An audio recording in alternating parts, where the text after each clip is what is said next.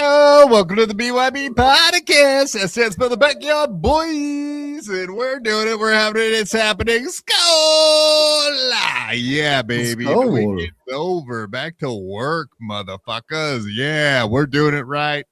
We got homie in the house, or in the RV, I should say. In the trailer, I can smell the white trash in the room. It's great. Can you smell the trees and the woods and the forest too? Oh man. The grass was cut today. It just smells wonderful. Hell yeah, man. Welcome to the show, everybody. Steve Grillo in the hizzy. Yeah, Grillo's the man. Why you're the man. Woods? Why are you up in the woods? Yeah, the biggest breaking story in Howard Stern news for a long time. All the staffers getting let go, and there you are hiding in the woods in your trailer. Yeah, this is my spot for the summer. It's always been my whole life. I was told I could go wherever I want and do my show as long as I have numbers, bro. And I got numbers, so I'm here. This is where I am me. You know what I'm saying? So I'm feeling very creative. So I've been very active and doing other people's shows and creating stuff and coming up with different ideas and whatever. I'm happy here and I'm working. So where do your ideas come from, Steve? Oh, anxiety. I don't work unless my back's against the wall. You know what I'm saying? Yeah. No, I do actually kind of get that. Everybody check out Steve Grillo on YouTube and after Grillo's Aftershock XL. Hell yeah. As you know, you guys have all seen it. You know the deal. Indeed. Man, it's great to have you on here. I saw you on with the great Anthony Cumia in that second best brother, Kevin Brennan. That was some fireworks, man. That was a real treat to watch. What do you think about that? It was so. Anthony held his own. He was just kind of got the shtick, but it was so sticky, schlocky to me. You know, he's trying to put down Anthony Cumia, one of the greats. You know, up there with Howard Stern, and he's like trying to push his buttons. He's on purpose saying all this stuff. I get the guy's trying to sell out a show. He's trying to do this and that. But to come out after Anthony Cumia, that's really stupid. That's the way I see it. Yeah, I cannot argue that a bit. Chris Mack already. Look at this guy coming in. $2. Spurg, what's good on book club tomorrow? Looking forward. Speaking of books, bro. That isn't scheduled. Speaking of books, look what book just came out. Voice of Versa, Billy West. I love Billy. He's a champ. He's one of my favorites of all time. So I'm reading his book now because he's going to come on my show when I'm done reading it. All right, on. What do you got that planned for? Coming up? I don't know. It depends on how long it takes me to read the book. I'm a little slow there, brother. Oh, snap. Yeah, reading, whatever. I've only read the Steinbeck books, as everybody learned recently. That's all I can, like of Mice and Men, because I'm kind of like Lenny, all I care about is rabbits and tending to the rat wabbits, like that kind of shit. As Spurg, you probably read of Mice and Men, right? That's right up your alley, buddy. Not in a long time, so. When was the last time you read it? Reading? Reading? No, like if you had it on Audible. Yeah, that's what I was going to say. If you had it on an audio. I used the word read, but we all know what we're really doing. Quit trying to out everybody. We're reading, Quad. Make it sound smarter than we are. Quit fucking dumbing it down. Now you know why nobody respects us. God damn it. Yes, because we're dumb. We are dumb. We don't have to dumb it down any more than we already are. I love that he has a library set up in the back, too, I mean, these are all the classics, as you well know. Yeah, are you actually going to read the paperback? Or are you going to read or listen to the audio? I should say I'm already on chapter 4. He had a very, very disturbing childhood. I will tell you that. Oh no! That's a horrible way to start off a book with a disturbing childhood. That doesn't sound fun at all. Well, he had a nice mom. Let's just put it that way. A nice mom. So did Daria. Fergie, he had a really nice mom too, didn't he, buddy? Yeah, oh yeah. From what I hear, she liked to snuggle up with him. No wire hangers in the house. Yeah, a little too much. Oh, for two people. Indeed. Well, so what, you're up there just cruising around in the woods on your golf cart. I have seen some videos. I've been watching you, man. I keep up with you. Cruising around. Yeah. You've been up there for 30 some odd years up in the No, I'm gonna be 53, and there's a picture of my mother pregnant with me at the pool here. Oh, okay. So your entire life, period. End of story. Wow. Look at that. Yeah. No, my best friend and his family's right over there. My cousin Caitlin, my sister Patricia, my best friend. I don't know if you've been watching the shows. The Lot Lizards. They're right over there. And I got my other cousins in the back. I got my aunt, my aunt Ellen here. So it's just family time for me, and it puts me in such a good head that I'm able to create better. I'm happy. Right. Yeah, you all ready to get back to Vegas and do that thing? When are you coming back? Well, I'm not sure because I got a couple of projects that I'm working on. I'm supposed to. You remember the comedian Ralphie May? I've had his wife on my show a couple of times. Yeah. They're premiering the Ralphie May documentary in New York. I think it's August 24th. So I'm going to be doing a show from there. My friend owns a place called the Grizzly Pear. It's a really awesome comedy club on the sort of like Midtown Hell's Kitchen. So we're going to do a show the night before the premiere. I think maybe Gino's going to do something, and I'm going to try to get some friends of mine to come and do the show, and then we're going to do the premiere the next day, and then I'm throwing the after party at my other friend's place. So I'm producing that. It's probably best I'm here, but I'm going to get a lot of attention from that. I'll get her into post and shit like that. I'll get maybe some TMZ coverage and shit. Yeah, you could probably get Kevin Brennan down there too, maybe Bob Levy. But yeah, I know Barry. Oh Ribs, yeah, 100%. Yeah, Barry Ribs. I know he lives in the Grizzly Pear. That's his place, man. The owners are, I know so many people, bro, and they're all so good to me. The owner used to bartend at a place called Rudy's in Hell's Kitchen.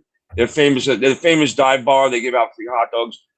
When I had my pizzeria, we used to bring pizza over, and we became friends. Then he opened up the Grizzly Pear downtown, and now he's got his premier spot, sort of in the Midtown Hell's Kitchen area. Hell's yeah to Hell's Kitchen. You don't have to get really fat to go do a Ralphie May deal, do you? No, his wife Lana is pretty hot, and if you see her and with him, and you're like, shit, maybe I have a shot. You know what I'm saying? If you were Ralphie May, and he was 600 pounds. I'm $190. Maybe I can squeeze in there. Well, you got to be funny though, because as we know, there's they have a name for those people. I guess you were already calling people lot lizards, so chuckle fuckers. I'm sure you've heard chuckle the term. Fuckers. No, I haven't. That's great. Ladies that just go around trying to get the headliners get in their pants. Yeah. The lovely Flat Cat. No, I'm joking, Flat Cat. We love you. I'm just joking.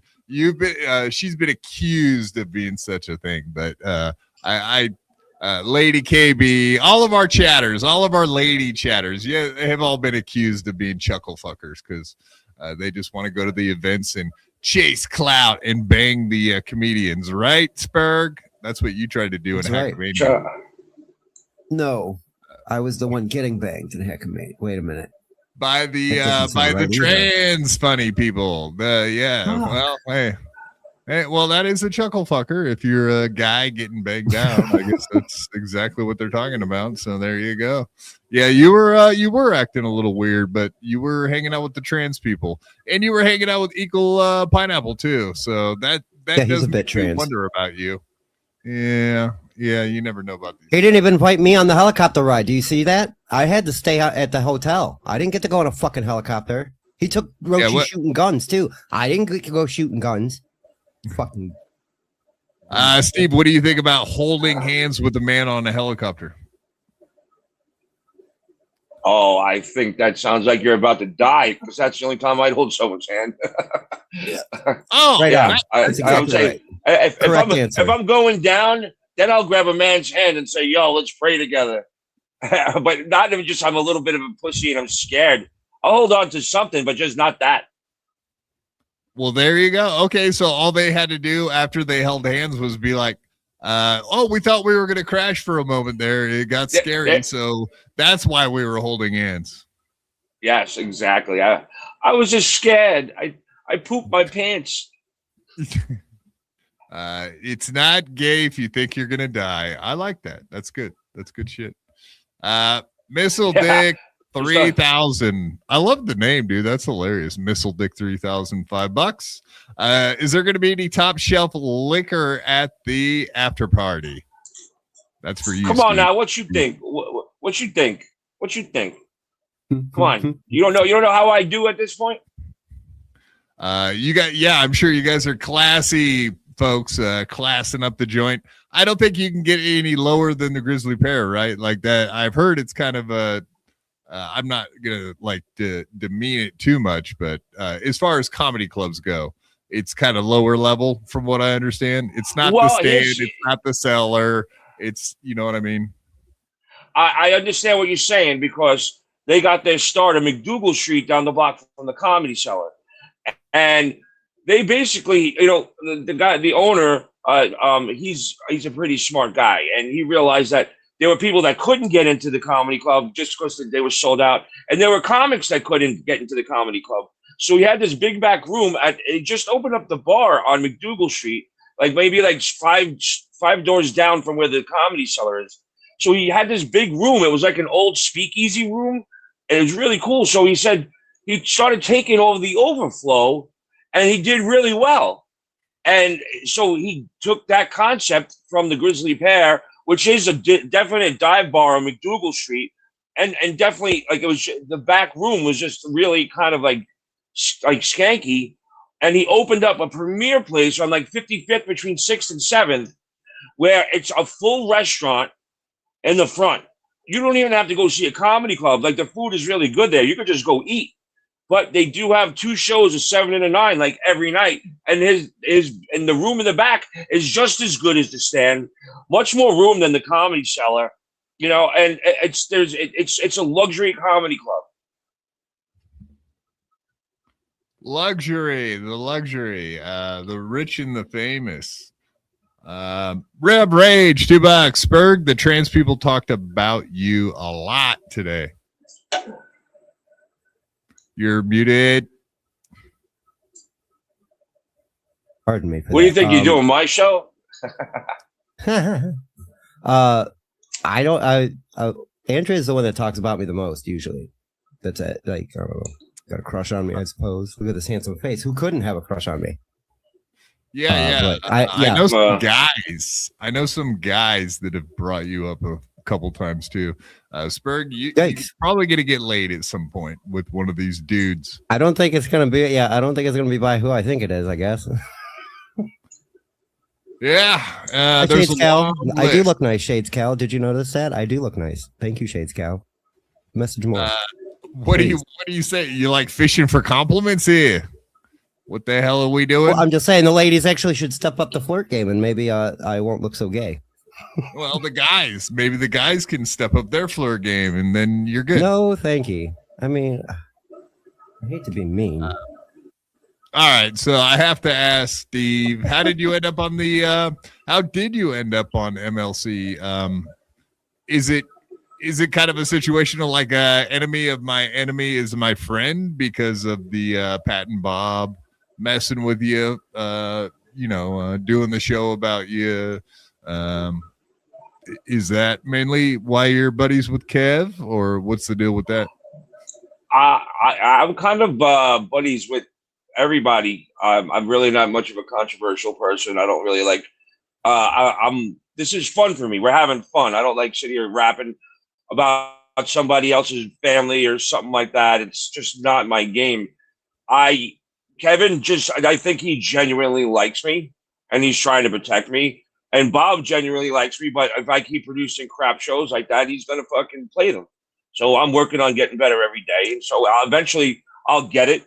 And when I do, he's not going to have anything to fuck with, at some point. Excuse me. And so, I can't stop him from doing what he's doing. So Kev is looking out for me and like, why are you letting this guy do this? And he gave me some info about his daughter. She's trans or something. I don't know. Or she's like somebody. And I'm like, thank you very much, but I'm not going to go after his daughter. She didn't do anything to me. But I am working on finding some shit, some fun clips to play about him. But I get it. It's a game. It goes back and forth. But Kevin's looking out for me. And Bob, I think he genuinely, is he my friend? Yeah, kind of. Does he like me? Yeah.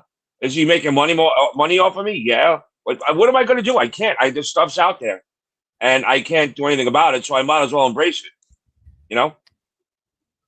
Yeah, I noticed you didn't bring up Pat though. Pat's the other half of that team. Like, I don't know. If you think that I listen to that shit, I don't. Do I know who Pat Dixon is? I don't. I don't really care. I guess I did his show at one point. I have no ill will towards the guy, but I really have no fucking clue who he is, and that's the truth. Did you do a show like in the Dabbleverse, or did you go to like Compound Media and do that show? Do you remember? I don't remember the guy at all. I think I did his show when I was bouncing around the Dabbleverse when I was promoting my book or something. I'm not really sure. So he's not someone that. Go ahead. Yeah, I don't. He's never really stood out enough for my brain for me to. I've never seen anything. He's never stood up for me to remember him. So that's the truth. So I can't talk anything about him because I don't know anything about him. Oh, okay. So yeah, he wasn't on your radar when you lived in New York or anything like that. Never saw. He wasn't important enough, Quad, for him to stand down on my head. How about that? Yeah. No, I totally understand. There's like a million comedians to try to remember all of them or care. It's almost impossible, right? I remember the successful ones. Nice. All right. I hear what you're saying. I'm mopping up what you're dripping. No, like with the Kevin Brennan thing. No, okay. So like Bob has a stepdaughter, and they just made like a show on Prime Amazon. I guess that's probably what he was talking about, but I was Kevin making fun of Bob's stepdaughter. I see more or less something. Go ahead. I'm sorry, bud. That was basically it. That I have seen Kevin was making a lot of jokes at Bob's stepdaughter's expense and had some nasty stuff to say about her, but she's definitely innocent in all this. She doesn't have anything to do with the Devilverse. That's a fact. Yeah, but he hasn't gone after my family. Why would I go after his? It's fucked up. Bob? Yeah, Bob. Yeah, he hasn't gone after my family. Yeah, they haven't said a word about your family. As far as so keep out. I'm all about keeping family out of this. They got nothing to do with it. Right. I see that Bob and Pat were talking about going after Kevin's like family or something because what did that go? They're not because they're none too happy about Kevin talking shit about his stepdaughter, etc. Yeah, I don't care. Well, he can come after me all he wants. Speaking of people that like to attack people's family, look, I found this. Okay, this was snip. And then on the back, his hit song was "I'll Talk My Way Out of It." So this is the back. Oh, that's cool. Man. I found a bunch of shit because, long story short, I moved everything that I had last summer from my 35 years of Manhattan up here, and I was going to move back to Manhattan, and I got the job in Vegas. I left all my shit that I haven't gone through in 30 years here, like a storage unit. And now that I'm here, I'm going through all this shit. I found like Howard Stern for governor buttons. I got like Howard Stern birthday watch. I got jackets and fucking t-shirts. I got a lot of shit, pictures. I said, you can show some of the pictures that I found. Yeah. what was the birthday watch? That's for your birthday. You got to watch from. No. Everybody, it was a birthday show. Yeah, I got. You know what I got? I got un gato for my birthday. Oh, okay. The watch. Yeah, I got. It was a gift. It was a gift after the birthday show. If you can get the right angle there, he's got his little signature Howard Stern thing on it. It came in a nice box. So I'm gonna get rid of all this shit. I got jackets. I got a private parts wrap coat that I never wore. Where is it? This was the wrap gift that everybody got. Private parts. I got like a birthday jacket, and it's not like I'm like. This is like a guest jacket with a leather collar, and it's like. I don't want it anymore. I don't need it. It's not like I'm selling it because I'm not selling it because I'm desperate. I just want the space. I don't want it anymore. I found pictures like this. There's me and Mike Ganji in the back office. That was a famous back office. That's where he logged the show. That was the computer where he sat there and logged Howard every single day. And Mike Ganji, the nicest, happiest person in the world. I probably just... my hair was long. It was right before I started losing it. I started to grow it long, and I was like a real sad attempt to keep my hair, and tried my one last attempt to grow it long. But you can see it's starting to thin up at the top, you know. And I have a really bad like fucking mullet thing going on. You look like I was probably about. You're a young man. How old are you there? Yeah, I would say I was probably about 2021. Just a boy. Because we're still at the old K-Rock. Yeah, I was a baby, dude. But I was in good shape. That's another thing, but I don't know what that is anymore. And then, of course, the other picture. What? Go ahead. No. If you have questions about the picture, go ahead. And then of course, my arch nemesis at that show, we fought on a daily basis every single day. And that was behind Howard's desk. That's Howard's desk. And once Howard got off the desk, if he wasn't there, John had to sit there. And if Howard was on the air, John had to sit there. And you couldn't sit in that chair. Like, Howard didn't give a fuck. You couldn't rat John out and tell Howard he's bullying me with the chair. So I had to sit there and deal with it. So that was like John's power position behind the desk. And he sat there with his feet up on the fucking desk and barked out orders like it was his show. That red chair in the bottom right corner is what you're talking about? Yep. That's a famous red chair that Steve Grillo and frickin' Stuttering John used to fight over. That's pretty funny, actually. That's amazing. And you see all those carts in the background on the wall? Oh, yeah. Yeah. Can't miss them. I was going to ask about that. Fred Norris is such a genius that he knew exactly where every fucking one of those carts was. Like Rain Man. Oh, holy shit. Like, he had those carts there. He had carts in the studio, and he had carts on a thing that I had to wheel in every day. And Fred Norris could look and pick those carts out from behind. They're all sound bites. They're all different clips of different things. It was like basically an 8-track that they used. And it was basically a PDF file. You know what I'm saying? You know, it was just little. Like an MP3, dude. It's a sound drive. It's an MP3. Right there. Yeah. Sorry. I love that, dude. That's like, I don't know. That's my, no, I know what you mean. I know what you mean. But that's like, I love that, dude. I really am nostalgic for old radio. So those are all different skits and bits and sound bites.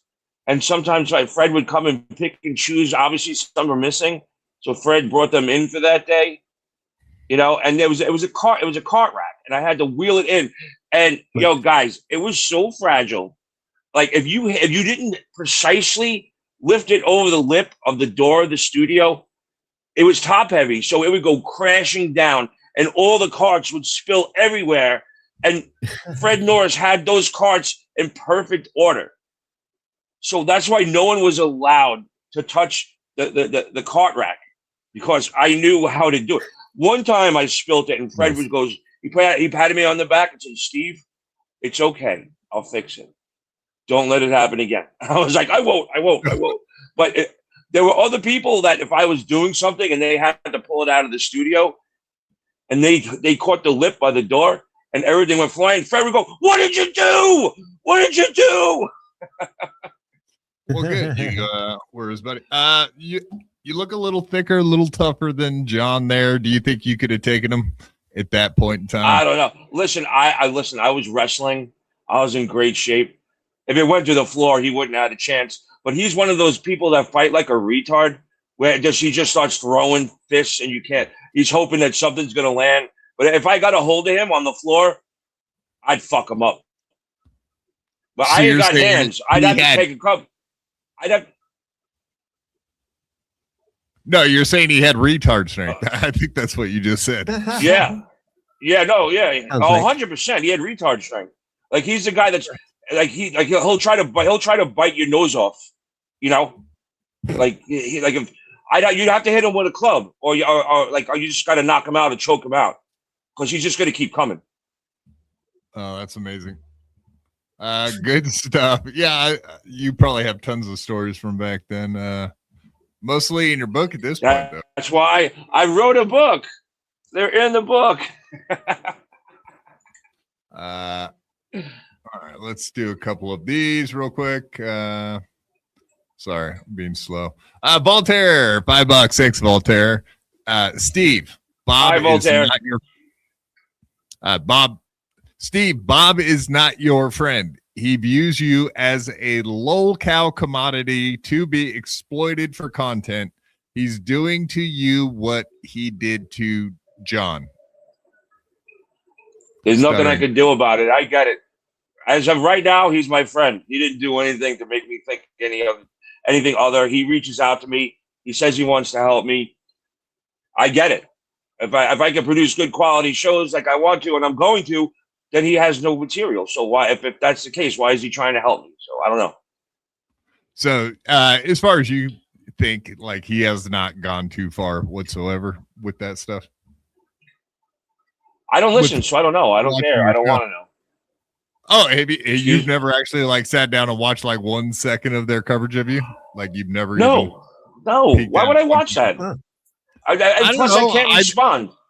I can't respond. What am I going to do? Like a fucking maniac screaming at the screen? Fuck no. Why do I want to do it? You're supposed to make a video and then post that in response. That's how you do it. You scream at the camera and then post that to YouTube, and then we all watch it. We all watch it and make fun of you for getting mad. Yeah, I'm not that guy, but that's a great idea, by the way. Which is not far out. I'm not saying I wouldn't do that, by the way. It's just something that I don't like people talking smack about me when I can't punch them in the mouth. It's kind of frustrating. I get that. No, I torture myself. I do that shit. I'll watch whatever people are saying about me.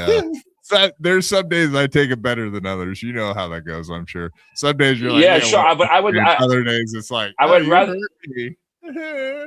I'd rather be sitting at a fire with my family and laughing and having a couple of drinks than listening to Bob Levy fucking talk shit about me. So I got better things to do. Fair.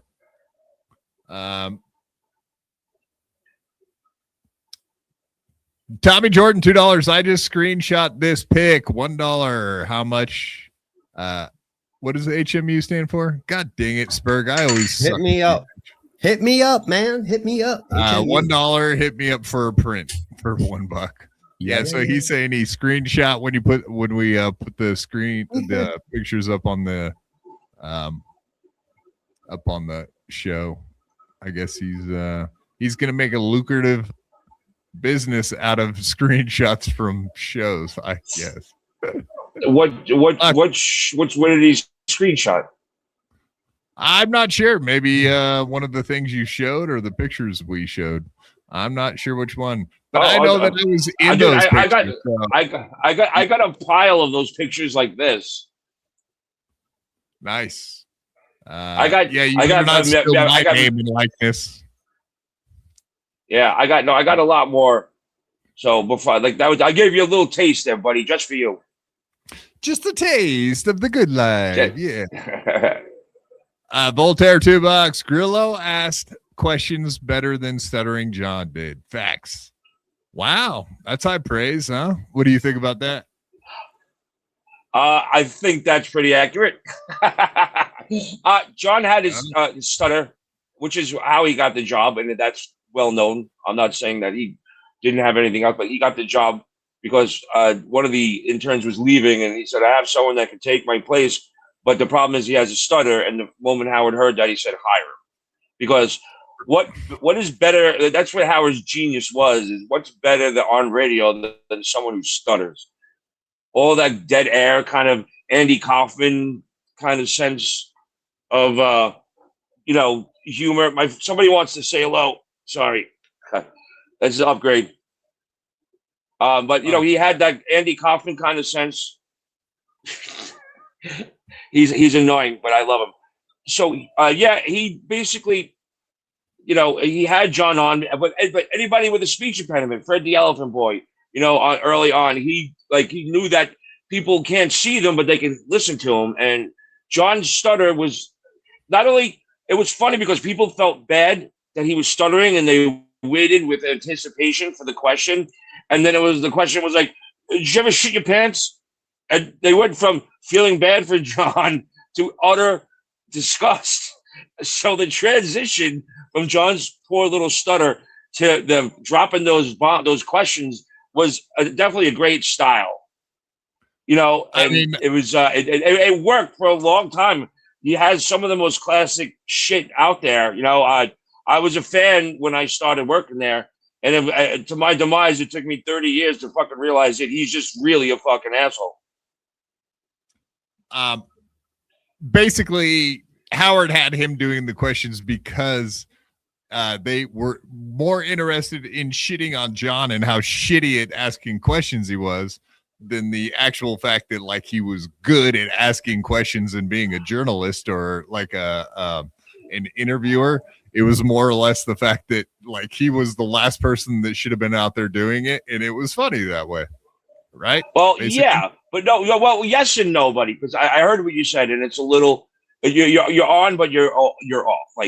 John had some charm to him. I'm admitting this because I'm a man, and I can admit, regardless of what a fucking piece of shit he is, the core of where he was when he was doing that, he didn't write any of the questions, and the questions were brutal. And I've done it. When you go up to somebody that's famous and you got to ask them whose panties smell better, Britney Spears and Nelly Furtado's, you're going to get a fucking reaction. And it's fantastic. And it's exhilarating, but it's also terrifying. And for John to be able to do that in the way he did it, and he was so successful at it, and the set of balls on the guy to fucking go and do that in front of some of these people, knowing he might get smacked, knowing he might get jacked up by somebody's bodyguard. It was it was a great time. And I don't think they were mad at how he asked the questions. I think they were happy that he got it done. You know what I'm saying? He got the shit done. He went out and he came back with something.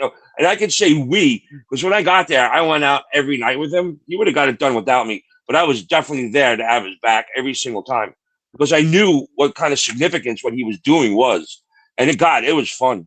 Right. It was fun, And he did a great job. I can't put him down when it comes to that, And I think they loved it and they knew that they wanted him to fuck up because it was just that much better. Yeah, I mean, he could have got beat up way more than he did. I'm kind of surprised. Who was it? What's his name? Morton Downey Jr. that was a great one. Yeah. Buzz Aldrin. Buzz Aldrin looked like he wanted to fuck him up. But yeah, Sharon Stone's bodyguards. They're the ones that actually beat him up pretty good, right? That's no. They don't. Sharon Stone smacked him. I got beat up by Spike Lee's bodyguards.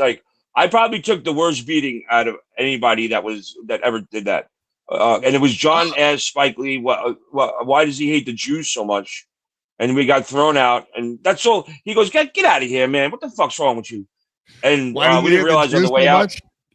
Yeah. Because he's black. And black guys don't like the Jews for some reason. It is what it is. Yeah. They steal all their money. Yeah. In the music industry, for sure. Yeah. Go ahead. No, 100%. But so anyway, he sent his bodyguards out after John. John threw me the tape. I ran. It was Christmas time and 8th Street, right up 6th Avenue at the Barnes and Nobles. I ran down the block. I had a good lead. I looked back. They caught up to me. They popped me in the back of the head.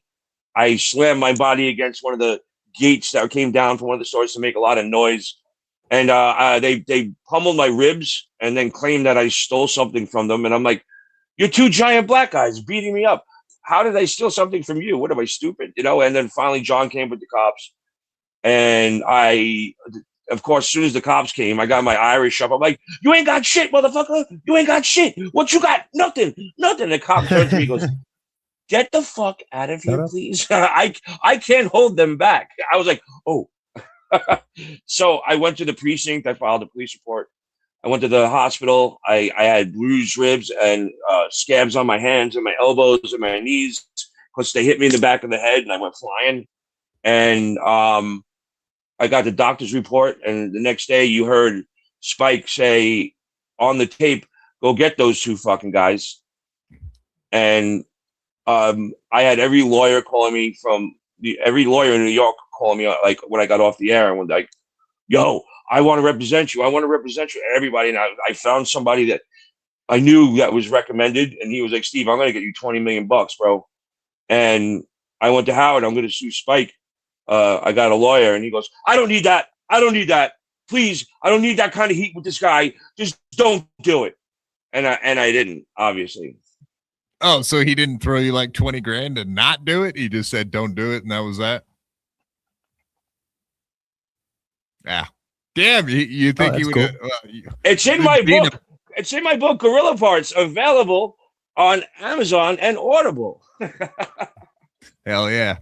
Tommy Jordan, $2. Grillo, are you homeless?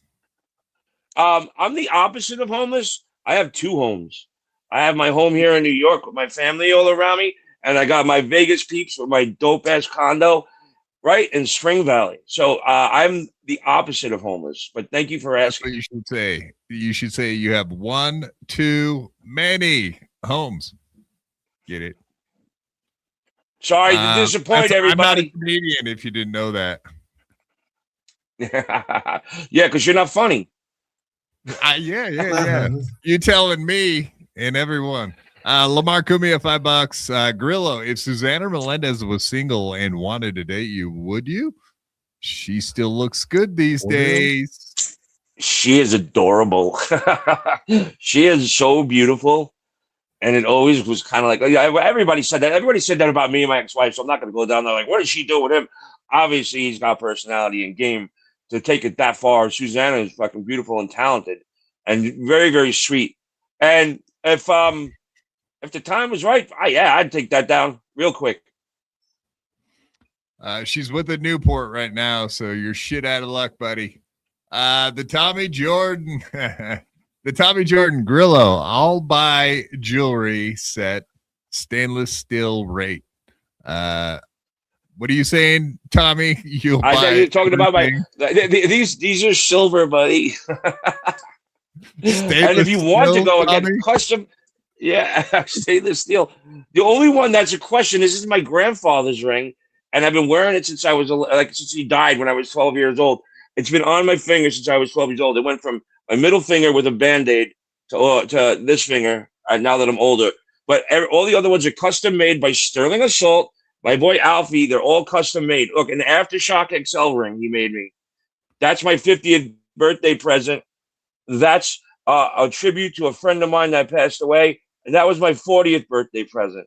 And it's all done by Alfred Ambrosio. And you can go to Sterling Assault. And if you want a custom ring, you can go there and mention Grillo, and you will be taken care of. What do you mean get taken care of? They'll take you out back and put one in your head? Alfie's very good person. And if he knows that you're a friend of mine, you'll get some sort of taken care of. You know what I'm saying? What? If you mention my name. You prefer silver over gold?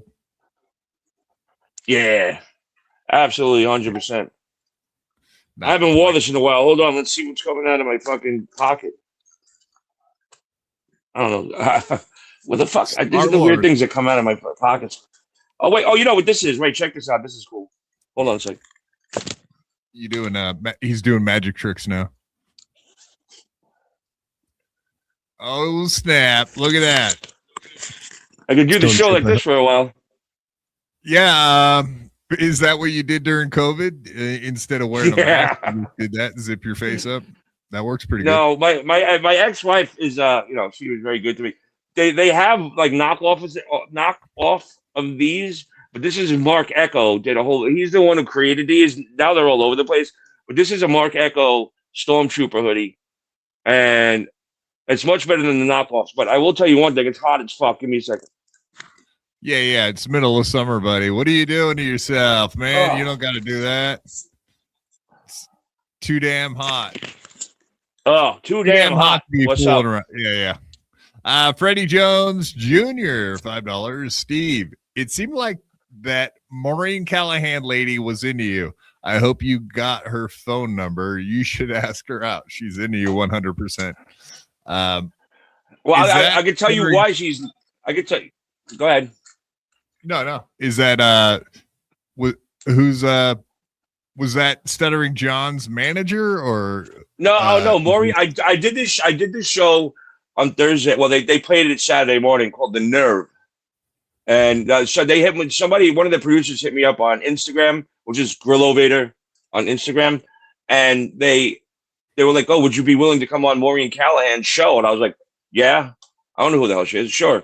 And it turns out she's got almost 400,000 followers. And her show was a pretty big deal. And she used to write for the New York Post. So I went to the Lion's Den, not knowing what I was talking about. But here's the thing. Her name, Maureen, that has a very significant play in my life. So when we started the show, they cut it out. I was a little bummed because it was funny, and I definitely caught her off on her heels. She says, "Everybody, welcome to the show. This is Steve Grillo, former intern for the Howard Stern Show." I go, "Yo, let me ask you a question." She's like, "Excuse me?" I was like, "Just let me ask you a question before we get going." I was like, "Yo, are you single? You got something going on? You got a significant other? You married?" She goes, "Why would you ask that question?" I go, "Well, let me explain." I said, "I come from a big Irish family. I have two aunts named Maureen. My ex-wife's named Maureen, and my ex-girlfriend's named Maureen. I wanted to know if you maybe wanted to jump in and join the club." And she was like, "What?" I was like, "Yeah. You want to make it a trifecta? I could go from ex-wife Maureen to ex-girlfriend Maureen to new Maureen. Would you want to do that?" And she was like, "No." Son of a bitch. Got shot That's down. how I started.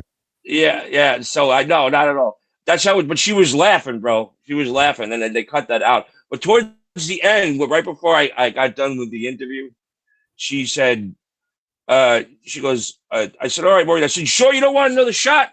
And then she really started laughing. So it was funny, but it was a good interview. I got a lot of hits from that, man. A lot. It was, I got at least another 100 people on my Twitter, which is Steve Gorilla. And then on my YouTube channel, it really went up a lot just because I posted the interview and stuff. So it was pretty cool. And it was a great interview. And I basically just talked about how disgusting it is what Howard did with his staff and how, it just could have if you're going to just still be around, just keep paying them. Like, what difference does it make to your fucking fortune? It's a sand on, it's a grain of sand on the beach. And he let Benji go. I did a little tribute to Benji on Saturday night. But I was there. Benji was the last semester before I left. Benji and Casey were the interns, and they took over my job. And I thought Benji was just awesome. His awkwardness and his just ability to have no shame, which I have shame. I have too much shame. So I would just he released all those guys. I didn't know a lot of the other ones, but I know I've heard Mehmet on the air. I think I don't know, but. Is that me? Or got out a little bit there. He's been there. Okay. Yeah. All right. You're back. No, you froze. Son of a bitch. Well, that'll happen. That will happen. Yeah, he's up there in the. Okay, you're back. There you go. Yeah. You cut out a little bit, but you're back. Yeah. No, but I was what a shameful. Yeah, what a shameful way to end a fucking glorious career. Going down to 1 day a week, either cut it off or just full forward and just like go out where people are still cheering and loving you, not like go out and disgust. Everybody's disgusted with the guy. It's like, what are you doing? Everybody says we that. Loved you. Like the professional athletes that stay a couple years too long and make an ass out of themselves. It is kind of like that, right? To just go back to doing 1 day a week seems a weird way to go out. It's a lame way to lame. It's just it's disgusting, and it's disrespectful to his career. I gotta be honest. Yeah, I'll be interested to see how the guests go. Is he just going to save it up for like one really good guest a week, or is it just going to be what it's been lately, or for I don't know, where he's just interviewing people that nobody gives a fuck about and treating them seriously with respect, which he used to not do. Yeah, exactly. Sucking cocks. Tommy Jordan, $2. You're one of my lol cows after tonight's display. Who? Me, Grillo, Spurg Snake? Who are you talking to? Like, I don't even know which one you're. It would most likely be me. Yeah, he's been chipping you. The Tommy Jordan, $2. He married one aunt and dated the other. Maureen, what? Yeah. Okay. Yeah. That's exactly what happened.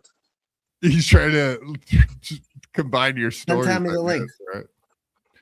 Yeah. Send Tommy the Jazz link. it up. How dare you, sir? All right. Anonymous, $3. Jesus, they're being brutal right now, buddy. Anonymous, $3. Grillo can put a dildo to sleep. Well, you're kind of to put it to sleep in a dark hole. Yeah. And yet you're awake. Yeah, you're awake, so you must be dumber than a dildo. Lamar Cumia, one of my favorites. Lamar Cumia, the black Cumia, $5. Grillo just nailed the trifecta of things that infuriate Stuttering John. You said you are better at the questions, you could beat him up, and you date his ex-wife. That is actually that is poignant. That is very true. 3 things that would absolutely piss John off. But I guess you probably are way past caring about that kind of shit at this point, huh? Yeah. Yeah. I'm done. Although I didn't say. Look, I did say, fair enough, I wouldn't win in a boxing match, but if I got on the floor with him, he'd be fucked. And every fight always winds up on the floor. Quad, am I wrong? You know, it's always on the floor. Typically, I would say I went maybe a little bit more hands back when I used to could. I used to punch a lot more, but unfortunately, a lot of people go to grabbing onto you and trying to get you to the ground. But but that's where I shine. I was a wrestler. What? I was a wrestler since I was 13 years old. That muscle memory doesn't go away at all.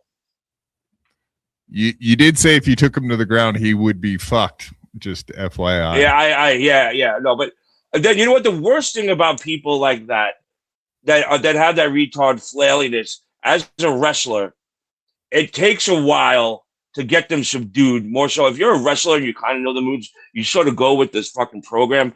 But it's the people that flail around like fucking retards that you have to really slowly make your way into a moot point, because you can get caught with an elbow or a flailing fist. But once they really get established, you're not going anywhere unless you're a wrestler, and then you know how to get out of it. But seriously, I got ground game. I don't got hands. I don't have hands. They call that beginner's luck, right? It's like when you're playing poker against that person that's never played poker before. They always end up getting lucky and winning because they don't know what they're doing, and you can't get a read on somebody that has no clue what the fuck they're doing. And they're me. Making I love playing poker on the table every once in a while. Good people, I'm like, is this a good hand? Am I going to win? Exactly. Like, you're the guy I worry about the most because I'll never be able to get a read on you. It's like, is he bluffing? No, because I have no idea. I have no idea what I'm doing. Yeah, What's a flop? I don't understand. What's a flop? It's not a wrestling term. Nope. How about with the staffers though? Most recently, do you think we'll end up seeing some of these staffers end up in the Dabbleverse? I'm sure they got enough money for them to like survive for a couple of months, and with a strict NDA attached to it. So you're not gonna be. I text Benji, so sorry, and somebody else that was higher up that I spoke to yesterday reached out to him, and it went to voicemail. So I think he's like in hiding, but like I don't understand how you keep JD and not Benji. Who else? There was someone else I heard that got that cut, and I was like, what? I hate seeing that to Chris, people that right? dedicated. Who's that? Saul and Chris Christie are gone too, right? I didn't hear that. I don't remember. Okay. I didn't hear that. I'm not I don't sure know. either. I thought I read that, but I don't know. I guess we should all say this is all speculation to cover all our asses because there is no official Fair list. point. So, Okay. So we all don't get sued or get stricken. This is all speculation, right? So okay, I'll take that out there. Disclaimer. Yeah. Disclaimer. I don't know for real. So, but there's one dude that put it. I guess they all. I guess apparently took Howard Stern off their social media. Apparently, speculation. That's what I read. Yeah, and the one guy again. This could be AI. Everything could be AI. We don't fucking know anymore. But the one guy apparently put out. But thank you very much for 12 years at the Howard Stern show. It was wonderful, kind of thing. But yeah, you're not supposed to do that. But so back to the I know. Is there any names of anybody that you think are possibly going to end up in the Dabbleverse? No, nobody. No, I guarantee you that it would probably be. There's got to be some NDA. Like that, no one could do anything. You related to guy. You were the NDA guy back when you worked there, right? You were. I think I heard you saying that. Yeah. No, everybody signed one. Everyone signed one except for me. I made sure I didn't sign that shit. Well, I think Shuley didn't sign one because he didn't take the severance package. I think that's what worked out with him, right? Like, and that's why he could continue doing a podcast and talking about it, etc. I never talk business with Shuley. It's always been sort of, hey, how are you kind of thing. You want to come on the show? But I never had any personal conversations like outside of what we do in this really weird Dabbleverse thing that we're involved in. The verse. Yeah. Oh, wait, look, I got the armband when he went to Sirius. You know what? You can't see it. I hate that the Black Lives Matter movement stole his emblem. This is some Nazi shit right here. This is some Nazi shit, man. No, it's the opposite. It's the opposite. It's Black Lives Matter now. That's literally. It's been co-opted all the way down, Quad. Everybody has stolen its stupid fucking fist. Wait, so this is going to be available. I agree. Sorry, go ahead. Yeah, no, this is going to be available at the auction. We're on a little bit of delay, guys. I really hate stepping on you, so I apologize. Well, so Spurg has a delay and you have a delay. So between the two of you, it is what it is. But it's fine. It's fine. I'm developmentally delayed. No, I don't. Me too. I got to learn to wait a little bit. But no, this Black Lives Matter with Howard on it, armband will be available at the auction. I got to figure out. I'm going to set up an auction and do a show and show everything, and then people could go and buy it.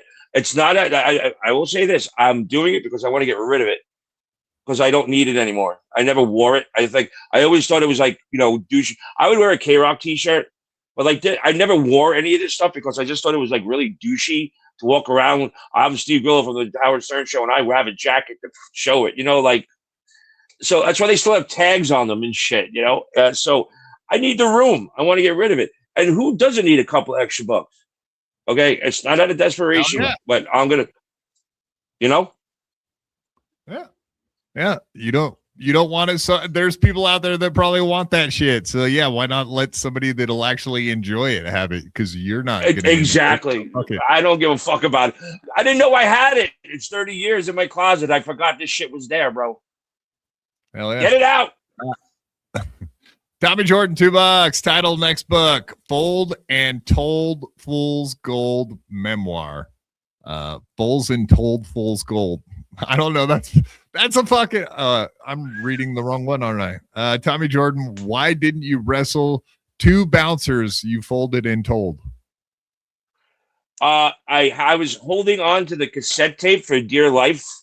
Okay. I had it tucked underneath my MC jacket like this with both my hands, bashing my head against the gate so I could make enough noise that a crowd would gather. And they did 2 giant bouncers tried to pull the tape out of my hands and they fucking didn't. Okay. And I took the beating and I made as much noise. Oh, it felt like 6 to 8 minutes, but I'm sure it was probably like, I don't know. When I made the noise, and I did it on purpose. It's sort of like you watch Dazed and Confused and you see like never upset the herd. Well, I was trying to upset the herd because it was Christmas and there was so many shoppers on the street that I knew if I made enough noise and started screaming that they would all stop, and they did. And so while it took about 5 or 6 good wails in the ribs and them trying to get it, and they turned around and there's like 30 people standing in the crowd watching them, and this is before people took their phone out and went like this. And when they realized that they had an audience, they started saying, well, he robbed us. And I was like, how the hell would I rob 2 giant black guys? Like what? So finally, like they realized that they stopped pummeling me, and they just really, I had 4 hands up my shirt trying to grab the tape, and I had it tucked underneath my chin. And then finally John arrived with the police, and the police broke it up. But these guys were about 6'5", 6'6", 270 pounds each, and yeah. As soon as the police came in, I got my Irish up, I started screaming, fuck you, you didn't get nothing. And then the cops were like, get out of here now. Get out of here. Yeah. Okay. Please. I can't stop these guys. Yeah.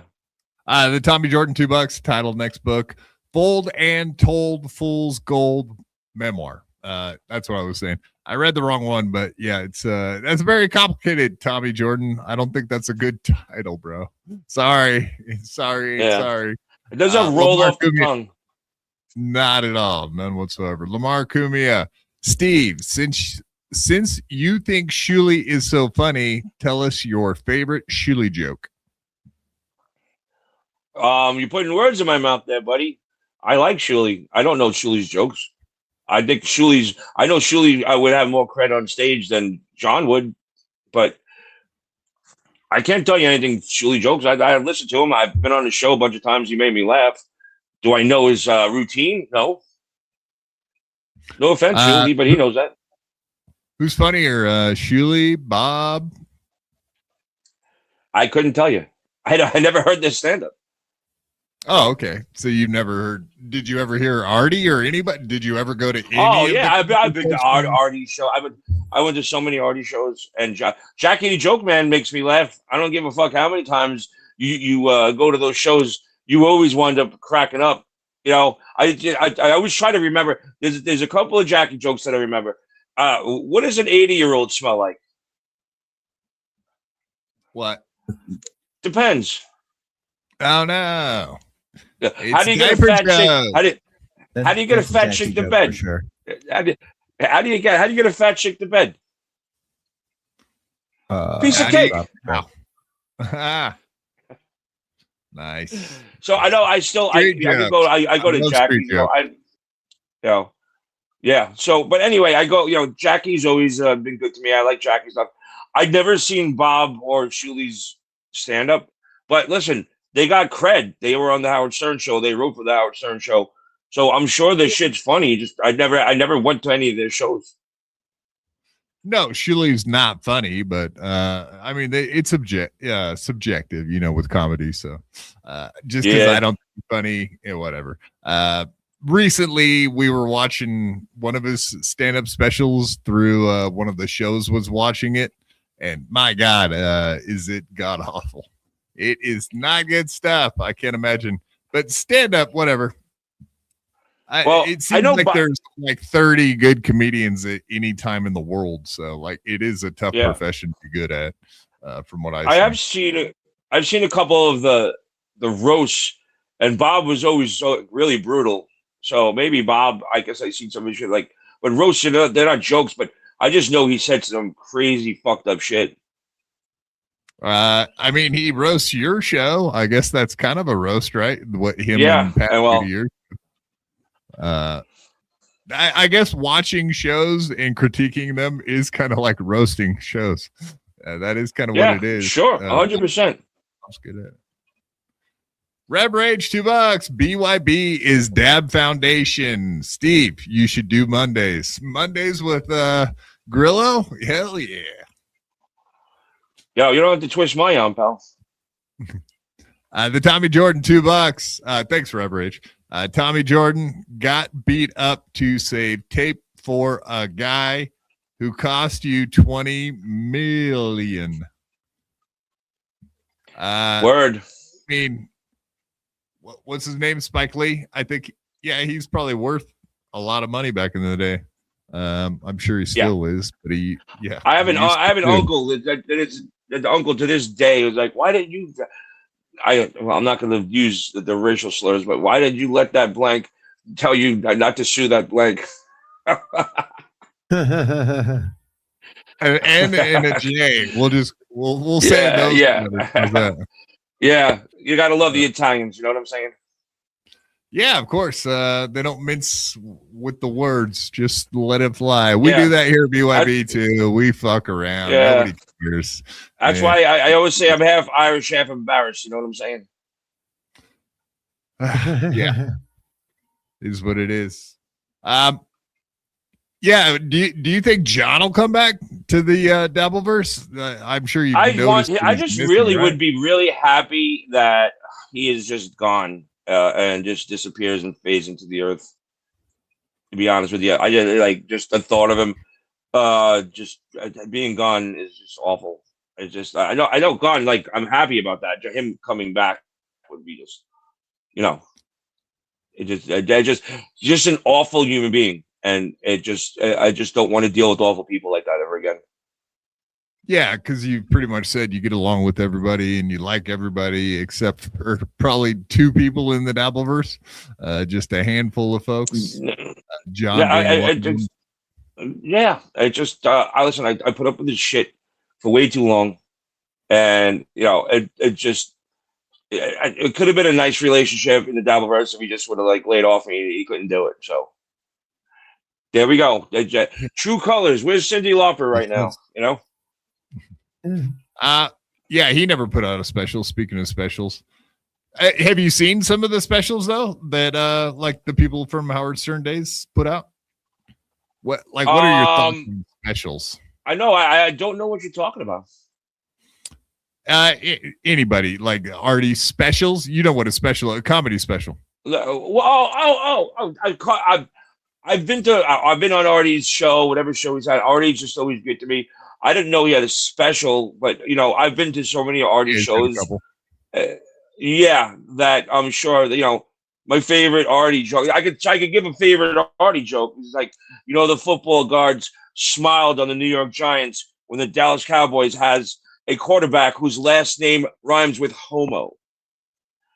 So I always thought that was fun. Romo, man, that's an outdated. Yeah, Romo. Yeah, I know, but I can recall a Jackie joke. I can recall an Artie joke, but anybody else other than Dice or Sam Kinison, sorry, or Eddie Murphy, excuse me, and Chappelle and Dave and Chris Rock. But those people stand out to me, and nobody else. Yeah. But who didn't memorize Delirious? You ever watch Delirious? Of course. Eddie Murphy. So we spent that. There was no. That's all we had up here, especially during the summer. We had a boombox and a box of cassette tapes, and it was like we listened to Delirious all day long. We were all day long. It was you dropped your ice cream, you can't afford it. It was the most quotable stand up ever. Yeah, I think we were more in a Dice back in the day. Maybe that was my age group. But yeah, like the dirty nursery rhymes. Yeah, like every kid knew every fucking one of those things, and we Oh, yeah, for sure. yeah, Yeah, no, as far as exactly. specials go, like when's the last time you saw a special or liked a special? It's a good question. Oh, I watched Rachel Feinstein on Netflix because she's a friend. She had Rachel Feinstein. I was there from her beginning. She used to live down the block from the restaurant I bartended at, and her and Sherrod Small would come in and have dinner, and the owner was really kind to them. Then he knew that there were two struggling comics that they were out there, and he always comped their food. And then I became good friends with them. And then I made out with Rachel, and now she looks even better. So yeah, but it was like an eighth grader. I tried to grab a boob, and she was like, "No." I'm like, "I'm 30 something years old. You ain't putting out. You got to go." But now she has a special on Netflix. Yeah, say this ain't eighth grade, bro. Lamar Cumia, $2. How much to call Stuttering John on air? He'll answer. Wow, I who, me or I'm blocked on his phone, but if you're gonna kind of if you're gonna bring that smoke, I ain't dealing with it. You could call him and I'll you can say what he wants. No, that's fine. Yeah, I don't know, man. I'm not up for battling with a retard who doesn't understand logic. Let me get back to you on that, Lamar. I think I could call him on air. I don't care. I'll wait till Steve leaves though. Maybe like has anybody had him on since then? No. He's MIA completely. He set up a stream like he was going to go live one time. And then he just erased the show and never did it. You know what I mean? But he had it set up like as if he was going to do an emergency show. This is like a month and a half ago, I think. And then he didn't do it. So that was it. The Tommy Jordan, $5. Grillo, you've been leeching off Stern fans for decades, from lodging to jewelry to podcast help to free living. That's a lot of different things. That's lodging, a lot jewelry, of podcast. I pay for my rent. The jewelries were gifts, and podcast help. Yeah, people are fucking very cool helping me out. There's nice people in this world that actually decided they wanted to help me out. And believe me, when time comes, I will make sure that they're fucking well taken care of, because that's how things work. But yeah, there's a lot of false names. There are people that do help me out, and they are doing it because they're nice people and don't want anything, which makes me want to give them something even more when the time comes. So you can think all you want, buddy, but you're extremely off. And you're going to keep doing that Aftershock XL, right? Oh, yeah, of course. Why not? I don't know. Tommy Jordan. No, I was just saying to Tommy Jordan, more or less, like, yeah, you're going to continue doing the podcast as well. So yeah, on YouTube. Yeah, okay. The Tommy Jordan, $2. What did he just say? Did you want him to repeat that? Stop it, Tommy. You're being a meanie bajini. Come on, bro. No, I don't think specials are that special anymore. I think everybody says that it's not even an original thought at this point, that everybody puts out all these specials constantly, and there's nothing special about any of the fucking YouTube specials, the half hours. But yeah, same thing with Chad. I guess that was, that's kind of the biggest thing that Anthony came on the show the other night with Chad and you. The fact that Chad's trying to do like a GoFundMe for a special. What do you think about asking people for money for a special like that, to do it up front like that? Well, he went on there and bragged about making $300,000 last year. What does he need the money for if he made $300,000 last year? Great point. Yeah, you nailed it.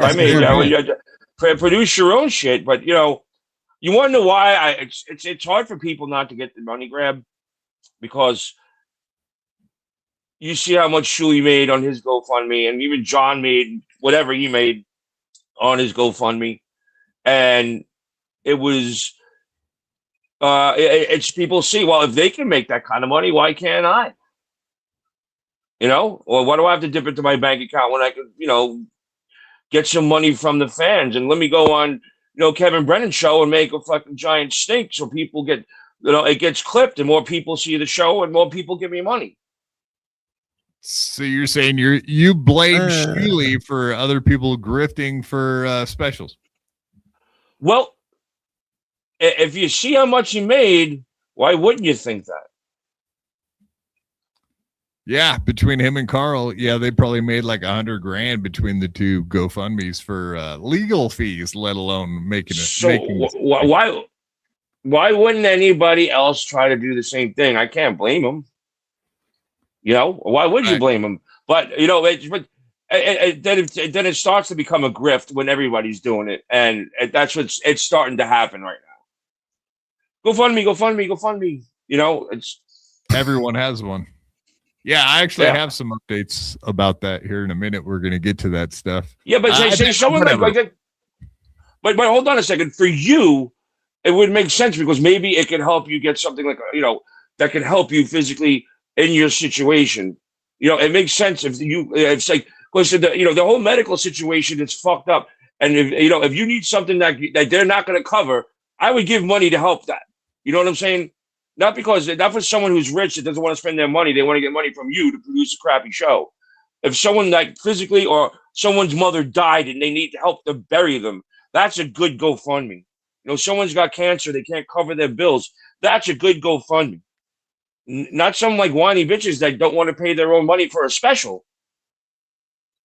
Chad being the whiny bitch that doesn't want to pay for his own special, like after you I didn't say that. I didn't say his name. I said it for you. I put two together. I'm doing the math. But yeah, like what if he does something great, man? Wouldn't it have been worth it that all of his buddies helped him out with $10,000 or whatever he ends up raising? Because he's at 10,000 now and he hasn't stopped. So. And but how much does he want? 11. How much does he want? Where did it go up? He said he wanted $8,300, but now we're at 10,000 because he keeps raising the high end of it. So he keeps raising the limit. Oh, come on, man. Well, yeah, because he sees people. So if you break it down, what is the budget for the special? How does the money being spent? Is it going? Does he have to rent out the nightclub? Like, does he have to pay other comedians? Does he have to kick back to does he have to have a minimum at the bar? There's a lot of things that are involved in throwing parties, So if nobody shows up, and people are going to wind up showing up because it's the Dabbleverse and they're hoping that he falls on his face. They're waiting for something stupid to happen with somebody else. So he will sell it out. And I don't deny anybody's success. If you can make it work. So if he does say, do the special, is there a profit return or are you just giving him the money are you giving him money to make money? No, they're absolutely just giving him money to use to make the special. He's not going to return it. But yeah, that's the part I've never understood is that these guys take money to make a product, then they sell the product, and then they make the money that they never put up in the first place. Like, they're basically making money on both ends, the front, on the front end and on the back end. So like, it is kind of a weird thing to like do a charity for something that you're going to profit on, allegedly. Okay, I guess if you didn't make a fucking cent on the product that you put out, the special in this case, I guess that makes sense that you needed money to do it. But like you said, he just made $300,000 last year. Sounds like he could afford to if he believed in himself. Now that's another part of it, right? Like if he believed he believed in himself enough to go and attack Anthony Cumia. What are you, stupid? Why would you? And Anthony sat there and smirked and took it, because he knows this is just a pathetic attempt to try to get people, to clip him so he can raise more money. Do you think so you think Chad won or Anthony? You can't win with Anthony. Yeah. Anthony let him look like a desperate, like crazy person who was doing a bunch of shtick, and Anthony just let him do it. And Anthony didn't have to say anything. Chad's shtick said it all. Thank you. I agree. 100%. Yeah, I mean, do you think got a couple of? that was If you got 5, that's another question. No, it just whatever he was doing was extremely on purpose. I was watching him the whole time, and he was like, "Shut up! Let me talk! Let me talk! Let me talk!" You know, it was a shtick, and Anthony knew it, and Anthony sat there and let him go, and Anthony was great about it. He's like, "Look, you're gonna yell, then don't let what's the point? Let's talk." You know, and of course, a guy wouldn't let him talk, and then Anthony talked, and he said, "Let me talk," and he was doing a shtick, and obviously he got some great airtime. Good for them. But Anthony just knew what was going on. He let it happen. He's too much of a pro. And everybody can say I'm sucking Anthony's dick, but I'm sorry. He's a fucking great broadcaster. You can't deny that. And he's been way successful. For him to come down and hang out with us is really nice. You know what I'm saying? Howard Stern would never do it. Awesome. You know? Yeah, right. Yeah. That's what I mean. Like, Anthony's always been extra personable, you know? Even in Las Vegas, he had like a crowd of people around him while he sat and played blackjack. He didn't have 2 people trying to fucking fight him off all the time or bodyguards, you know, that kind of thing. So, you know, it is much appreciated. You know, I was very happy for that. But remember, he was neck and neck with fucking Howard Stern. Okay, he was like the top dog, and they were the hottest thing in New York for a long time until they fucked up. But if you look at it, he was like, imagine Howard Stern just hanging out at the bar with his listeners. That'll never happen. Howard Stern coming on my show or your show or just popping on Kevin Brennan's show out of nowhere. You know, it's like, that's really cool. I'm sorry, but the respect, and he's on the radio still. You know, he's actually getting paid to be on ABC. That's a big deal. Okay. So let's not forget that. Yeah, you lived in New York City for a while. Kevin Brennan even said that. My life. Yeah, WABC is a big deal. You would agree with that as far as the station? 100%. Yo, we're all broadcasters. We're all doing this for nickels and dimes. He's doing it for a real salary. Yo, come on. Let's not forget that. He's actually getting paid by a professional radio station to do a broadcast. Who in this world can say that? None of us.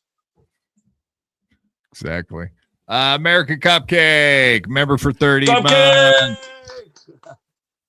What's happening, boys? 30 months. Wow. Yeah, no shit, man. 2.5 years ago. That's insane, bro. Thank you for being a member the entire time, too. And he's not just a regular member. You'll see Cupcake's name scrolling across the bottom. He's a Ring of Honor homie here at the BYB Podcast. Shout out to American Cupcake. Yeah, he's still helping you out. Yeah,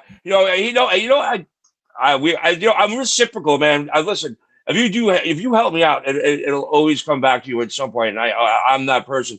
But Cupcake was coming through Vegas, and instead of crashing in his truck, I let him crash in my fucking place. I got 2 bedrooms, 2 bathrooms, so we got a nice bed and a private bathroom, you know. And we went out to dinner and shit, and it was cool. We had a nice hang, but you know, like I didn't want him staying in the truck if he was like 20 minutes away, you know. That's you nice. Rubbed his back, he rubbed your back. Very gay. Didn't get that. It didn't get like that, but yeah. All good. All right, we're gonna get into some clips. I do have one thing you can weigh in with us. I thought would be kind of interesting for you to check out with us. But then after that, you're welcome to take off. A couple more super chats too. The Tommy Jordan $2. Grillo on a bus. He doesn't own he doesn't own someone property. He doesn't own some property, I guess. I never said I did. He doesn't own some property. Someone's property. Yeah. He doesn't own one property. You're on what kind of place is that? Is that like a KOA or something like that? Yeah, it's not KOA. It's actually a privately owned campground. It's just it's trailers down a row, you know. And nobody Yeah. lives up here because it's put it this way. Some people spend $6,000, $7,000 on a vacation with their family of four for a week, right? What we pay up here is basically a vacation from May 1st to October 31st every weekend. So you can spend it on a week, or you could spend it for 6 months. And most people up here, everybody, they all have regular jobs. They're all policemen, firemen, electricians, carpenters. This is where they take their family on the weekend. They got a pool. They got events for the kids. They got a playground. They got a pool. And you could go like this. Your kids aren't stuck in the house all day. You go get out and come back for lunch. Get out, come back for dinner. That's what my parents did. But I didn't get lunch. They said, you better come back for dinner. Lunch, you're on your own. Yeah, fair enough. But you have That's for me. You have all your firsts up here. I got my first. I was 11. I got my first blowjob. I got laid up here. I smoked my first joint up here. Like I met all my best friends up here that were all still best friends since we were kids. I got to watch their kids grow up, and now they're all adults. It's crazy. The Tommy Jordan, $2. Grillo, will you be willing to debate Chad Zumach? I don't know what there's a debate about. No, I'm not going down that fucking stupid road. Get him a couple extra bucks. No. I don't know. You already understand the gimmick. The gimmick is for him to make more money. That is typically. That's why I get it. That's why he went on Cumia and did that stupid rant. It was embarrassing, to be honest with you. Well, there is no bottom to the depths of embarrassment that Chad Zumach is willing to take. I don't know the guy from a hole in the wall. I don't know the guy from a hole in the wall. All I know is every time I'll give him this. I'll give him this. Every time I turn on X or like Instagram or something, his name is everywhere. So God bless him if he's out there and he's making a name for himself. He's getting listeners, and maybe he's getting monetized on YouTube, and he's getting extra super chats. Like, good for him. I think that's great. I'm sure he's going to clip the shit out of me and go off on me, and I don't really give a shit. Everybody does it. It doesn't affect me. You know what? When he's doing that, I'm going to be sitting in front of the fire roasting a marshmallow. I don't give a shit. Yeah. Since you had negative things to say about him, absolutely, he will be doing that. That is that. Yeah. You understand Chad Zumach already very well. Look at you. No, is it negative or truthful? What's the difference? What? No, you're being honest. Yeah, absolutely. Am I wrong? Am I wrong? No. Okay, so if he's got a problem with honesty, then sure he's going to clip this, and sure he's going to go off on it. In fact, because he's got a huge problem with honesty. In fact, he's not a friend with honesty at all. He's a pathological liar. That's a fact. Honesty, it's such a lonely word. it is quite amazing, man. No, but that's his tactic, basically, is to lie, cheat, steal, be a huge joke. And that is how everybody pays attention to him. And it works for him. He doesn't seem to mind it, to be the butt of every joke. He doesn't mind to seem to mind any of that negative criticism. So he's a fan of it. He loves it. That's the only kind of clout he gets is from that kind of shit. So it works well for him. I will say respect to that. I will bow my head and say respect. That ain't my game. That's not how I roll. But that's what keeps everybody at MLC hating him, which makes good money for Kevin, which works out good for Chad. So in the long run, that is the game. So listen, everybody's got to pay rent. What's that? No, go ahead. Oh no, I thought you said something. I'm sorry. Just fucking delays, awful sometimes. No, listen, I would never ever stop anybody from making a buck, especially if you can stop them from making a buck. I'm just not going to play that game. Oh, let me go debate him. What's the debate? I'm not a good debater. I'm a master debater.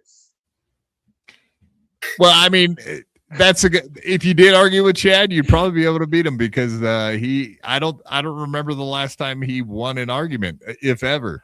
In fact, he's on a hell of a streak right now of getting his ass handed to him by everybody he's had an argument with lately. That's including brand new people to the Dabbleverse like Penny and people that don't argue with anybody, but somehow still manage to beat his ass. So it's amazing. You can't argue with stupid. If he's just someone just going to scream over you, talk over you, say this or say that, and not take a point or counterpoint. But there's no point. It's just a screaming match, and it's a train wreck. And I'll stay out of that. Yeah, especially in Chad's case, because oh God, I'm sorry. I just said stay out of the mud, because when you're in the mud, you're in his country, mud country. Spurt, go ahead. This guy's wasting all his money asking stupid questions. Jesus. You play with children at the game ground, Tommy? What were you saying, Spurt? Go ahead. I lost my track. No, Chad doesn't like to let people make their point. That's why he has to scream and yell, because if people articulate how shitty he is at what he's doing, he can't counteract it. All he can do is shout about how you're a loser and you suck and you're over the hill and blah, blah, blah. And like all those things do not apply to. You know what he is? He's the blue-haired, screaming lesbian liberal of the Dabbleverse. Okay, yeah, because when they scream and yell and then you tell them, well, that didn't really happen. And then they just call you a Nazi and a fascist, and a homophobe and a pedophile. That's their answer to everything. It's the same answer every time you make a point, and every time you make a point to someone like that, that's what they're going to do. So let's call Chad. We'll call him Karen Zumach from now on. How's that? I love that. I'm sure he'll love it too. So you were saying a little bit earlier about you thought everything he was doing was a gimmick last night. How about the audio going out? Do you think he purposely did that? Did that feel like being someone that hasn't mastered the art of fucking technology? I'm assuming that he's probably on my level where he's doing everything himself, or maybe not, or just doesn't have a good relationship with technology. Do I think it was a gimmick? I don't think so. He was really eager to come back, and he tried coming back 2 or 3 times. I think he just, much like me, was struggling with technology and couldn't figure it out, and then he did. Yeah, it seemed fake to me for sure too. Tommy Jordan, $2. Do you play with the children at the campground? He's not Shuley. Stop it. Come on, man. Why you got to be like that? Yeah. I'm sorry. Yeah. There's no right answer to that. There's no right answer to that. They're going to jump over anything I say. So just a stupid question, really. That's why I answered it for you. Yeah, thank you. I come from a big Irish family. You think that shit fucking happens? We're not priests. Yeah, just like Kevin Brennan's fam. Same thing, right? Yeah. Spalding Smales, $2.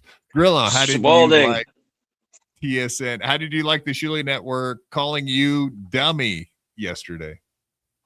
That's their job. They said I did a great job. It's not funny. So what? Dummy? Okay, I'll take dummy. The Tommy Jordan, $2. Stern lost his way the day you were employed. Well, the unemployed probably. I don't think he lost his way. I think he lost his way when he got with AGT and cut Robin off from the news and started going to parties at Jennifer Aniston's house. I think he lost his way after I was gone. He was still rocking shit on Sirius, and he kept it going for a while until, I don't know, maybe that blonde vagina got him. You know what's kind of weird? I always wanted to make this point. Do you know that Beth?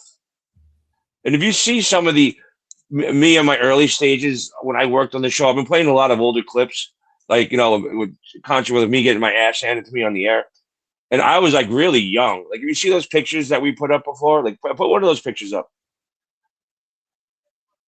So I picked up one of me and John. Yeah. Put one of those pictures up. Okay. I pulled them down. I'm gonna. Oh, yeah. Are they still available or no? Yeah. I can pull it up quick. Okay. All right. Because I just want to make a point here, which is really weird. Okay. I can get the actual. All right. So pull that up real quick. Okay. Look how fucking young I was there, right? And I was already there 2 years, so I was even younger when I started. Do you know that I am the same age as Beth? Yeah. But she looked way isn't that younger. fucking weird? Like, is that weird that I was this little kid working for him? And, yeah, but I was this little kid working for him, and his wife was just as young and innocent as I was while I was working there. So it would be like him marrying an intern my age. You know what I'm saying? Isn't that kind of a little creepy? You think about it? Watch what you say there. Ant might be watching. Come on, man. You're gonna get us in trouble. And who? With us. Anthony. Who's Anthony? Anthony. Why would that get you in trouble? He's got a young lady too. So does Gino. All of these Italian guys. We're gonna get in trouble with all the Italians. No, it's not just about it. Just for me, it's weird to think that I was just a little kid while he was like that. And then at the same time, Beth was the same age. She was a little kid while I was a little kid on there. And it would just in my head, it'd just be like him marrying one of the interns that we worked with. You know what I'm saying? Not that she was an intern, but it's the same age difference. I just think it's weird. I don't think it's wrong. He's a creep. Yes, he is. I'm not saying it's wrong, but who wouldn't want to date a younger girl? I get it. I'm just thinking that it's just we're the same age. It always freaked me out. I mean, a little bit younger, but like 5-10 years maybe. But whatever. No, Beth is the same age. I know that. I'm just saying compared to the person they're married with is what I was saying. I like ladies my age-ish. That's just how I roll. Is what it is. The Tommy Jordan, $2. No, the day you were hired, you buffoon. What does that mean? What? Do you want me to explain it? Stern lost his way the day you were employed. No, the day you were hired, not the day you were fired. That's it. He's just going. It's a callback. Oh, okay. The Tommy Jordan, 28 is not a little kid. Just because you're delayed, she wasn't. No, I started there at 19, son. Son, I like that. I like how you talk to him. Yeah, son. Yeah, boy. Yeah. Take that, Tommy. That's how we do, yo. That's how we do. All right. I don't know how much more time you got. Wow. Wow. That went fast, bro. Yeah, it's been an hour and a half. I could let you out of here. I do have another guest. I said come on after you. Oh, yeah, cool. No, that's cool, man. They showed up. I gotta go pee. All right, cool. Yo, you guys have a great night. Go subscribe to Grillo's Aftershock XL on YouTube. Grillo, Grillo, you're fucking such a fucking idiot. Have you been able to follow anything in this whole fucking conversation? Yeah, I have. I gotta go pee real quick. Let Steve shout out his channel. Everybody, no, go. You follow. You can throw me off. I just wanted to yell at him. No, you can hang around with us. Follow Steve Grillo. Everybody at Grill. Okay, jump off. Everybody follow Steve at Steve Grillo at Grillo's Aftershock XL, as you can all see right there. Very simple. Grillo's a good egg, guys. Check out his Aftershock XL and go follow him on Twitter. Indeed, he's a good egg.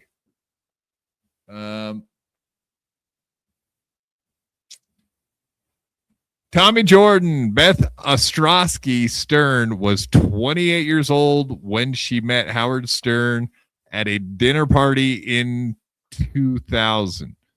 28. Yeah, and he had to be in his 40s or 50s. So I guess that's not that big of a difference in age, huh? 2000. Yeah, he had to be in his 40s or 50s by then. I don't know. How old is Howard Stern? I don't even actually know that. How old? He's 83. Like 83 or He's something. not 83. What are you saying? Oh, I might be making that up. Let me look. Yeah, you got a tab look open? for I it, got a bro. tab open.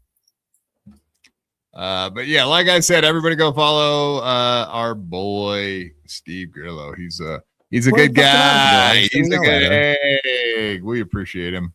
All right, 72. let's get in 72. So There you are. in 2072. 1954. He's a year older than my dead stepfather. So yeah, you would have been 46 in 2000. So yeah, 46, 28. That's not that big of a. Yeah, who cares? That's not weird. Yeah, it's less weird than Gino and Kiki, right? I guess. Yeah. I think dating Kiki's weird that? anyway. Just because she's ugly, or what? Is there something besides that? Yeah, yeah, all the things about her. Yeah, not just the unsexiness. I wouldn't say she's ugly. She's just not sexy. That's what I don't. Not sexy to us, right? It's subjective. All right, let me get that off of there. Moving along, we do indeed have something that Ray sent me from. We're gonna go over that entire thing that happened last night. That was fucking amazing. Ray DeVito with our boy. Let me see what we got here. Oh yeah. Mr. Brennan went on to Ray DeVito's channel. So why is Brennan rubbing elbows with the Lester people then? Why is he doing that? Why is he going on Ray's channel for free? Dude, yeah. Paid? We actually have that point to be making, right? That is one of the issues I had with everything that happened this weekend. Yeah, shout out to Steve Grillo one more time. Just wanted to say thanks. And Dave, you're more than welcome to hop on too, man. You got the link, yo. You were supposed to be my second up, so have at it. Come on here with us. We got Ava too. So if you guys want to fuck around, talk some shit, join up, Dave. Other than that. All right, so yeah, Dave was on there as well last night. That was kind of interesting part of it as well. But our boys, Ray sent me this over. I'm doing Ray's work for him now. See, he's put me to work. He sent me clips, gave me timestamps. He worked it out for me. But yeah, this was said. Ray wanted to point out that Chad Zumach indeed is a joke thief. So okay, do we know which joke? Yes, we're about to hear it. Check it out. Oh. So Kevin Brennan actually explains the joke that was stolen by Chad Zumach, and we'll show it where it was for. That's what I'm saying. People will work around the schedule, do it out ahead of time. You got Florentine, maybe Tripoli, maybe Godfrey. And, yeah, but you don't get buried by somebody. Yeah, you want somebody like you to open for you. You opened for me. Yeah, but there was only 12 people there. You can only do so much 35. damage. 35. At least Ray doesn't dress up like Fred Durst in camouflage pants. I also don't dress that great. So Julie Madoff. I mean, I do wear Hugo Boss from time to time, and I got to look all right. Well, you dress like you're 12. Chad nailed you when you were at Ronnie's. You dress how you think cool 16-year-olds dress. Do you know that that's a joke that Tony Hinchcliffe said to Big J at the Legion of Skanks roast? He said word for word. Yeah, Tony Hinchcliffe to Big J joke. I didn't see the Big J roast. Big J dresses like what a 14-year-old thinks a cool adult looks like. That is the exact joke that Tony Hinchcliffe said to Big J Okerson, and that's what Chad said to me. The exact same joke. Take Chad to Comedy Court. Yeah, I don't care. Yeah, we will. Why you bring it up, Brennan? That's a good fucking idea. I will have. Comedy Court or Dabble Court? We're having it. We can go to We'll Dabble Court. Incorporate it. I'll hear those cases too. I got the beard. I got a gavel. Let's fucking go.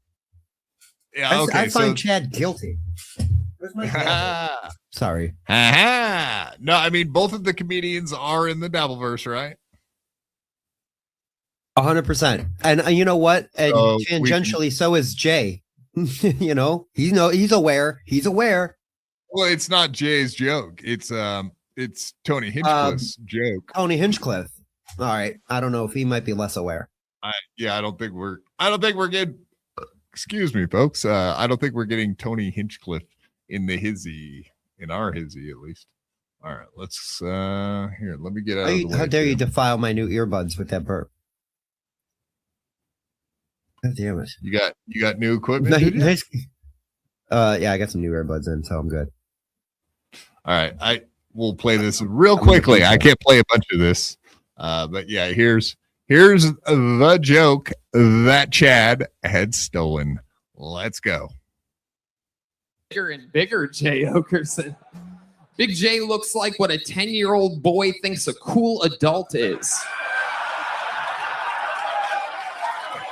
That's it. There you go, folks. The stolen joke that indeed Chad stole from Tony Hinchcliffe. And Kevin Brennan had no idea, but he should now. You should just, he never takes Ray's word for anything, right? He never believes Ray. No, ever. He should. Ray knows. Yeah, I agree. And we know what the level of bar has been set for joke thievery. You can get destroyed over this. This is terrible. Bad news for Chad. Chad is not only a thief of physical things, he steals intellectual properties now as well. Send him to the gulag. Plus, yeah, people, like you said, people have made their entire careers on making fun of joke thieves. Hi, Joe Rogan. Hi. I'm trying to get him on the show. Yeah, what's the motherfucker he called out? I always forget his name, that Mexican. Carlos Mencia. Yeah, he called him out for being a joke thief. And now he's back with a special. He's back. Really? Beaners. Hey, what's up, Beaners? I take your joke and I make it about beaners and then I remix it and steal it and it's my shit, Holmes. Remix it, refry it, like refried beans, bro, like in my burrito. That's right. Holmes. We got one coming in from Jokey the Jackman. Let's go. Now that ugliness is behind us, on with the show. Spurg, it's good to hear your voice. I thought you had laryngitis or were taking meeting minutes tonight. I was for that first hour. I'm sorry. You had a cock in your throat. Unlike Dave. Dave's the straightest man I've ever known. Hello. Simple to Grillo because I have no reason to yell at him. I don't got too much time, but I got working man. That's just change your name to Working Man. That could be your like stage name. We're working it. Yeah, long day. Long day. Did you hear the wonderful? Were you sitting in fucking bumper to bumper traffic listening to BYB? I was. Did that actually happen? So BYB is being played on the freeways in Los Angeles. Is that a real thing? You gotta give me a second. The phone's ringing. Hold on. He's a busy man. This fucking guy. I swear to God. I try to have nice things and do a great show. And then some guy comes on just playing his ring. Sorry. I'm good. I said, so what you're saying is that BYB Podcast is being played on the freeways in Los Angeles. It most certainly is. That's right. East Los Angeles, the 605 freeway, all over the place. LA, oh no. So I'm basically Hollywood at this point. I'm waiting for somebody to walk around with a BYB shirt. Oh, son of a bitch. You moved right at the last second. Brett Hollywood Show. I listened to BYBs in Los Angeles. Yes, 2 people. Woo. And arguably Earl Skakel checks us out every once in a while too, dude. I'm feeling pretty cool. Yeah. Do you think? Hey, Dave. Do you think? You think Sam Tripoli watches my show? Oh, I don't know. Maybe to get some good Chad dirt. Maybe. Jesus, can you imagine if he knew all the things we knew about Chad? He probably does. Wait a minute. He knows a lot. I mean, Please tell us the fucking story about Chad passing out in the bushes. Please say it again. I will. I'll say whatever. Again, like, this is why Chad Buzmak is like fucking amazing. And like, he put out a clip yesterday. He was the only one that put out. First of all, I was cringe as fuck on MLC. I don't like that shit. What I was fucked up. But like no. Hold on. I appreciate it. Thank you. But like, Chad Buzmak, he puts out a pretty long clip. And like, really, the crux and biscuit of that fucking clip, which should have been like highlighted earlier, I felt like, was the fact that he had a video from 2025 saved because the Tripoli episode got taken down. Who knows why it got taken down? And he had it recorded. He had the story recorded. So I mean, you should go back and play the story, really. But like, yeah, they told a story. Now, to be fair, like, Johnny Woodard was really taking the lead, and like, you could kind of tell Tripoli doesn't want to like talk shit, whatever. He called him a drunk monkey, which I thought was fucking hilarious. But yeah, I mean, basically he went missing from the Comedy Store, and he got drunk in a gutter and fell asleep. Or passed out, I don't know. And they found him just like laying down in the gutter, so they had to like take him home. And look, we've all been there. Not in the gutter, of course. Yeah, I'm not much of a pass out guy, but I've laid in lawns and puked and shit, and that sucks. But yeah, it happens to the best of us, and I mean, I'm the best. And I mean, that's why some of us, guys like MKE and maybe Karmic, some of these guys maybe can benefit from a cocaine addiction so that they don't get sloppy. Yeah, actually, that wasn't. I will say this: I could drink forever on meth and coke. That's a fact. Yeah, like, I would never get drunk. I could just drink, and it was like, wow, this is not affecting me. And then 100%. You go to take a couple walks, and you're like, oh, okay, well, I'm drunk, but I'm also don't feel it. Cognizant. You're not sleepy. Yep. Right. Doesn't mean you should get in a car and drive. But right. No, never. Oh, no. That's why I do my drugs in my bedroom. That's why you whack your bag in your bed with your lovely KB little pillow and jerk off onto his face. I'm sure every time, right? Never. I never. How many times have you shot loads in Kevin's face? Never. That thing is clean. Gino's the one who sullied it. Oh no. Oh, that's right. He did. He banged it. He banged the shit out of it. Banged the bottom out of that one. So true. Ava, yay! Now I can. Ava, you look nice today. Oh, thank you. You look nice as well, Dave. Oh, thank you. You guys gonna fuck? All right. No, we're the same person, right? We basically are the same person. Oh yeah, Armenian, Pakistani. What's the difference, really? At the end of the day, you're a dirty slim. Ugh, tuh. Just joking. Are Pakistani slims? What's a slim? Muslim. Oh, yeah. Armenians actually hate Muslims. No, everyone hates Muslims. We don't hate Muslims. Muslims hate us. Deservedly. Oh. JK LOL. We love Raiza, the Ava Raiza. She brings all the boys to the yard, especially Anthony Cumia. Yay! Good job, just being here. Right? Your mere. I'm glad you said that. Yeah, I feel like I helped get him on your show. Oh, absolutely. He really does like going back and forth with you. I know everyone's saying that I was a phony because I was nice to him. It's hard to. Debase down to typical dabbler level stuff with somebody who's a little bit better than getting yelled at. I mean, I've done that. I've yelled at him like multiple times. It's just like, yeah, I don't know. This time it was a conversation. I think the first time he ever came into my chat was you being here, and he was yelling back and forth with you in the chat, but just in chat. But yeah, I'll say typically when he feels like arguing with BYB, it's because you're here. So you're definitely like Anthony. Isn't it amazing how two people can have like a normal conversation, and by the end of it, Ava was eating it up and agreeing with everything I said. I know that's the part you probably disagree with, but the first part, which is No, you had it's a just conversation with Anthony, which no, it's like being I agree with him about just not even being in the mood of yelling all the time, but I wasn't agreeing with everything I said. I just didn't challenge him every time I disagreed with him and act like a bitch and like make it a fight every time. So yeah, if you watch it, it's like, yeah, he says things I don't agree with and I just don't say anything. I was just being normal, unlike usual. Right.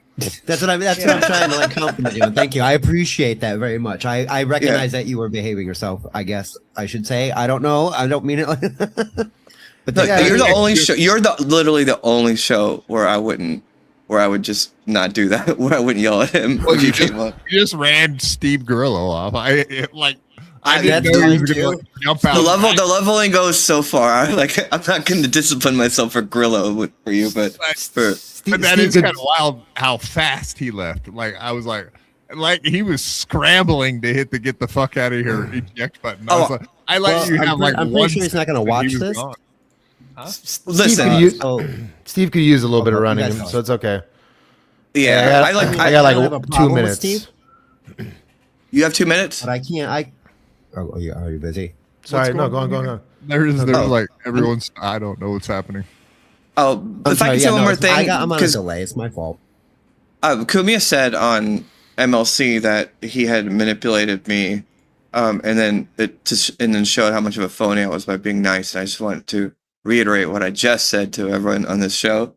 And Anthony wrote me a very nice message and followed me on Twitter. And I don't think it's part of his manipulation thing. I think he's been trying to get to a détente level with me for a long time. And yeah, so we had a nice conversation. It doesn't mean either of us don't have a lot of opinions about each other, but sometimes you just don't yell at each other. Already. Jesus, maybe Day taunt. What about the night taunt? Fuck yeah. That's a day home run.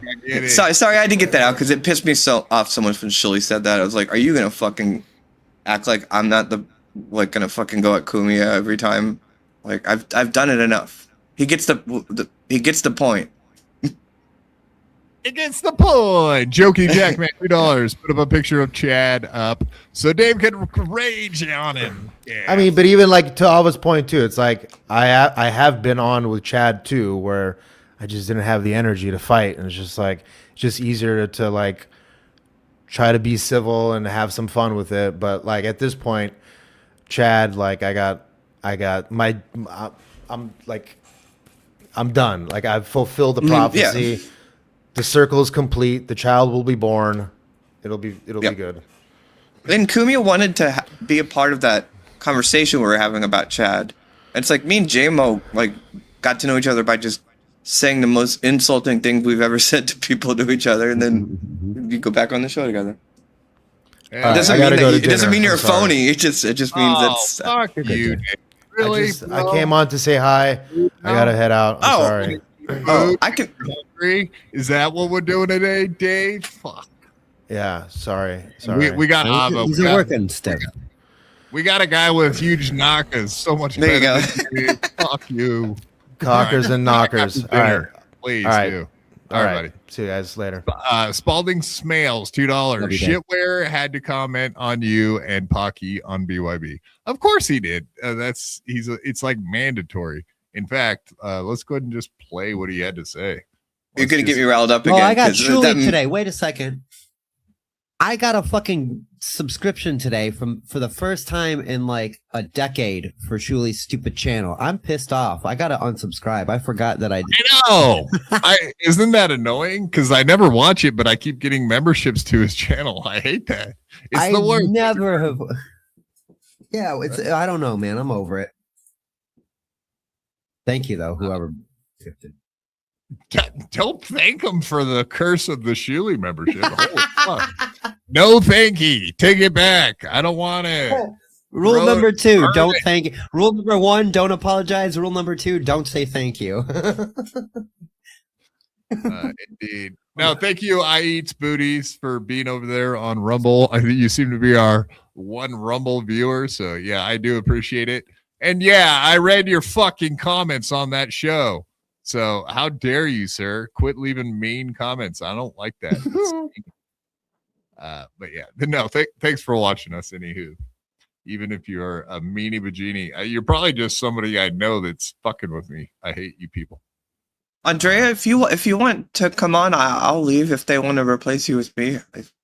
Do you want to have a conversation with Andrea? Would you?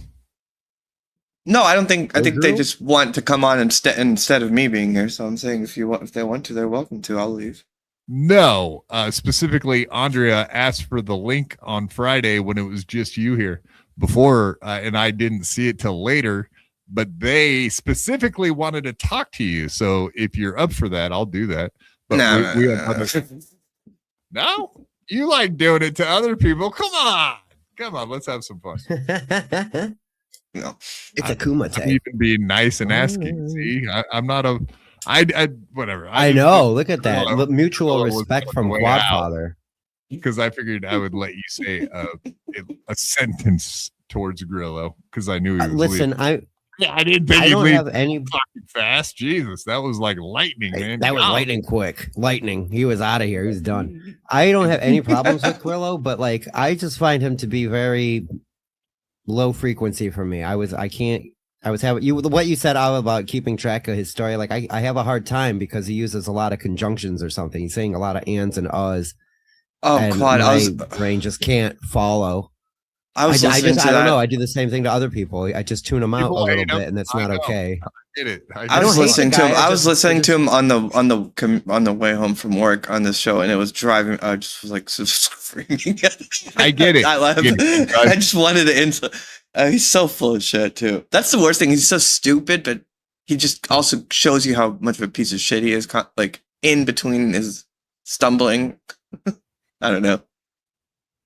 Fair. You should have yelled at him. But you like him, that's fine. I like the guy. I'm sorry. I know everybody else hates him. I'm the one guy that actually genuinely likes him. Actually, Anthony seems to like him too. So there's two of us in this fucking entire universe that like the guy. I mean, I feel like Anthony says that he likes Grillo. I don't know. He says it, so we got to take. He's saying it right. All right. Here's a quick clip of Shuli talking about Ava and you on Friday. Sorry. Anthony's so exposed how fake Ava is on BYB Friday night. No. Oh, and yeah. Well, I mean, Kumia was on BYB. Kumia was on BYB. Ava was on BYB. They were talking about. Yeah. Has Kumia ever been on Arrested Developments? I think not. Sir. Chad. Kumia loves breaking down Chad. Right. So he jumps on BYB and Ava's on there. You remember Ava, the one that I do. Oh, hey, wouldn't this be funny to mention Frog? How about this? Shuli's been on BYB. Fucking yeah, Frog, did you know that? Huh? Did you know Shuli's been on here? Did you know Shuli was backstage the first time John ever came on BYB and sat backstage the entire time until he left and never was brought up on screen? Oh, no shit. Yeah, I punked Shuli out for like half an hour one time. And actually that's actually why we had a falling out and we didn't get along after that because of nice. Not only that, but then he read my DMs the next day, and I was all pissed off about it. So I was like, he did that to me too. So I was over him, he was over me, and we both have moved on, never looking back. It's all good. Mm-hmm. You know, all these horrible things about Kumia, the one that was thrilled about that police report, claimed to be a great police report that John read at Rodney's, all the horrible shit she said about him. Absolutely. It was great. Guess how much she said of those things when he was on Friday night? Nothing. Zero. Donut. Nothing. Just sat there and agreed with everything. You brought up the Rodney's set. Yeah. I don't think people are giving you enough credit. You brought up Shuli. Of course not. You brought up. We just tried to pass to Shuli knew. Like, I read the fucking some of Anthony's stuff and made me feel very uncomfortable. I remember the No, moment. no. I asked him a question. I asked him a question. I asked him a question that wasn't trying to get into that, but it just took him there, and he started talking about all that. And I respect for your show. I was like, no, we don't need to get into all of that. And then I pulled it out of there. Yeah. Yeah, but I remember whatever you said triggered. It did. But it led him into like defending himself against all of that stuff. Okay, maybe it had something to do with the Redditors. I was just gonna say that's what he brought up the subreddit. You brought up the subreddit, and it was because it was. I asked him directly if he's gonna sue me and John for defamation. Oh yeah, and too. then when that got him worked up about why. No offense, Alva, but I would not waste my time trying to sue the likes of you. That's how I've always felt. I just wanted all of the Shuli fans to hear that, because they always like write me and say, Kumi's gonna get Ava on a defamation suit, and for me it's like, no, he's not. Like, Kumi's not gonna waste his time suing Ava. Exactly. Right. But these people believe that. I also think Quad owes you $100 now too. Right? Yes. Okay. He does. Huh? There was some about no. Fair, We said what was it? Was it 6 months? 6 months, right? Oh, so Quad's gonna be in I'll the go DMs pull it trying to up. convince Anthony. No, here's what the bet was, and you correct me if I say it incorrectly. After Shuli, the second that Shuli, Carl, and all the other lawsuits end, I have 6 months, I think is what we said. After that date, when those end, before if Anthony doesn't sue within that time, then I lose the bet, right? I think it's less than 6 months. I think if I was trying to say that 6 months from when we were saying it, and it was implied that those would have been resolved in that time. But if you want to make it 6 months, it's fine. But he said he's not going to do it. He's not suing John either. That's what I heard yesterday. Yeah. Yeah. Which is good. That's what I heard. Quad. No, I'm happy. I'm happy to pay the bet, but I want to get my time in. Before. Get your time in. Yeah, but I'll go back and look at. That's what I'm saying. All of the lawsuits have to wrap up first. Yeah. No, you're good. You're good. I'm not collecting on it. I will pay. I am. I will. Okay. What I'm saying is, all of the other lawsuits had to end first, and then there was a time period after that. Right. Is where I had time until Anthony started a defamation lawsuit. Let's just say let's just say Halloween. If he doesn't sue him by Halloween, because we'll know we'll know that, and we'll know both of the. Yeah, we'll do it the way it was. I just wanted to get you guys to argue for a minute. I didn't know it was going to go down. Well, if we're going to argue, I'm going to argue with you about that Grillo interview, but. That was a rough one. I love you. We'll cop up the hundo. No problem. All the horrible shit she said about him. Guess how much she said of those things when he was on Friday night? Nothing. Zero. Donut. Nothing. Just sat there and agreed with everything. And that's who all these people are. Yeah, you agreed with everything, Ava. Let me explain something to this fucking bottom-feeding, talentless worm.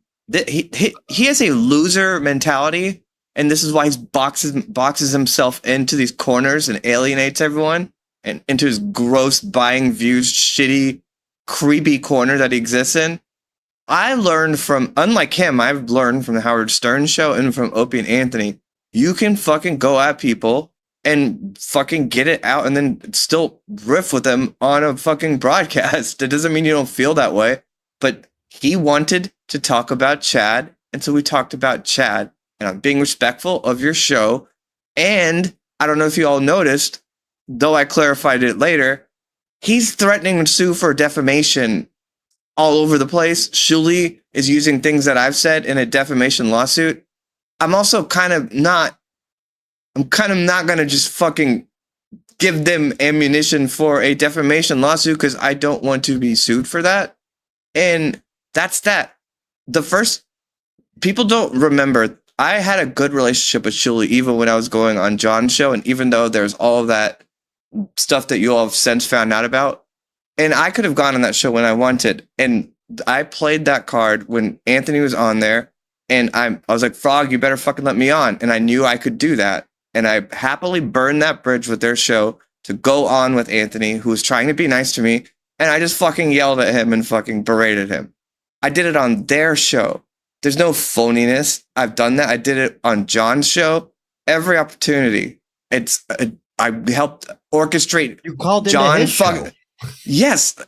And I orchestrated John reading his fucking police report on stage at Rodney's to everyone. Everything I had to say about that has been communicated to Anthony, and he's responded. There's no phoniness about it. I respect Quad's show, and I wasn't going to fucking ruin the first time he has Kumia on. There's a gajillion reasons, and that's what happened. And that's what Anthony wanted to happen. And I understand why when he's on with KB that he's going to say, oh, I manipulated Ava or whatever, because it would have been honestly kind of awkward if he would have like defended me in that moment. So yeah, he's going to say whatever he said, but that's not what he said to me in the DMs. And that's that. Me and him can fight again in the future. That wasn't the time. Shuli is a fucking lying sack of shit. Agreed. That I could agree on. You don't agree on with the rest of it?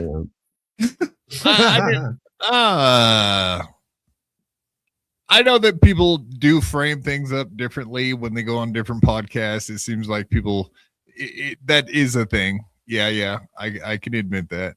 Well, what was I going to do? I mean, you know that if I would have fucking started going at it. Yeah, like if I started bringing up self-cutting girl, you would have been upset. And if I felt like he defended it anyway. You didn't have to bring it up. He still defended it. Absolutely, but if I felt like I hadn't put him on the spot about that, I might have considered burning the bridge with your show and just going there. But I have made that point to him, and he's responded to it multiple times at this point. So, yeah. And again, let's say I did that. Who knows if he was going to sue me for it? Like if I was going to go at him about it, I would be prepared to do it, not just on a whim when he wants to join and talk about chat. It is what it is. Rev Rage, $2. Pocky on BYB and MLC getting along with Ava kills Shuli. I think that's what it is. It killed Shuli as much as it killed Kevin. It really fucking like both of those situations. Kevin couldn't stand seeing fucking Anthony on this channel, and same with Shuli. They hate it. They want to keep everybody down, especially me, because I talk shit about everyone, and they hate that. And when I was saying that he's been like signaling towards a detente with me, he's done it multiple times, and one of the times was on Shuli's show where they wanted to make fun of me, and it was this clip about Dan, and like Anthony like directly said that I'm an intelligent person and that I'm right in it multiple times, and it made Shuli so fucking angry and quiet that he just moved on from the segment. So yeah, I love that it bothers Shuli. But for anyone that believes that I was being phony, again, how many times do you need to hear me fucking say shit directly to Anthony? I've done it on your show multiple times. Yeah, you've sat here and screamed at him in the fucking chat. Yes, you have indeed done that. Example. That whole show trashes Anthony, and they all sit there and.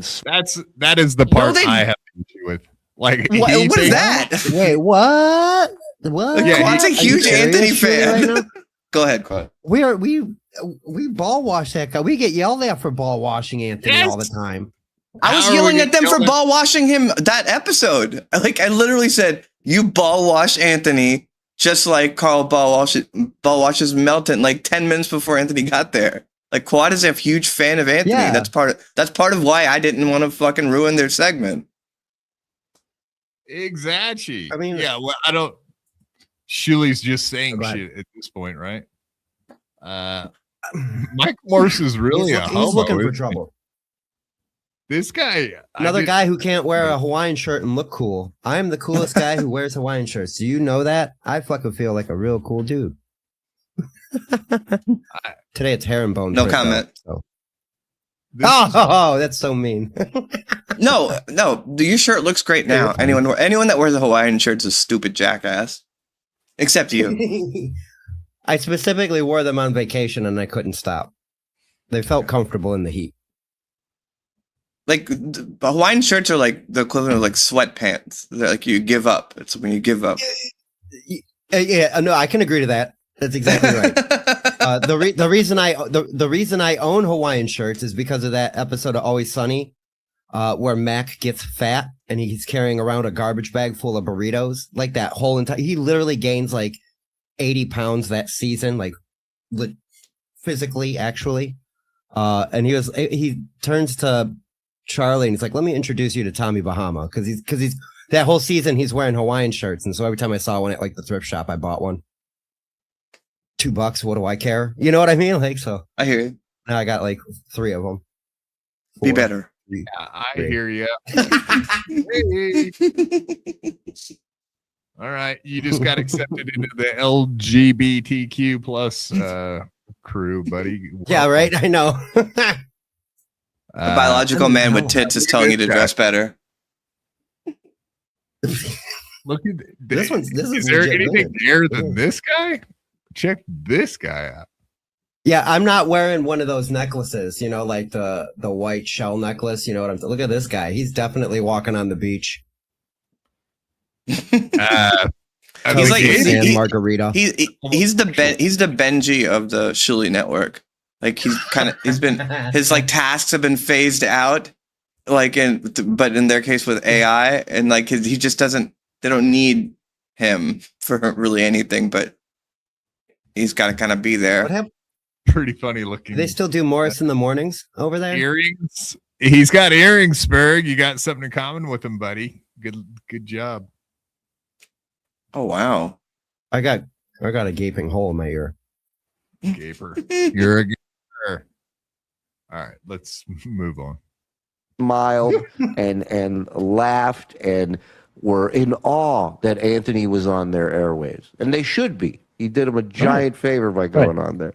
And it really showed who they are.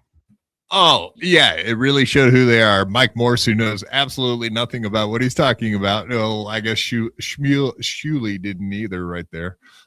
They think, yeah, well, I mean, yes, Anthony did us a huge favor, but who else does Anthony do a huge favor for by going on their show?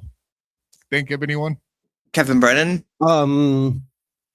Well, that's Shuli. Definitely Shuli. Like, did you see how real Kumia quick, but yeah. Oh, go, no, you first then. Oh no, because like I was watching Kumia play Battlefield the other night, and guess what? Shuli's in the fucking chat, and then he's like, "What?" And Kumia's going on. Well, tell Shuli to join in the Discords because Shuli's trying to jump in and play Battlefield with Kumia on Teams. Oh, fucking dude was looking to hang out with Kumia just the other night, right after BYB. The next night after BYB when Kumia was streaming on his own channel. And that's why Kumia had to be like, "Oh, I was manipulating Ava." Kumia was like, "Fuck, I have to like say it, like I'm manipulating Ava, so like to make Shuli feel better and make KB feel better, to make them feel good about themselves." How sad. Yeah. Dude, I eats booty. You're gonna get a warning right now. I'm telling you, you're not going to last very long. You keep doing that shit, dude. Just saying. What are they? It was nice to see somebody from Rumble, but you're on fucking borrowed time at this point. So just FYI, we don't allow that. Uh-oh. All right. It's got to be worse than an end tower. No, there's no end tower. Oh, I shouldn't be giving people ideas. All right, moving on. Let's get back to the Dave Sarra argument. I think he actually was right, and I had a conversation. So Panhandler had an argument, and And Shmuel and I had an argument yesterday about taxation on the comedy special GoFundMe. And how so? I think everybody's incorrect. Like a lot of people were saying that it's taxable because it's it's like for a project, and other people were saying like it's kind of like a it's separate. It's taxable, but to the source of it, and then the source of it determines whether it pays taxes. But you don't pay taxes directly on the GoFundMe, right? I mean that's in the sense that like if Carl raises money for a lawsuit, the attorney that gets the money directly, we're they would have to specifically talking about Chad's special GoFundMe. That's all we were talking about. I assume that the taxation on I don't even know about the lawsuit stuff. It's like I think it's the same way as the independent contractor thing, where it's your obligation to report taxes accordingly based on what you do with the money. But GoFundMe, well, if it's like charitable, I don't think you have to pay taxes on it. Anything with Chad is a charity, so fair, but it did. I mean, let's go ahead and just play what Dave had to say about it, and everybody disagreed with. Let's get into it.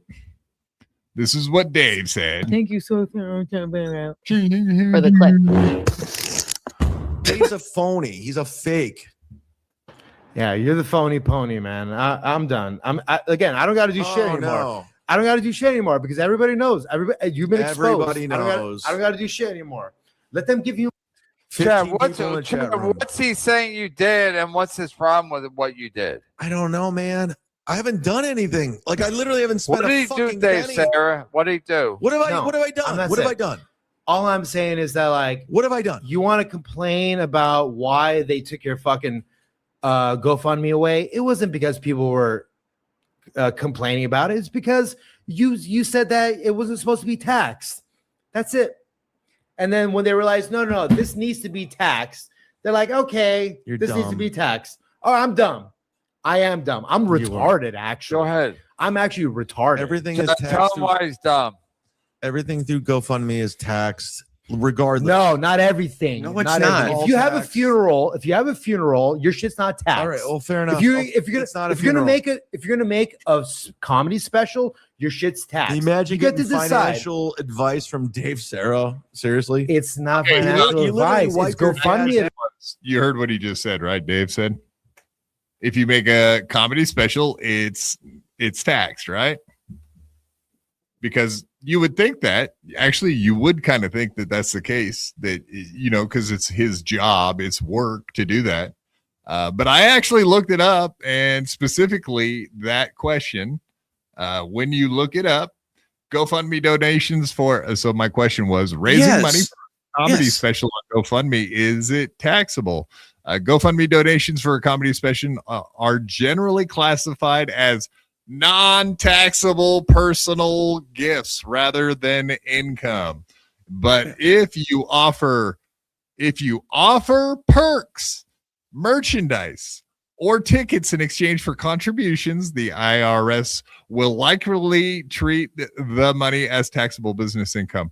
So what I just said there is Chad's a fucking idiot because he offered to give away shirts and tickets to people that donated a certain amount and gave them perks for executive producer level, etc. So, in fact, he could have gotten away with not paying taxes on this if he would have just kept his fucking mouth shut and not brought up giving away stuff for certain levels of gifting money. I don't know that he. Go ahead. No, I'm just saying he actually fucked himself by offering perks for people. I don't know that he knows that. I just think that he probably heard that he might have to pay. So I'm agreeing with what you're saying. And I would only tack on. I don't even think he knew that. He probably just heard somewhere that, you have to pay taxes. And at no point in any of that in his brain did he think he will be paying any of those taxes anyway. Like, he's not going to pay the taxes on it. But it was something for him to say. because someone was like, you have to pay tax on it. So he's like, oh, I'll ask for more money. I don't even think he knows that yet. I wonder if that's what people. I was trying to figure out like what could people have been reporting him about. I have no idea what they were doing. Maybe that's the angle they used. I don't even know if you could like on the front end be like, hey, this guy's offering stuff, and like, well, he hasn't had a chance to pay the taxes yet, so I don't know that you could report him for something that is like way in the future anyway. I don't think it could be the tax thing, but I don't know. I don't know how it works to report a GoFundMe. So, the taxing doesn't come into play. But that is in a way where it would stop it now. That is hilarious. If you it's all offer hilarious. Merchandise or tickets in exchange for contributions, then it is taxable. So by all the stuff that he said on his podcast about like, hey, if you guys donate a certain amount, blah, blah, blah, then I'll give you tickets or I'll give you a t-shirt, or I think he said anyone that donates will get a t-shirt and a ticket and you can come to the event. I think he said anybody that gave like $100 or more. Maybe he said everybody. I think he might have said everybody that donates has a ticket, which is kind of insane too. Because then he's basically just giving away tickets. But then again, how many people that donated to the GoFundMe are actually going to show up to his special? Or if the special even happens. Well, is he going to let them show up to the special if they try to? Because the people that don't donating probably don't like it. Right. Well, like, that's the thing. Like, I can actually let Tukey in and shit now. Right. Somebody who's going to heckle him the whole time, give him shit the whole fucking show that he's doing, because it's only $100 to get in, apparently. Yeah, you could probably ruin his night because he's only going to have so much time at his venue, huh? I actually, if I remember correctly, I think he said anybody that donated to his GoFundMe can come in. Oh boy. Yeah. He said that. He said that then whenever he said it, but we know Chad. He'll take back. That doesn't mean anything about how it's actually going to go. I know I said that before. He is the master of takes these facts. I know I said that before, but you're a loser. So I can't do it. Things are fluid. You got to be able to roll with the punches. Things change. Yeah. Only non-losers. Yeah. Only people allowed in the show are people who are losers, which is just arbitrary. That's what he's gonna do. It's gonna say it in front of the venue. I agree. Well, he's gonna have bodyguards there to keep all of us losers out, right? Would you go to it? Great question. Yeah, I guess I would, and I would be respectful or whatever, just like Spurgy did. I would do the same thing. Spurgy was there. He was being respectful. I mean, he's gonna do it he's gonna do it in Florida. I'm not going to Florida. I won't go to Florida. No, not a chance. What if he does it in Cleveland there, Spurg? Are you gonna go? Or he's gonna see your face and be like, you're that guy that fucked with me at last stop. No, I cut my beard. See, he won't recognize me. It's short again. So he won't even know my face. The only thing he will spend money on is getting a guy to like walk around to look for people like Spurg and Quad and me and not let them into the venue. That's true. Can you get rid of any dabblers? Yeah. Like, what if you guys walked into the venue and you looked at the wall and there's like all these wanted posters, like there's like 50 fucking pictures on the wall, like look out for this. No admittance. Ice Dancer, I'll go with you if you want to go. We can ride together. Oh, you hear that, Mersh? Ice Dancer's gonna get banged by a tranny now. Let's go. Yeah, you sound like Rage, we could all go. She's up for it. I mean, she's right there in Tampa. So if he does end up doing it in Tampa, then he'll be right in her neighborhood, right in the hood. Yep. Not to say that you hang out in the hood, Ice Dancer. I meant neighborhood, not hood. I guarantee you the only money he spends on this thing is like maybe $200 for like an old like camcorder, and then $6,000 on top-notch security to keep Kevin and or not Kevin, Dabblers out. I Stancer says no weird stuff. Great segue. Little bit. Because we're getting back into the fucking Ray. Oh, no. Let's go, Ray. Yeah, let's get into that clip from last night. There was some weird stuff. It happened on Rock Bottom Podcast of all places last night. I don't know if everybody caught that. But indeed, Kevin made reappearance on Rock Bottom Podcast. Yeah. After our last conversation, I was like, all right, I'm going to watch Ray. And I watched that whole episode. And it was so disturbingly abusive and just demented the way that he let Kevin treat him. Is that how it always goes? Or like, was that like a notable thing? That's was like relationship normal. That was, he just, I mean, holy, all right, well then I'm late to the Ray party, but Jesus, I mean, God, he was disrespected on every possible level. And he just accepted it. Ray party could be said two different ways. I'd be careful with that one. But yeah, no, that's always how he's treated him. And that's just normal. I don't know why Ray ever allowed that in the first place, but it slowly started happening. And then one day, fucking Kevin completely turned on Ray. I think it had a little something to do with the guy named Kenyatta Bryant, which came up last night as well. Yeah, the whole Kenyatta Bryant thing. Yeah, that. So they used to be friends. That I'm sorry for everyone that knows this. There was a time when Ray treated Kevin treated Ray like normal. And so guy. You're saying that all of this is because of what, some guy named Kenyatta? Yeah, well, I think that started it. Slowly started pissing, like Ray, just whatever. Ray doesn't play by anyone's rules because he's his own guy. Maybe that's not good in a good way sometimes. Whatever it is, he's his own guy. That doesn't mean it's good or bad. Yeah. He takes his own path no matter what. So this is so sad. This is so sad. This clip. But like Ray has pissed half the Dabbleverse off.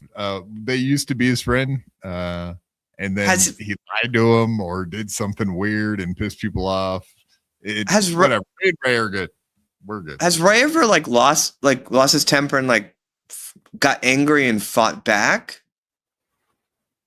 Yeah, I mean, he's had a couple episodes where him and Kevin didn't get along very. I think he's just trying to appease him a little bit at this point, keep him okay.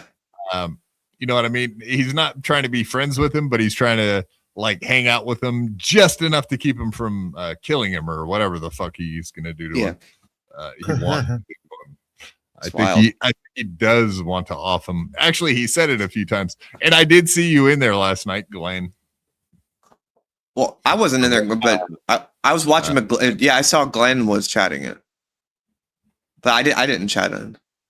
Exactly, and also that episode. Why are you laughing?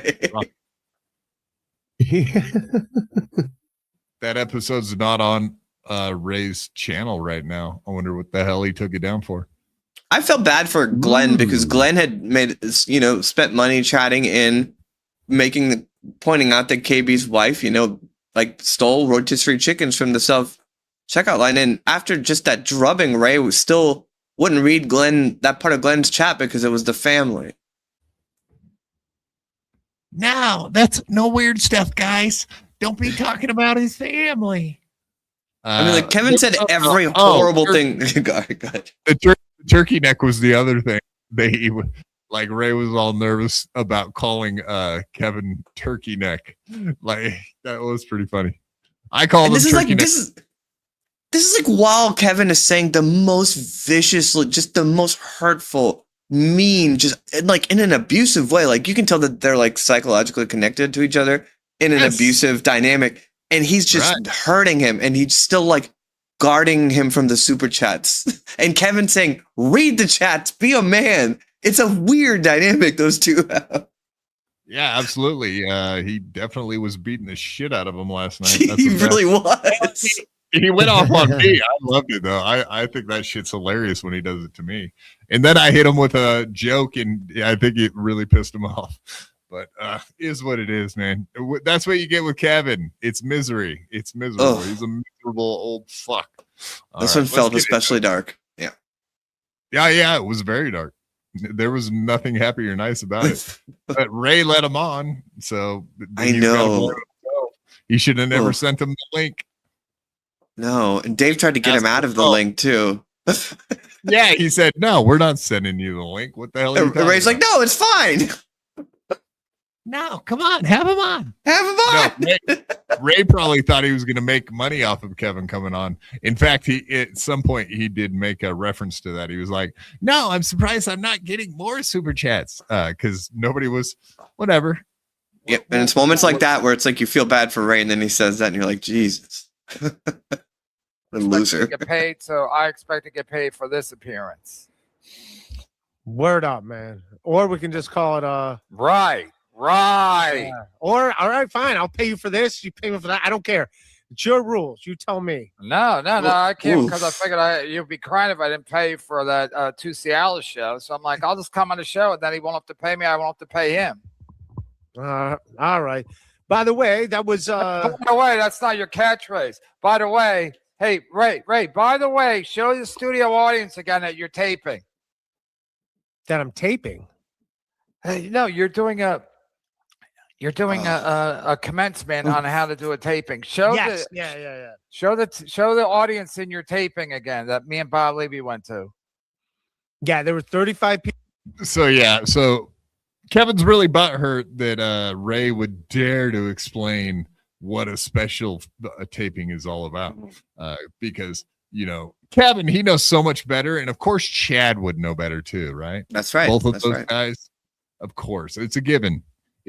Only Ray's an idiot. So you better come on the show and tell him what an idiot he is, Kev. Hit the like button, you cowards. Thank you, Nodak, for reminding me. I always forget. Thank you. People and then I was there. Yes. What do you mean? Yes, I was there. There were not 35 people there. The first show there was 15. I was on stage. The first show there was 15. No, there was 10. Stop. Now you're lying. No, you're lying. No, there was the crowd. Show the crowd. No, we just saw part of the crowd. No, I want to see it with you. I want to hold your hand and show to you. I know how many people were there. There was 4 and 4. So there's like no. Show the crowd. Show the special where you showed the crowd. Show the crowd. The clip where I showed the crowd. Camera 2. I think Boss is talking about camera 2. Yeah, there weren't a lot. Yeah, there was 35 people at the. There were not. Yes, there was. Yes, there was. Right, I did a set. I was at both. I know because I'm the one that got. I mean, if anyone's counting people in the audience, it is Kevin, right? Because he counts how many people were on BYB. He counts that, like he's always counting view counts, and he knows the numbers. Show me the numbers, Ray. Show me the numbers, right? Do you think he counted? He was happy to tweet out the other day. Oh, I'm sorry. He was happy to tweet the other day that there was only 74 people watching. I'll get over it. Watching our show. He was one of them. He's retarded. He's constantly counting everybody's numbers. He is watching. He's nothing but paper status for this guy. Yes. Except at his Rodney's gig afterwards when he said he didn't know how many people were there or how much money it was made, coincidentally. When he embarrassed himself at Rodney's. Yeah, when as Glenn pointed out last night, how come you didn't sell out Rodney's? I said Glenn. Glenn said, sent in a super chat saying, how come you didn't sell out Rodney's, Kev? He didn't have an answer for that. Interesting, huh? I didn't know Glenn said that. Yeah, Glenn says a lot of things. You'd be surprised. Show the audience. Well, that's even more kudos for me that I fucking killed it in front of a smaller crowd. So. You didn't kill it. I was right there. Me and Levy killed it. No, I killed it. This way you're coming on to fucking insult me? No, I'm just telling you Why the truth. being meanie, dude? I'll just wait, if somebody tells you the truth, that's insulting? Do we have to listen to the laughs? Is that what we got to do? We got to listen to the laugh of the whole hour I did? Bring up the laughs. Bring up the laughs real quick. Just show the audience. I like drunk Dave, by the way. Kevin, drunk Dave. You're such an asshole, dude. Dave was on a bender this weekend. Yeah, I loved all of the Dave content this weekend. I'm a big fan of Dave. All right, I don't want to sit here and watch this fucking back and forth, but I mean, we were just kind of getting a feel for his attitude coming on there, which is insane. You know, I just realized is that what Chad could do for his special is he could read Anthony Cumia's criminal record out loud to the audience. 2, 3, 4, 5, 6, 7, 8, 9. Yeah, but you don't see the full audience shot. Ray's not even saying that it was. Ray's like, it was 30 people, and then KB's like, no, it's 12 or 10. Well, they were arguing, and there was only 12 there, but you can see 12 people in the shot without showing the rest of the room, which is against Kevin for sure. That's because there's more people out in the rest of the room too. There's like 24. I was there. I was there, Ray. 30 people is not a lot of people to do a special, people. Kevin. I understand that. Kevin. It's 30 people. What do you want to say? There's 27 right there? 27. What's the difference between 27 and 30 people? That's also from the second show right there, which was less people. It's the second show. Right, I was at both shows. Right, I was at both shows. I know. And all you did is compliment me that. It's insane. They're arguing about this, but that's Kevin. Insanity, man. Insane motherfucker. All right, let's move on. Let's get into the super chat. And again, here's another thing. I don't know. I did a 4+ hour show. So I don't know when I said anything or where I said anything. I don't know what people said exactly. But people who are trying to take my channel down, while they're listening, they could just write it fucking down in their little notebook. Kevin said this word at 3:58:22, and they can report me to fucking Patreon. Because Ray, I don't know if you believe this or not, but some people don't like me. Get out of here. Yeah, I don't know what happened. I don't know what happened. I want to make things right with everybody. I want everyone to like me. I want to be a regular Bob Levy and or Ray DeVito. I want or Tukey. I want everyone to think I'm swell. You're coming back this fall for stand-up. Okay, Ray. If I get one negative comment about me, I'm jumping off. So just so you know, I only see super chats, so I don't. I see super chats too. I'm looking at super chats. If you read one super chat that is negative, untoward towards me or anybody related to me, I'm jumping off. That's a fact. I will not do that. I mean, I'm going to jump off anyway because I'll do an impression of you on my show. You cut me loose. You look like you're in the principal's office. Grow a spine, you fucking coward. What are you talking about? Kevin, are you going to be mean? Who paid you to come on my show the day you took Cialis? Nobody paid me. No one gave me a time. Somebody did. Teo Hank probably paid you. No, Teo Hank didn't. He offered to pay me, and I didn't say pay me, and he didn't pay me. So no one paid me. No one paid me. He did send me a text like, how much for you to go on MLC do I have to send you? And I didn't reply back. And he didn't give me any money, and I don't expect any money. But he would have paid you. He's never paid me for going to MLC. He always says that as a joke, but he's paid you, right? He's paid you. No. I thought that was always the thing that Teo Hank pays. Okay, so he doesn't pay him to go on. So I think Ray's being a little disingenuous because Ray gets paid to go live up against MLC. I don't think he gets paid to go on MLC. You know what I mean? I think he gets the link all the time. So I think Ray's being a little cute there by not telling us the whole story. Plus, somebody paid him $100 to take the Cialis. That's the other. Ray gets paid to go up against MLC. Yeah, to go live during MLC. So I think they do that so that Kevin can snipe him, so he has something to watch and talk about. Oh, they have that going on. 100%. 100%. That's what it is. It's a gimmick, I think. It's all a work. You're all getting worked. You're getting worked by Kevin, who uses Teo Hank to do his dirty work to pay fucking Ray to go live. You heard it here, folks. That's how it goes. You're all fucking getting duped by these fucking two knuckleheads working together in cahoots. Let me see. I'll tell you right now if that's I'll look at my Venmos right now. I don't think So Ray would have to look at his Venmos to know if he got paid to do that. Come on, Ray. Your memory ain't that bad, is it? You don't know if T.O. Hank gave you money to go on Kevin's show a couple days ago? Like, come on, dude. Bullshit. Yeah, I always think he's joking when he does it. Now, other people have paid me, not T.O. Hank. Who? And I love T.O. Hank. Bentley? No. Oh, so other people have paid me. Oh, interesting.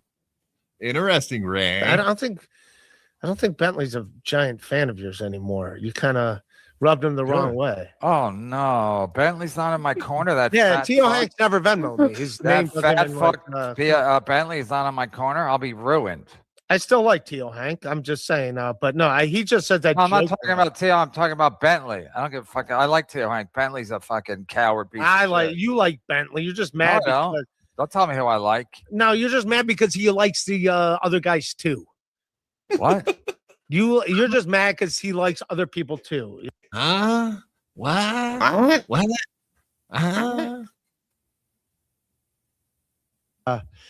You have to read Super Chats, Ray. YouTube allowed it. All right. Thank you, New Jersey Ranger. Chad Stolen Bike, MLC Podcast 81825 FCZ. I don't know if his bike got stolen or not. I don't care. Well, he shouldn't. I don't know if his bike got. Do you guys? You can't read the fucking date on there. It's 8/18. You guys heard what he just said, right? Yeah, he doesn't. Yes. want to. I know. He's retarded. No, both of KB's pretending like he doesn't know what I'm saying, and Ray doesn't know what I'm saying. Between the two of them, yeah, they're lame. Chad Stolen Bike 8/18/25. That's a date, guys. But yeah, no, I don't know if he got a stolen bike. I don't know. Did he get a stolen bike? Leave it outside. That's a fact. That's a fact. You also don't leave it outside because it rains outside, and that fucks up your bike. She'll leave it outside because they steal your bike if you leave it outside. Plus, he's got that shitty lock, that wire lock. All they need is not have a kryptonite. Everyone has kryptonite. All I need is a bolt cutter, and it takes 5 seconds. Yeah, I don't know if people are stealing this bike, but I'm not around, so I don't know. I'm here. A great answer, Ray. So useful. He's such a knucklehead. It drives me insane. I don't know if he still. No, I wasn't saying this bike got stolen. I was making a statement about the last bike, you dummy fucking guys. Is he lying? Like, about the new one? About what he The says he last doesn't. one. No, about what he claims he doesn't know. Ray? Yeah, I Yeah. believe he doesn't know things. Yes, I do believe that's true. Okay. I do believe his ineptness, or whatever you want to call it, ineptitude. Yeah, even if he was told, even if he was told those things, he still wouldn't know them. Like, you could tell him Chad's bike got stolen, and you can ask him a week later, did Chad's bike get stolen? He'll go, I don't know. He doesn't listen when he's talking to people on his show, and they'll say something, and it just exactly. Harley Hold Dean on that. my phone. Wouldn't hurt me.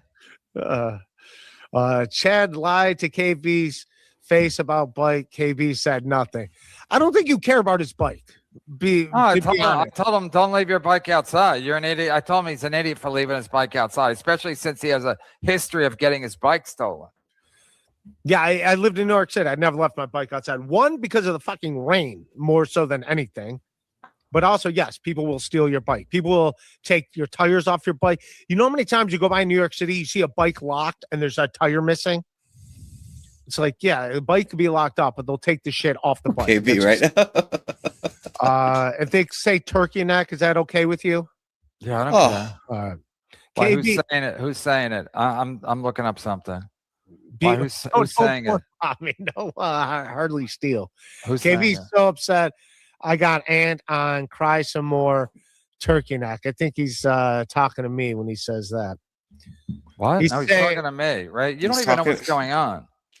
No, I'm joking. He's obviously talking to you. because Anthony Cumia went on BYB. Let me check. I think this is good for Chad that Anthony Cumia is paying attention to him. Let me see. So BYB with Anthony Cumia and Detroit made $141. You're still. He's literally looking it up while he's on Rock Bottom Podcast. I knew that's what he was. It's so insane. It's so insane. And yeah, he was looking it up before my super chat even came up. So that means he was reading super chats ahead of time. He knew what was coming.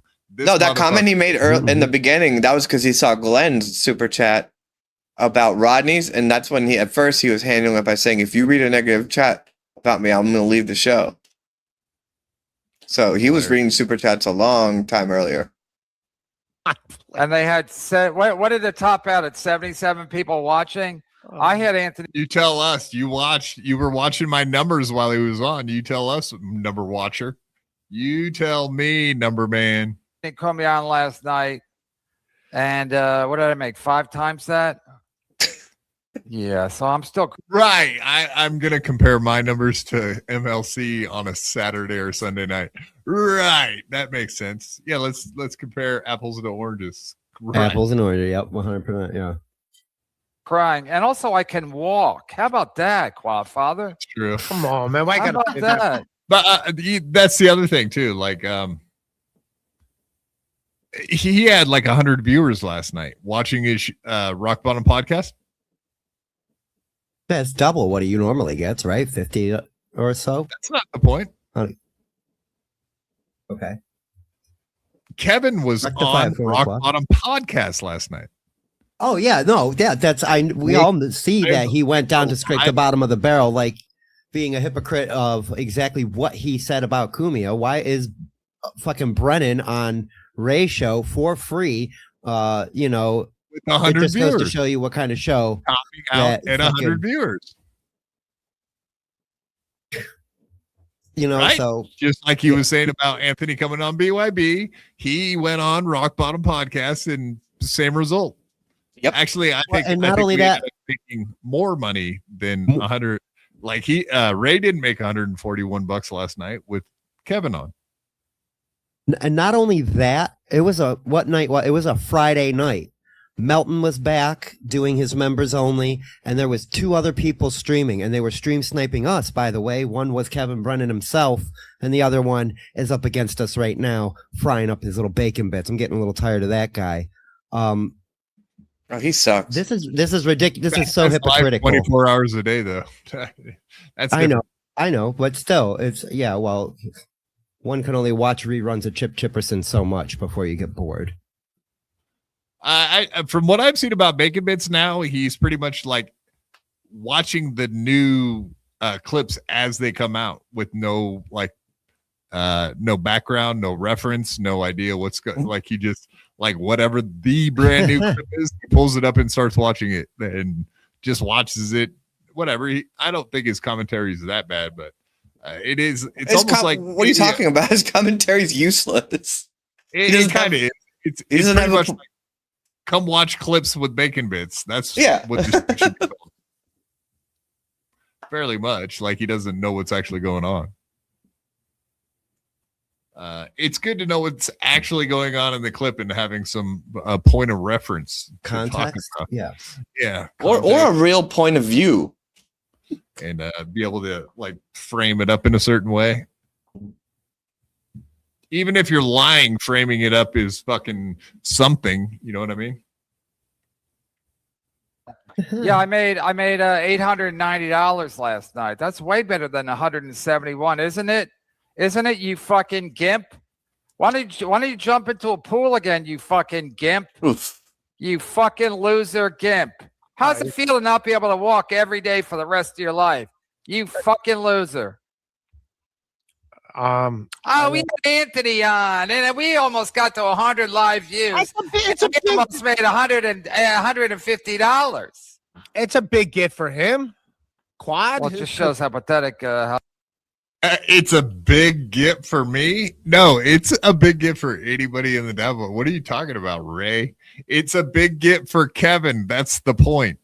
It pissed Kevin off because it's a big get for him, and he wanted him. Like he was very jealous that we had him on, that we were doing a show with him. That's the point, Ray. You never see the fucking main point, do you, Ray? It's a big gift for him. Quad. Well, it just shows how pathetic, how low Anthony Comey has fallen down. I know he went on your show again. He's doing shows at racist and quadriplegics. That's actually not a bad thing. What, being a racist and a quadriplegic? Or this? No. I'm a failed writer. I gotta retire. What's it called? WAG. They give me money the first of every month, Ray. Are you paid by the Writers Guild? No, I'm not. I am. Huh? I'm not paid by the Writers Guild. No, I get a check every month. You know that? Yes, you just. Brennan told me. is a I believe professional you. fucking You don't bully. believe me? You want me to go get it? Jesus Christ! Ray, I get a check every month from the Writers Guild. You should have said yes. And SAG, the Writers Guild, I did early retirement during COVID. So I get paid to infinity and beyond, because I'm not even Buzz kidding. Lightyear? Infinity and beyond, because I set it up so that even when I pass, if I ever pass, I probably won't. I'm talking about taking a shit, but my wife gets it. My wife, she gets it after. My wife. So I get the Writers Guild, and the SAG, I'll get that. That wasn't as much as my Writers Guild pension. So I get SAG money. I find it interesting that came up. Let's show that real quick. Let's take a side tangent. I found it interesting that he was talking about his writer actor guild thing, and talking about death, and that his wife will get his SAG money after he dies. Considering this just came up recently. What? No, just talking about the I know it's matter of fact or everything, but like just talking about who his wife getting his pension after he dies. It's like, God damn. I mean, well, I think there might be something going on. So we'll take a little side tangent here into what was said on by Adam Bush. True. I haven't heard that one. I will add one thing, though, if we can continue on bringing the mood down. When I was looking up all of these clips, I found 3 separate instances where Kevin is alone by himself without a guest, and he says to himself out loud, well, I've got terminal cancer, so what does it matter? And then later on, he said, well, what's the point? I have terminal cancer. Is this a running bit that he does? I wouldn't know. It's I don't know. Hilarious bit if it is. Well, it would be on brand for him. Sure. But he does continue to say that, and no one in the chat acknowledges it in any way. And so it's got to be a joke then, right? No one's taking it seriously. Well, it was a joke when he was glad Matt Perry was dead, right?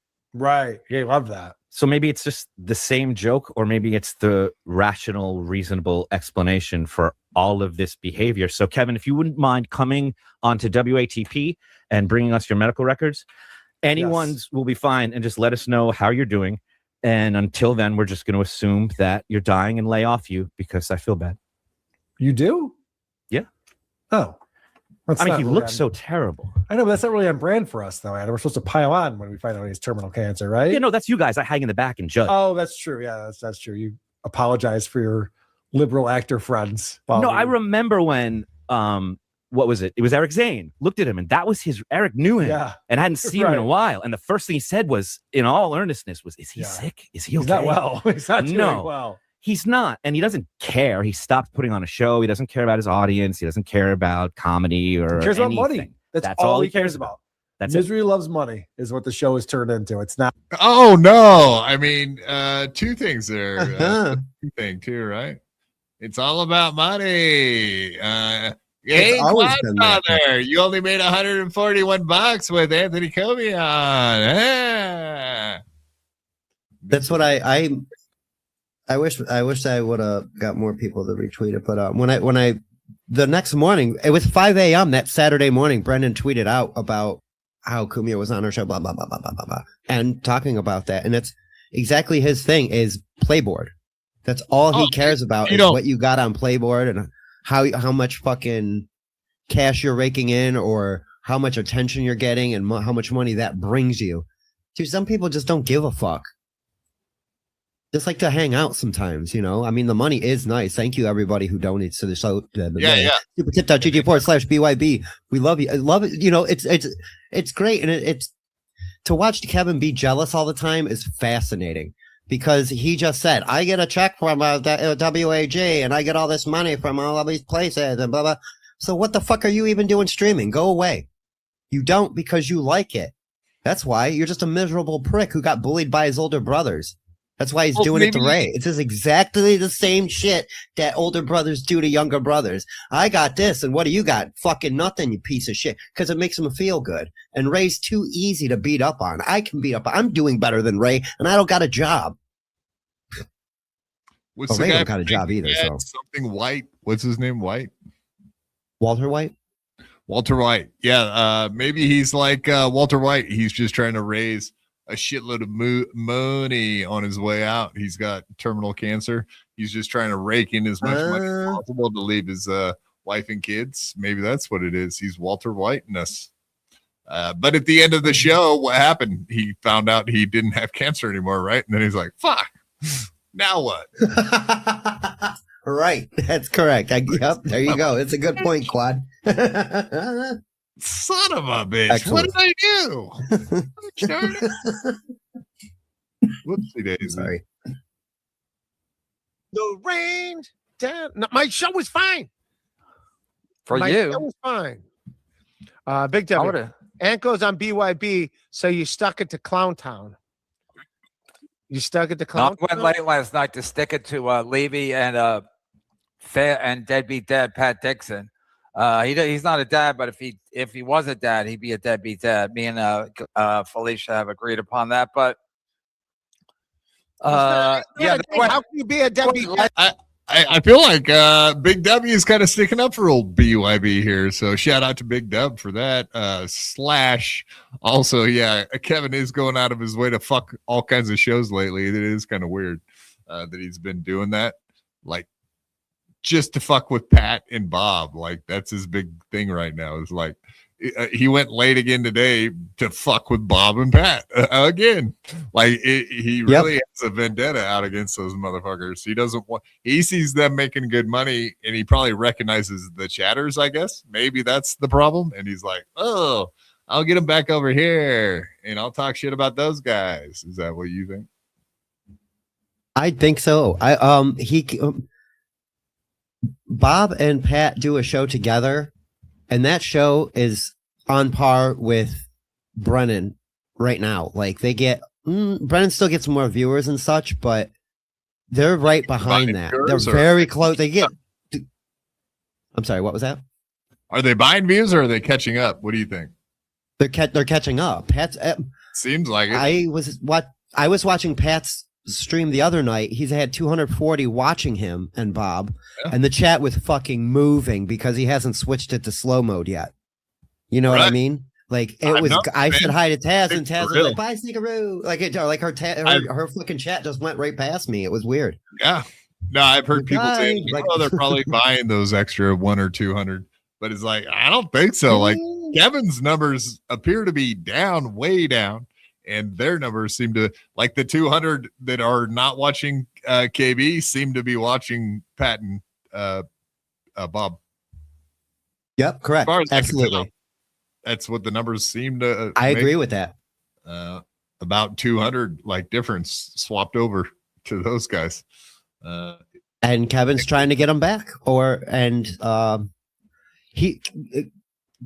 KB naturally competes though too. Like, he likes that shit. If Melton was doing a morning show, doing some dumb shit or whatever, the same way, and KB was mad at Melton, dude would roll out of bed at 11:30 just to go against Melton. You know what I'm saying? Like, he would do that. But that currently on the radar, dead center, is Pat Dixon, and right next to him is catching shrapnel, Mr. Bob Levy. Exactly. Yeah. I was going to say something. I'm sorry. Bob is not here, so I'm talking. I forgot what I was going to say. I don't know why. I totally lost it. Moving on. Whoopsie daisy. Fuck. Yeah. Forgot. And I'm the stoner. Glenn Beers. Ray, why can't Kevin sell out Ronnie? Blame me. I was on the show too. No. I don't have to sell out Ronnie's. Ray. I'm making a good living doing what I'm doing. I don't need to be a comedy hobo like yourself. Trying to Okay, that's go. cool. Hey, I want to go over here. I want to go over here. I want to. Ray, you're like what 50 something? You're still trying to make it as a comedian. I already made it. I got my. Yeah, well, guess what? Anthony Cumia and Stuttering John, they're not comedy hobos either, right? No, they're not riding the train like an actual hobo. I would find them to be more like the homeless on Skid Row getting free meals because they're still getting some money to eat. Ray travels much more.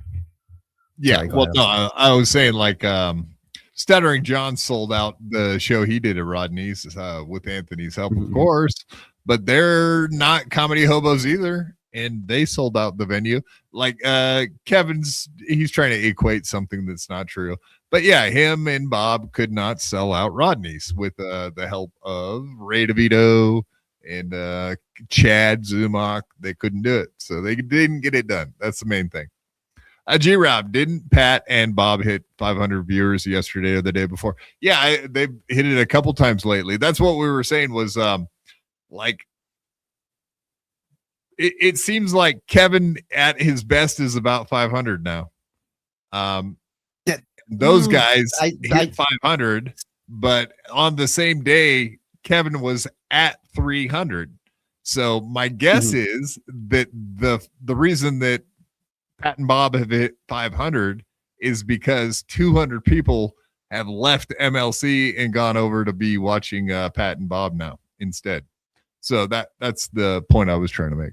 But yeah, absolutely. I agree with you. Those guys have hit 500 a couple times, I think now. So congrats to them. They're crushing it, man. They're doing it. And here's the thing. I watched Pat do this a couple times when Brennan helped him get that YouTube channel monetized. That was like a helping hand getting him to a channel, right? Then the thing happened and he was relegated to Rumble. And I watched him build Rumble.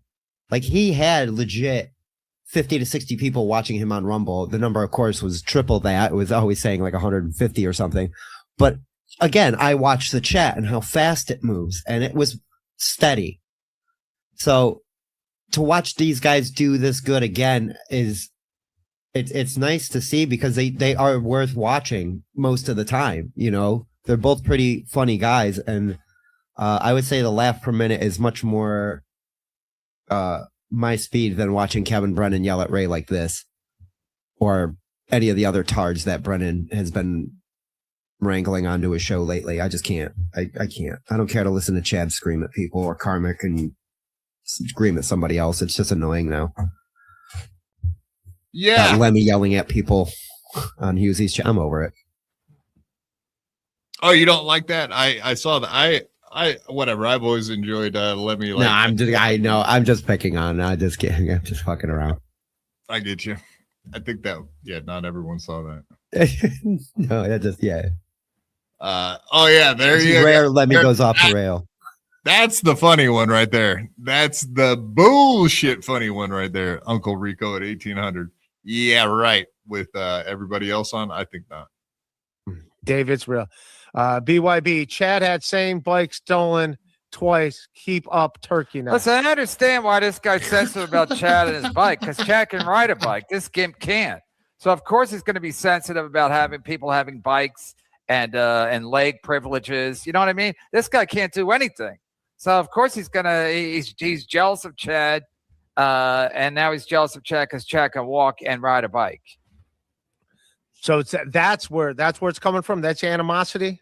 Of course. Wouldn't you be mad if you could never ride a bike and everybody else would ride bikes and live so haphazardly that they would just let them get stolen? I mean, you think a guy who's a gimp isn't jealous of that? He is. I ride a bike. He's not mad at me. You ride a bike. I mean, could be mad at me. No, he is mad at me. He's me and Chad because we ride bikes a lot.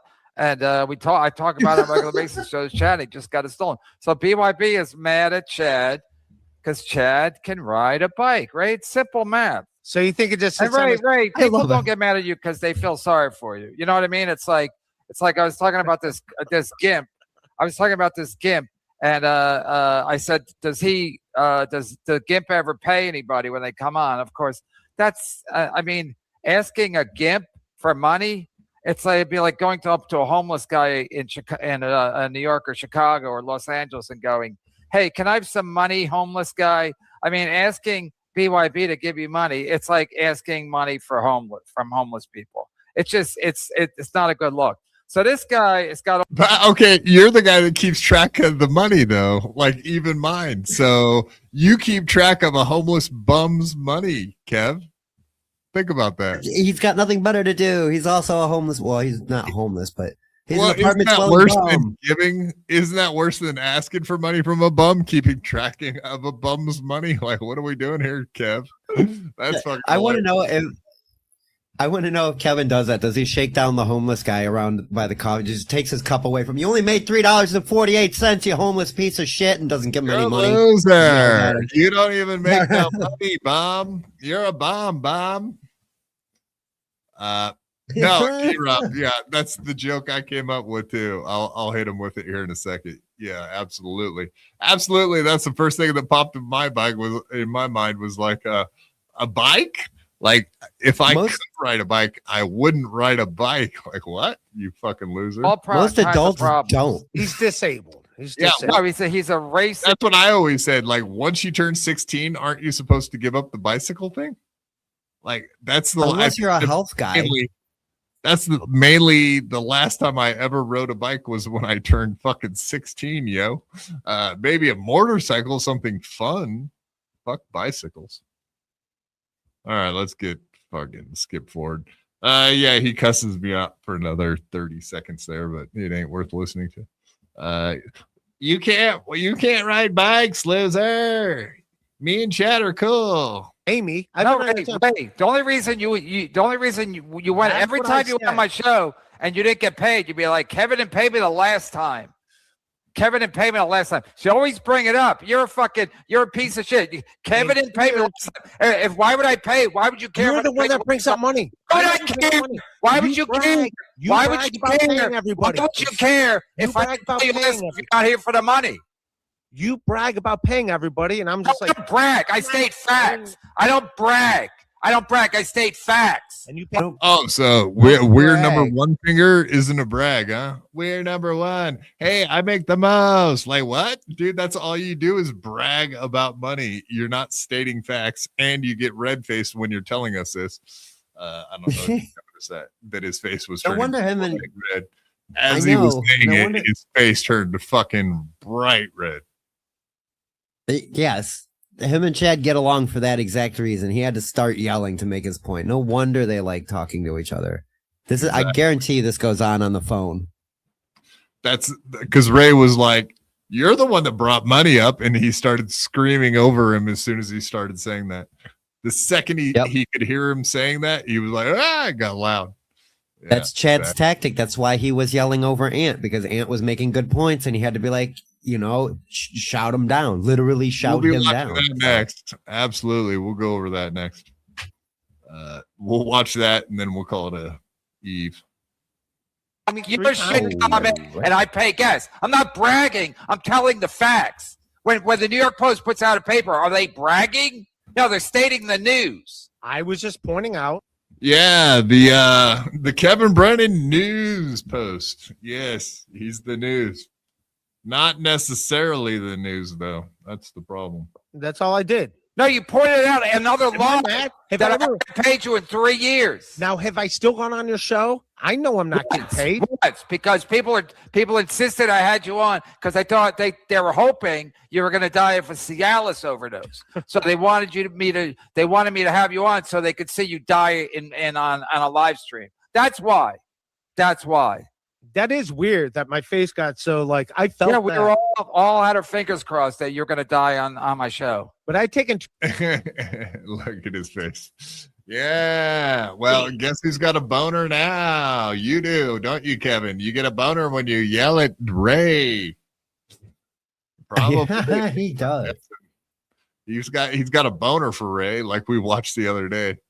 Remember that show we watched with the Cialis video? Yeah, you were there. Yeah. No, his it was no. I'm laughing because he was sweating. Boner show He was today. like, he was literally. He was fucking that. I don't know, man. I don't think that was a bit. I think he was wasted on Cialis. I don't know why that's funny, but it's funny. He was all boned up for Kev.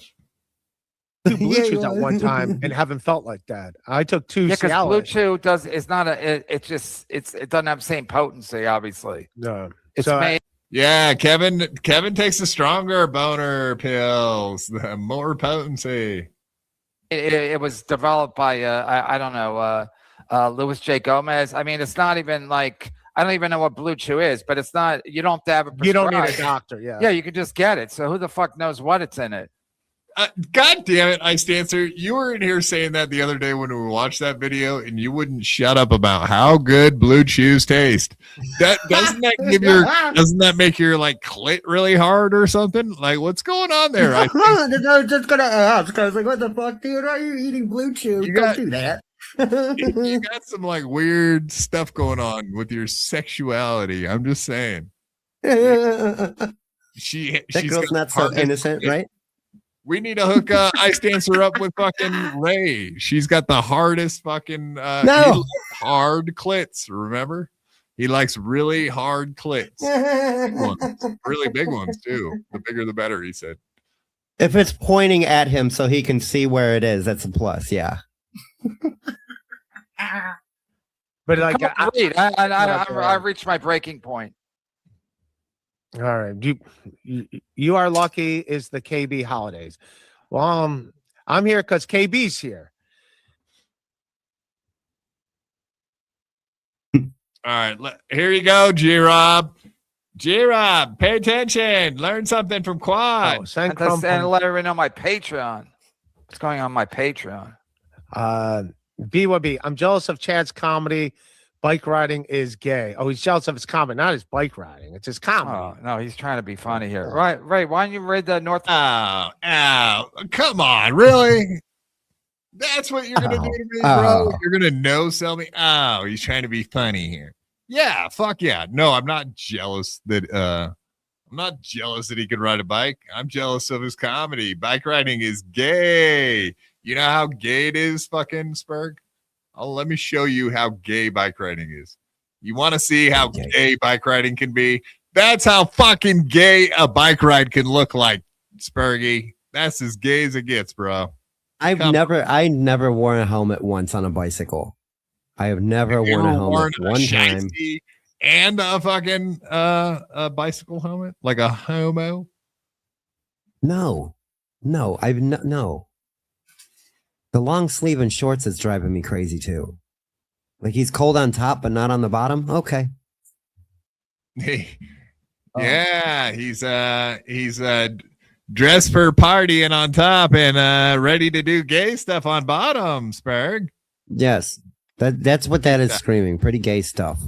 Gay How about stuff. his shoes? Are those gay? Huh? I bet you don't think those are gay. Those are really cool shoes. Well, the socks are 100% gay. The shoes, I don't know. They're gray and orange. I can kind of take it or leave it. Pink laces, bro. Come the fuck. Oh, those are pink? On. That's gay. Oh, they look orange to me. I don't know. Maybe I need to adjust my monitor color settings. He's got pink fucking laces, yo. It's breast cancer month. Look at his titties. Gay month. Gay guy month. Hey, nothing gay about riding a bike, huh? Yeah, I mean, if I had the choice to be in a wheelchair or look like that any time, I'll take the wheelchair. Sorry. Wheelchair. I'm used to the wheelchair at this point. I'd rather ride the wheelchair than a bike, to be honest. Was Ken super chat? I did. Send Crumbum the link. Remember you used to have these clowns on a regular basis? Oh, he's trying to be funny. Oh. All right, one last little clip from this show. We'll watch the other show. Better read it. Speaking of Cialis, you up for the challenge? I'll do it, Cialis. What do I care? One doesn't do anything to me. No, don't do. I don't want to be a party of this. I'm jumping off, Ray. I'm not. If you're gonna do 10, I'll stick around. I'm not gonna watch you take one Cialis and then start talking, sweet talking me to try to fuck me. Yeah. It's Yeah, he wants you to take 10. I will. Yeah, when he gets off the train. Yeah, no sweet talking allowed. He just wants to get straight to the fucking. He wants to skip all the sweet talk. Just take 10 and fuck. Ugh, gross. No romance, a little bit of foreplay. Come on, man. Yeah, I think that's what Kevy's saying here. That's what it sounded Yeah, like. right. Kevin wants to be held. He's not a prickly pear like he paints himself out to be. I'll do one. Who gives a shit? One doesn't do anything to you. So Ray, why don't you get a fork like Red Bar tried to do, and why don't you poke one of your veins? I mean, you're like a dancing monkey. So somebody gives HVAC North gives you $100 Canadian, and then and you'll like overdose for $100 Canadian. No, I can't do 2 again. That was too much. Yeah. So how about if HVAC gives you 200? Will you take 4? No, because I was scared. All right. He'll take 2 though, folks. Just remember that he'll take 2. He'll get all boned up. You'll love it. Enjoy it. Did he take 2 or did he only take the 1.5? He was scared of dying. I remember him. Allegedly took the 2, I guess. We only saw him take the 1.5 though. All So right. until we see him actually take the others, I don't know. I don't believe it. I don't believe it till I see it, man. Never believe that shit. God, we got so much fallacious stuff. Let's watch the ant thing. Do you want to watch the Felicia shit, or do you want to watch because Felicia and Joey were on they were on MLC while we were on. They checked us out. Yeah, that's who was sniping it. That's why I was waving, man. I got fucking irritated because there were not because what's his face was doing his watch along while vaping, and then I look over again and there's fucking MLC, and I'm like, oh, what's Brennan doing live right now? Watching us, kick it with Anthony, and I was like, well, fuck these guys, and then Anthony seen me waving. I thought he was looking at something else, I tried to like be coy about it, but like, dude, what the fuck, man? I mean, it's gonna happen. Let's watch Anthony. Yeah, there's so much gold in the Chad thing, man. I'm just saying, it's too much. Too much good shit. We can't miss out on that.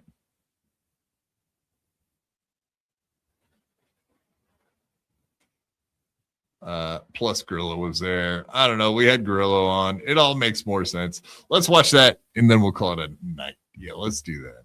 Okay. Sorry, man. I'm doubting myself and then overruling myself and overriding you. I'm sorry, man. I'm a piece of shit. I'm just bad. I'm just a bad man. Bad man. The funnel truck. She is a fucking truck though, like a linebacker, bro.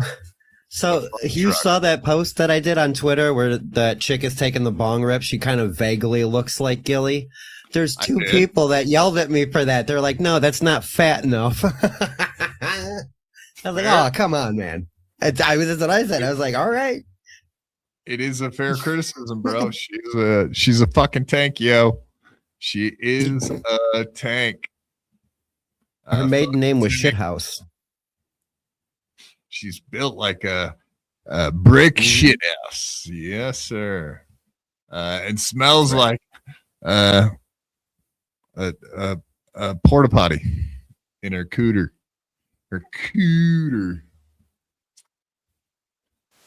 Old panhandler. Just look. What do you think about the bandana? I mean, he's really trying to steal fucking Gino's gimmick, huh? I'm saying, I don't know.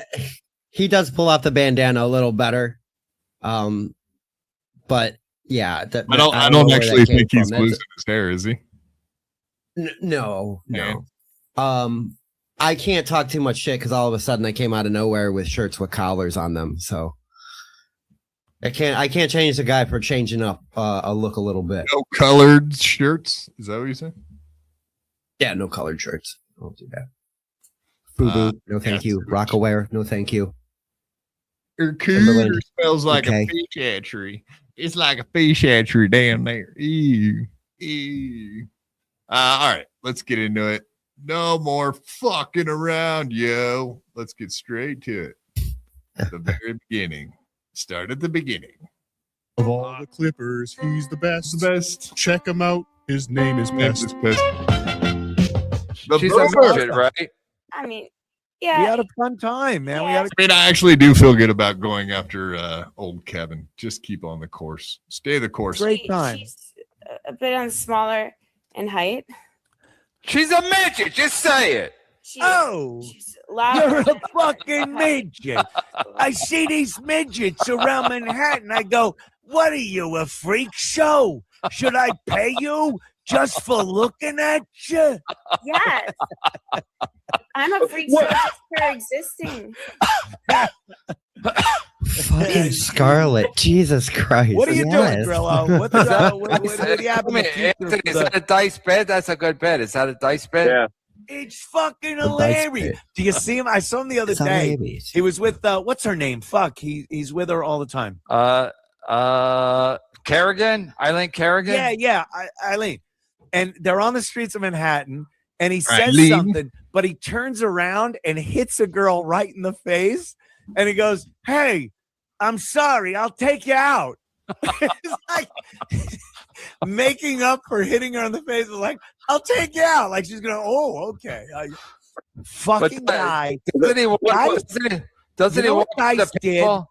did? Dice could have tried to be the young, crazy Dice from the 80s, his whole career. I've seen comics and musicians that try to just be the guy they were years ago.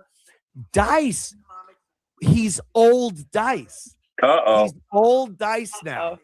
So he knows. This is why I started watching Prom. Ah, It's not look real. at that, Zumak. What's up, Z-Man? How you doing, buddy? Kumi, First of all, you let me just killed say it on this. BYB. No man. yelling. You I killed will it not on BYB. Watch your Dude, language. Kumi, Zuma. you fucking nailed it on BYB. How the mighty have fallen. Wow. I will not yell with you. I will talk with you. Let's not yell, okay? Yeah, no yelling. It's a lot better if we just talk. Yeah, so what is Chad? Chad goes on Tripoli, right? That's a step up. Mhm. Chad For him goes it is, on MLC, right? A little step up. Sideways, lateral. All right, step up from his channel, sure. It's a step up from his show. That's it. Those are the only shows having Chad on. Other than that, he only goes on smaller channels or his own. Calls into Bedabbler, that's it. He just calls into old Rocco in the morning on Saturdays from time to time. But yes, no, he doesn't go anywhere. He doesn't travel. He Live, but MLC gets 500 live. And And that's what Chile gets 1,000 and WATP 1,800 gets apparently. 1,000. So like, what are we talking about here? Like, what's the huge difference between BYB, WATP, and Shuli? Like, we're cutting hairs here, dude. We're nobody's like fucking killing it in the Dabbleverse, like with views. correct. What are we talking about here? It's just wild the way that Chad thinks. You know what I mean? He probably really thinks like he's blowing us out of the water and that he's a badass motherfucker. Well, I mean, he is currently because he just raised $10,000 on a GoFundMe that's pretty much charity. Yeah, that's exactly what that is. He's begging for money because he can't earn it at all. He can't even get the super Right. tips, super chats, or his Patreon's gone. He self-sabotaged For a his living, tip system. we do it for fun. That's what I'm trying to impress about Brennan. Like we're doing this for fun, but he is making this like this is our fucking job. Like this is a day-to-day. This is what I do. It's Chad and Kevin's not. job. Absolutely. It's their job. It has to be because apparently the Writers Guild is not paying him enough money monthly, or it's all going to his wife, and the super tips are what his pocket is. Like he does pay his taxes on it, so it is claimable income. Holy shit! It's just realized weird that, the way yeah. they think about it. I'm just glad that they actually have to say things about us to try to demean us because we are actually competition. That's the funniest part about That's what- all of this. Like we, And as that- far as views go, we're typically about fucking Chad's numbers, like same fucking numbers. Oh yeah, When he leaves a show up, slightly he gets above. like 1,500. Yeah, exactly. Like he when he leaves a show up, he gets like 1,500 views. Correct. Total. And so do we ish. Like Chad show regularly BYB numbers. Like this motherfucker is BYB level. He somehow thinks in his mind that he's like killing it in the fucking live streaming business. I really don't understand. Not so. It's fucking weird, man. This guy, he's delusional, is what it is. No, and it seems that it's But like if Anthony went on sit down Zumach, he wouldn't say like, "Oh, how the mighty have fallen," because he doesn't think of himself like not that. even close. You know what I mean? Correct. And it's not. And the other thing that was getting at me was like people can't accept that you're actually doing better now, Quad. Like the whole show is doing better. Like there's better recognition. Somebody in the chat just said it's you've been a staple of the Dabbleverse for how fucking long? Yeah, a little bit. But you've been here for a while, dude. Like you've earned where you're at, dude. Having Anthony show up on your show unprompted, that shows like how fuck, dude. That was right. That was good. Sorry, go ahead, read this. Anthony's over here now. Fuck yeah. AJ, Chad's point about Anthony's fall from mainstream radio to podcasts. Okay, but he wasn't saying that shit when Anthony was on WATP or fucking Shuli's channel. He's just saying it now because he's very jelly and he's very upset, just like Kevin was. That was my point, AJ. Is that they're very jealous and annoyed that Anthony would come on my show because whatever, we're doing fine and we're normal fucking people. And Anthony saw that and he was like, yeah, I'll hang out with normal people and have a conversation, which he won't do with you. He will not come on, sit down, Zumach and talk to you because you're a fucking loser and he hates your guts and he thinks you're a piece of shit. You're the loser, Chad. That's the point. Well, I think Anthony's about to make that point. No one has to be Other thrown respect out. for Shane. No Fucking yelling. Brennan doesn't have to push his little buttons and get rid of people. Yeah, I'm Look, we're the nervous. Brady Bunch. It's great. I'm fucking Go Greg. MLC. I'm Greg. And here's the other thing too. Like we had 6 people. It looked exactly like this. Yeah. We had 6 people with Anthony. It looked identical to this. You were So, where Brennan how- was. Anthony was dead center. I was where Anthony was. I'm not J-Mo was talking about Scarlett. placement. I'm saying it. No, I am because I want to people on imagine screen. Scarlett as J-Mo. There's 6 people on screen. You know what I mean? Like Yeah. Kevin used to talk about that all the time. Like, oh, more than 3 is too many. Like 3 only. Like to your co-host and your guest, and that's it. Like now he'll have 10 people on screen. Like whatever.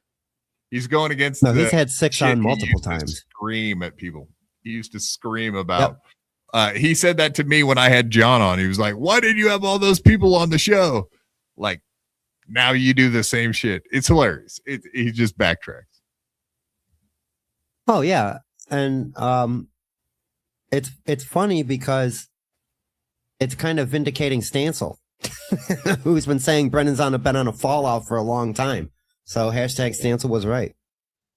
Look at how far. Look at Chad's there talking about how far Kumi has fallen. He's making appearances on shitty podcasts where Brennan is turned his relatively decent podcast, Burning Bridges, into what he is now claiming to be a shitty podcast like ours. You know what I mean? Like this show kind of thing. Fucking retarded, dude. Sunsetting is not even a Mr. word Brady. to begin to describe what's going on with Brennan's brain. It's I'm a sorry, go really fucking weak. No, you're fine. It's just a really weak argument that Chad and Kevin make about us. Whatever. It is what it is. I don't really. It doesn't bug me. It says more about them than it does about us. That's the point. That's true. Because he was gay. Look, okay. Look, Chad, I spoke last night. Anthony, let me just preface this. At some point, you and Chad had a friendly relationship, right? He would call into your show. We'd do your show. We did. And what Senator missed? Was it Chrissy Mayer? Was it Gina Boscante? Yes. Here's what Chad likes to say all the time, that there has to be some ulterior motive. It can't just be that Chad is a piece of shit. It has to be that I have to have latched on to someone else's opinion and go, yeah, I want to be like them. And if they don't like Chad, I can't like Chad. That is such nonsense. I like people. And even in this Dabbleverse thing, I go on people's show that hate other people that I like. I don't gang up on any one person. Chad, you are an unlikable person. You're a liar. Kumia, you're a liar. You're a liar. And that's fine. But don't you try piled to deny on because it. of Carl and Chrissy. I watched it in real time. We all did. Chad, you're lying. Chad, you're lying. You're lying. Okay. You let me said you're a pile-on guy. You even said that. I'm not when did I say I'm a pile-on guy? I'm did that. Not a pile-on guy. I've never been a pile-on Your boy guy. Jimmy Norton loves me, and everybody else, That's Florentine. great. What? And Because you want to be in with Carl and everybody else. Look. Yeah, that proves my point. Exactly. We can both have a similar friend and we can both fucking hate each other. But we both like Jimmy and he likes both of us. Like, exactly. And caught it. Perfection. Exactly. Mm-hmm. You just proved my point. And would you say that Chad's drunk? He definitely sounds like he's lit to me, dude. Yes, no, he is. I think he's in that stage of drunk where he may have taken a couple shots, and you know how you get that energy up at first, and if you don't keep drinking, you can fall off. He's right in that pocket. He's had a couple drinks. He's feeling himself. He's ready to go, and he starts shouting, and then he starts acting up, and he I don't want to move my microphone because I make that noise because I always bump it anyway. But he moves his microphone away, and he sits or it'll back, go and out. he's like, yeah, so fucking. And Ant calls him out on that too. Oh, your StreamYard went out, huh? Because that's not what happened. What happened? Yeah, so he was at the comedy club, and I think naturally he drinks every time he goes to a comedy club. I don't believe that he says he doesn't drink when he goes to comedy clubs, but it's been confirmed by I've had many people confirm that he's drinking at the comedy club. So that's bullshit. He hangs out afterwards, drinks. That's a fact, Jack. People even know what he uses as a mixer. You know what I mean? He brings his own mixer with him to the fucking club, dude. Come on. Bullshit. Maybe that's why I didn't smell alcohol on him, because he was mixing it with whatever. Alcohol. But that's the other thing is, the second that wild, Anthony started calling Chad a liar, you're a liar. He said it right back to him. He's not even coming up with his own original thoughts. His first argument was just repeating what Anthony was saying back to him. You're lying. You're a liar. You're a liar. Fucking loser. Fucking. It's such a pathetic thing to watch. Let's just move on from the first part. Let's get into it. Because whatever. The basics just go on for a while. Let's maybe listen to a second of it. Chad, that proves my point. They mean something to you. I love Jimmy. If Jimmy likes you, I'm not going to go, oh, fuck Jimmy. I have friends in this business, as do you, and I'm fine. You as a person, I don't like you. You're not a good person. Yeah, and you could think that of me. Hold on. You could think that of me too. It's fine. But you can't argue the point that you are a thief and a liar. And you say shit about me, and perhaps it's true, but I don't like you as a person. How is that a problem? Because it hurts my feelings to not like me. Oh, look at that face he's making right there. That's the end of it right there, because he's already been he's upset that he went on our show. Chad's upset that Anthony went on our show, and now he's being told, I don't like you. and it's fucking over right then and there. That's like basically the end of it. And you can see in Chad's face how that makes him feel. He literally made him feel in this fucking moment. You can see the lip. The lip is the quiver. It's the He's one gonna lip cry. sitting. Oh, dude, like, yeah, you get the feeling. I'm sure the very first feeling he had was sadness. And then, of course, after you get sad, then you get mad, right? You get angry, you get upset. Yeah, that's how it works. That's how everybody is. It's natural human reaction. Yeah, it's emotions. He's an emotional. Baby. He's baby fatso. Bitch.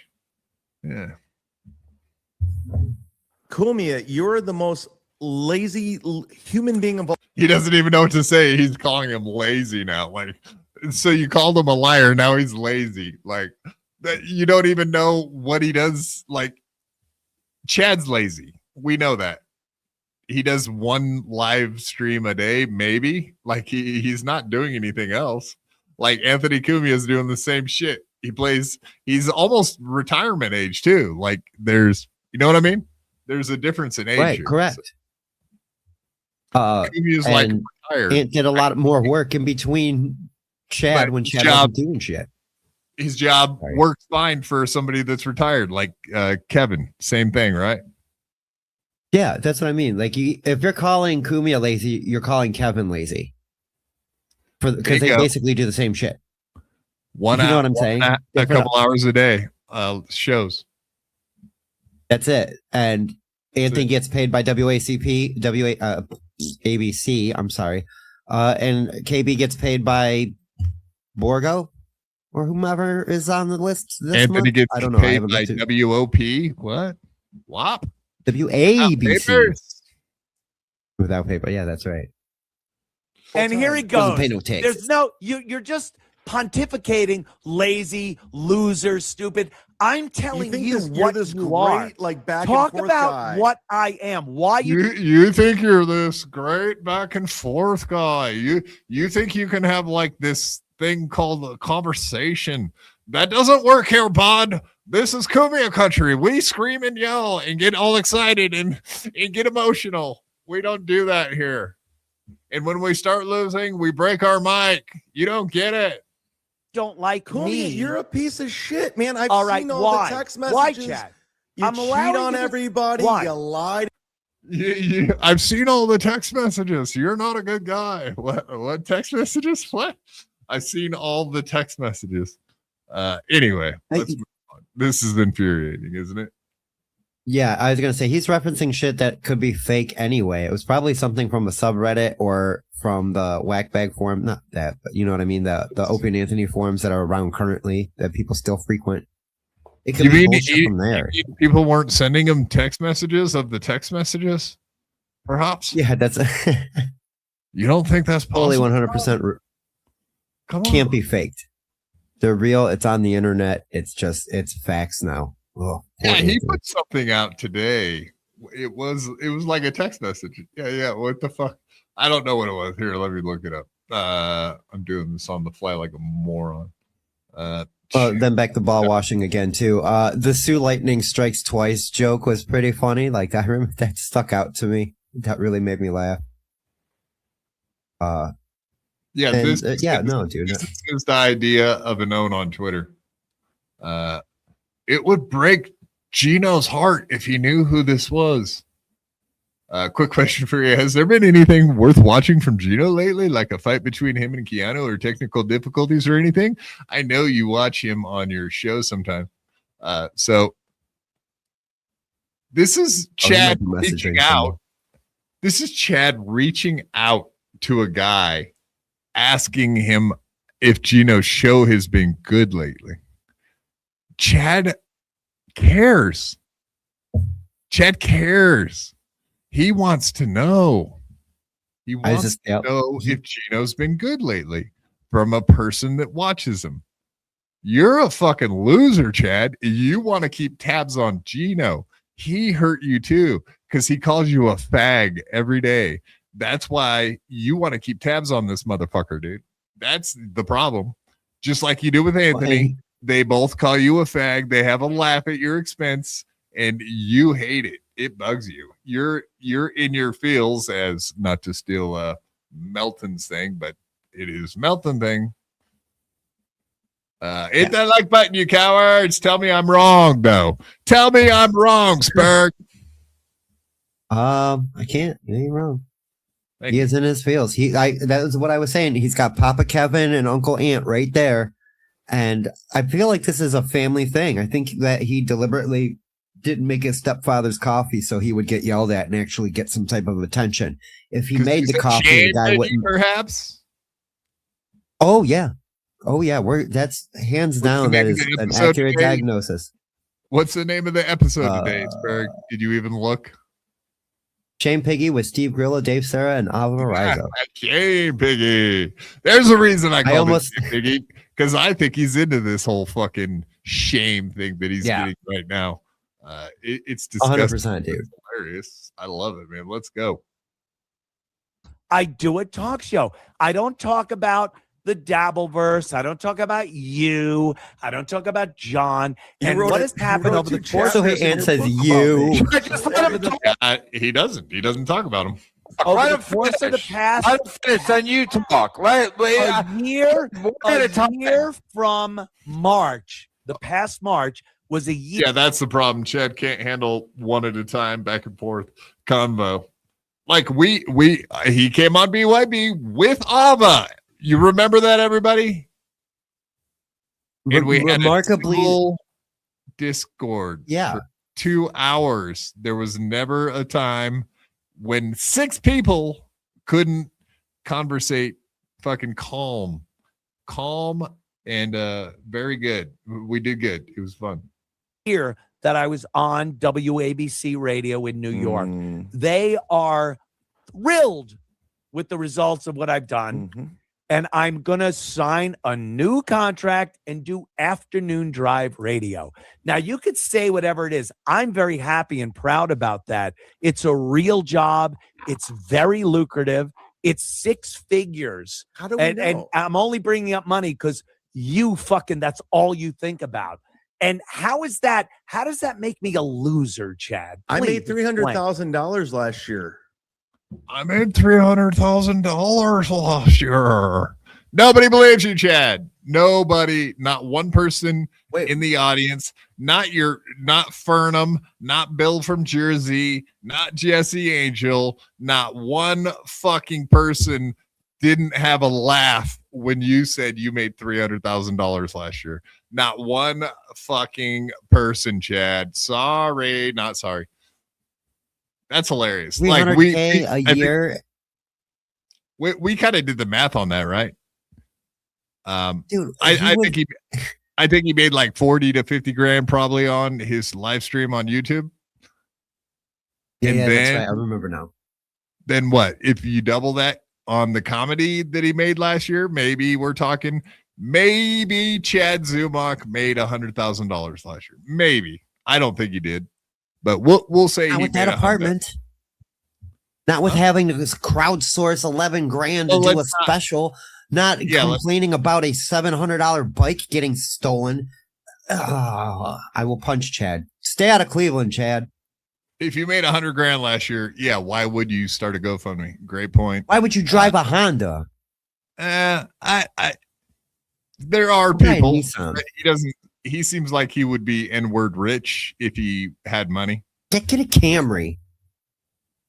Like I don't see Chad being fiscally responsible if he had money. Like, he seems like a moron, so he does seem like somebody that would show off his money. N-word rich, as we call it, Newport rich, whatever you want to say. But yeah, okay, we'll give him the benefit of the doubt. He made 100 grand last year, and he doesn't spend money on new stuff. Cool, that's good. But you made 100 grand max, no 300 grand. Sorry, bud. Oh, when did his stepdad die, or when did his dad die? I forget. I think he did make some money. He did make some money when his allegedly. He got an inheritance. That's right. And he said he had 75 grand in the bank. I don't know, whatever. No, I think it was don't 1-0 believe any of less it. than that. I believe none of it. No, What? maybe he got 7,500. Yeah. Exactly. Let's see your contract. No, what? What did you say? I just made $300,000 last year. All right, that is another Chad Zumock lie. Okay. How do you? No, how do you now you're the known reason why as I a said- liar, Chad. The second he said it, Anthony was like, no. Cumia. How do you say? Can you How let me did you speak? make $300,000? I guess I can't speak. He had a lot of credit. A lot of credit. He had a lot of credit. Scarlett, good job. Okay, so he says he made 300 grand last year, and Anthony instantly calls him out for it and calls him a liar. And in that second, Chad had to go into the corner. You see how he had to back up into the corner Yeah. because he realized he just blew it again, and he was like, "Fuck! How do I get out of this one?" He is literally and figuratively backed into a corner. Scared. Yeah, I guess Hi. I Yeah. can't speak. Let I Chad guess it's speak. not my turn. Let Chad speak, I please. guess it's not my turn. Chad speak. Hey, Chad, make it 400,000. Here you go.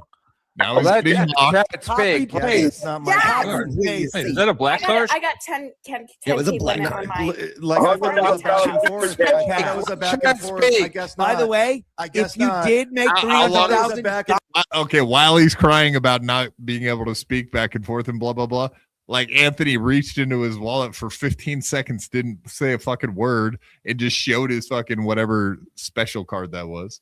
That was it. The black card. And, High and the limit. whole time, this fucking Chad is, oh, God bless. I'm happy Listen, for you. I But would love how to do you speak, call Anthony, but you anyone won't a shut the fuck loser? up, Anthony. I listen to your bullshit and your sales How do you pitch call and your anyone a third book loser that is pitch. gainfully employed in a business that I there it is. He realized he was backed into a corner and he was fucked. There it is. Now he breaks his fucking microphone on purpose. Yep. He's pulling the merch thing. Now I can't speak because my microphone's fucked up. It's the merch playbook all over again. Identical. There it is. It's all broken down right there. Plain as day. Exactly what he fucking just did. It's such bullshit. Huh? What pussy. What a puss. No, he is, dude. 100%. I don't even know why he came on to fight with Cumia at all. Like, Just I don't to know take what he thought another he was gonna loss. get done. It's a shame, Piggy. That's why, Spurg. We discussed this. I He's mean, the shame pig. I can't even wrap my head around that though. Like, I don't know, man. There's something very psychologically wrong with Chad. I'm sorry, I Yeah. got something in my eye. That's why I'm distracted. How many times has he lost lately, too? Like, it's Carl, it's Penny, it's fucking. You brought that up Hart. earlier. People he shouldn't be taking losses from. Yeah, Yeah, Penny. karma. Penny. He should not be losing to Penny, right?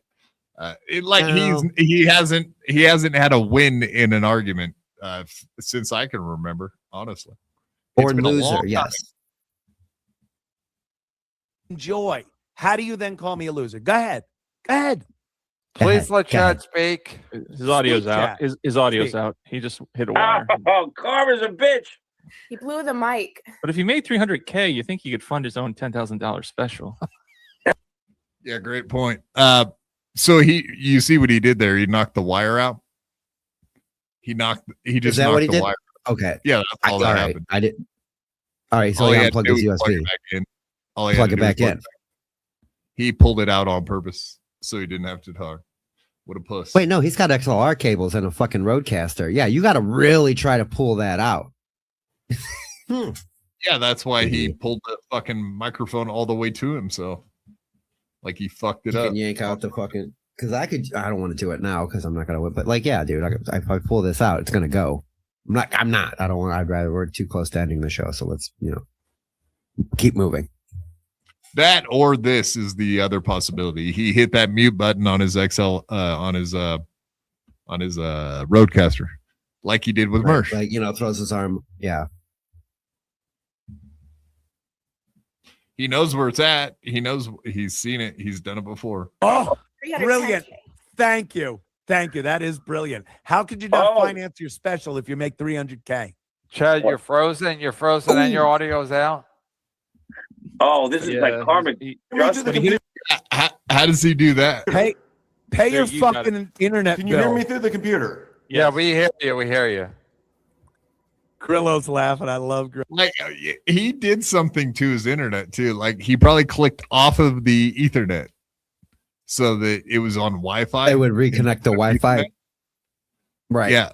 I bet he clicked that so that it would slow down immediately. Like he fucked with all of the settings, dude. Real quick. That's amazing though. Can you hear me through the computer? Yes. Yes. Can you hear me? I can't hear him. We can hear you. Hear me through the computer. I can't hear him. Chad, speak. This is his way of getting out Speak, of boo shit. Hello? Speak, Yeah, we boy. hear you. All right. Anyway, let's skip past that because that's all an act, and it's very gay, and it's see-through as well. Very transparent. During the show, Transparent. There we go. The guy who That's stole so his funny. mic came and got his computer. Transparent, like Ava's dad, for example. Transparent. But it's a play on I words. wasn't That's even clever. last night on BYB. I wasn't even being like nasty to Chad. okay. Why'd you go on? You hate Ava the Ghoul. Why'd you go on with Ava the Ghoul? That's what I didn't understand. All right. Because you hate her, I hate her, and everybody should hate her. Brennan, I heard you were nice to her. exactly, Grillo. Did you notice that You watched your balls. within 5 minutes she was agreeing with every fucking thing I said? That's how it's done. Yeah. You just talk about it, and then she talks, and you go, yeah. And then before you know it, you've exposed somebody as being a phony for the entire shit that they've said about you for years. Okay. She agreed with every single thing because if you can just not yell and speak openly, like I hope Chad does, it exposes people for who they are.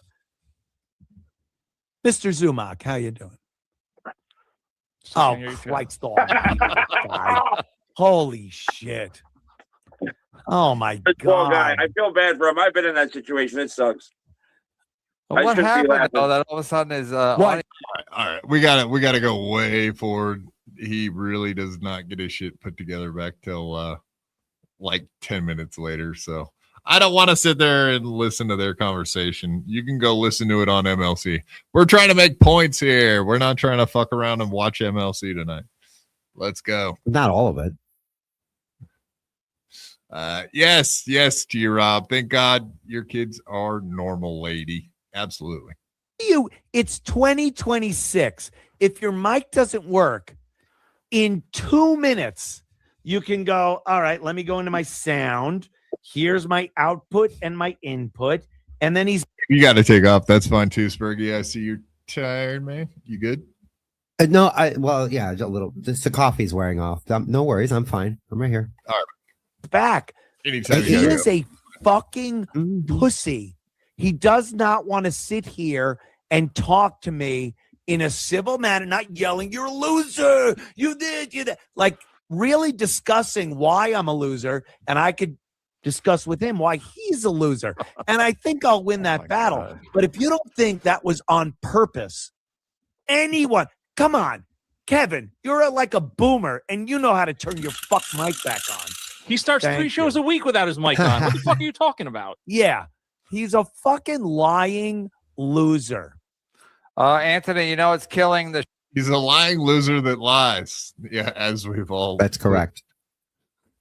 He's a lying loser that lies. Always. No, he's just like Aaron. Chad is just like Aaron in the way that he wanted to be on Compound. He wants to be close to Aaron. He wants to be a radio guy. There it is. You know, Why do you think he was going to Compound? And all of a sudden, yeah, none of the things that bothered Anthony back in the day bother. All of those things that Chad talks about now that bother him about Anthony somehow didn't bother him, 4 years ago when he was trying to get in with Compound, just like Aaron was. Same shit. Same with Aaron. And then we also saw that with Mersh. Mersh was happy to be on Compound Media, but as soon as he found out Anthony was going to Hackamania. Oh, I'm not going to Hackamania because I don't want to be. Fuck you, dude. You wanted to be on Compound 2, and you would have. He was driving Bobo to fucking the show. You know what I mean? Like, so he was cool with Anthony too. All these guys, when they get burned by somebody that they used to quote worship, they flip on them like a child. Went to In Hot Water and the Wet Spot at Compound, even after all their like falling out. So he's very much disingenuous about that. Facts. Oh yeah. Oh yeah. Even still, yeah, you're right. That's right. I forgot that he was on Wet Spot in Hot Water later on too. This is like a year before the place shut down, literally. And then Ant found out about it, and he was like, "I don't want the guy on my network, but what do you do? He's already like whatever. He was already on the In Hot Water show, so." I think yes. I'll just say yes. Yes. I think he's talking to Gino. Good for you. Scarlett, Good this for is you. Slumma. Scarlett's so pretty. It's crazy that you can watch her being pounded by Newports on the internet. She should be somebody's fun Minnesota mom. He's 100% right. Scarlett, get your life together, fucking black dudes, and get a nice husband. What do you? What say you, Anthony? Do you support Scarlett having sex with black dudes? This is too funny when he says, "Listen up." I love Scarlett. I think she's awesome. But there is that thing, like once you go black, you can never go back to the white society and community. And that's pretty much where you're at. It's terrible. It's not listening. You could probably, because I've seen earlier videos of you before you got in the business and everything, and you're a smart girl. But like once you do that, it's over, Johnny. It's like the point of no return. And I'm not. Yeah, dude, that's brutal, but true. Brutal, but true. Brutal, but true. God Sad damn but it! true. I'm not burning the joke. I'm gonna say it. Like that song. But by yeah, the no, Talk, that's sad but true. sad but true. Oh, somebody wants to sing tonight. Karaoke like Karmic's, huh? You ready? I'm not gonna lie. People have asked me a couple of times. They're like, "You should do that too." Just as you know. That wasn't bad. Your little song. It was 2 seconds, but counts. Yeah, well, that's you got to be able to sing at length. This is how you do it good. That's why Karmic is not. You might be able to hit a note. I'm building up a little fucking database of Karmic's not doing so good, and we'll play it one of these days. We're not going to get to in the normal BYB fashion. We always have a fucking pile of stuff left over for the next show. If we get to it, maybe we'll just keep compiling bad Karmic singing. It's pretty bad. It's pretty fucking bad. God, he sucks. Don't want good no job, short Anthony. lick, man. Anthony Cumia convinced him to I didn't get to yell at him. Now he's in a prison. I was a karaoke prison.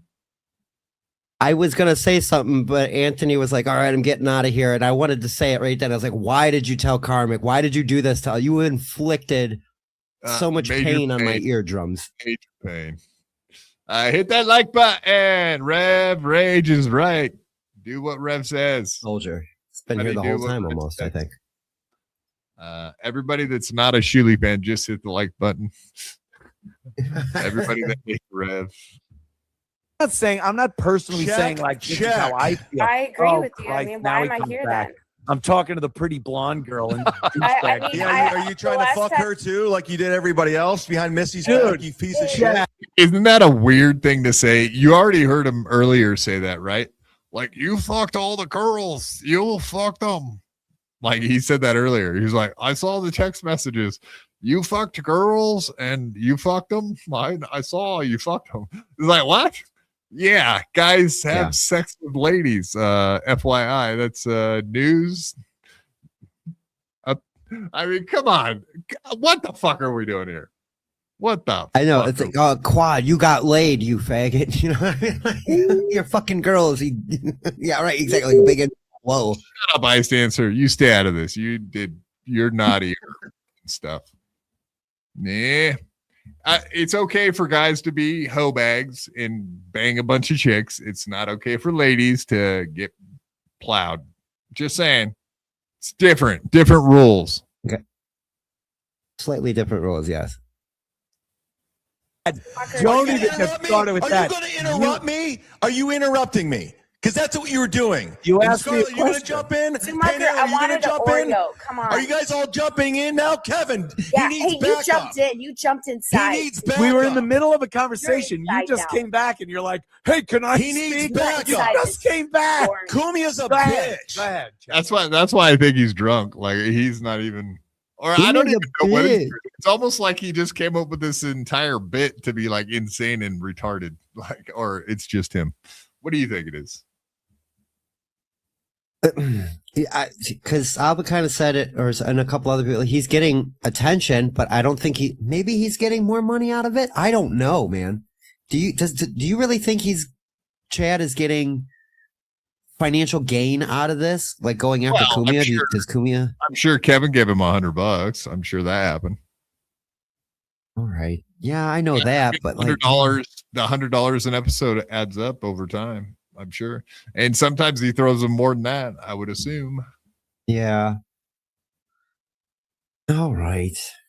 I don't know. It's I don't understand what the end game of this is. Well, anything he does on MLC translates to his show. That's why he goes on MLC. If it weren't for MLC, I don't think Chad would be doing so great over there, you know? That's true. I swear in our position. Well, here's the thing. He only had 20 people watching him. He used to do walk and talks way back in the day when Chad and April didn't want this to end. We're going to go after Chad all the time. And when they were literally flexing on Chad because he had 200 to 300 people watching him every morning, and they would go over to Opie, and Opie would have 10 to 15, and Chad would have 10 to 15. And now it's the other way. It's not the other way around completely, but like Chad has 150 to 200 people watching him. We'll say 50 to 100 real people watching him.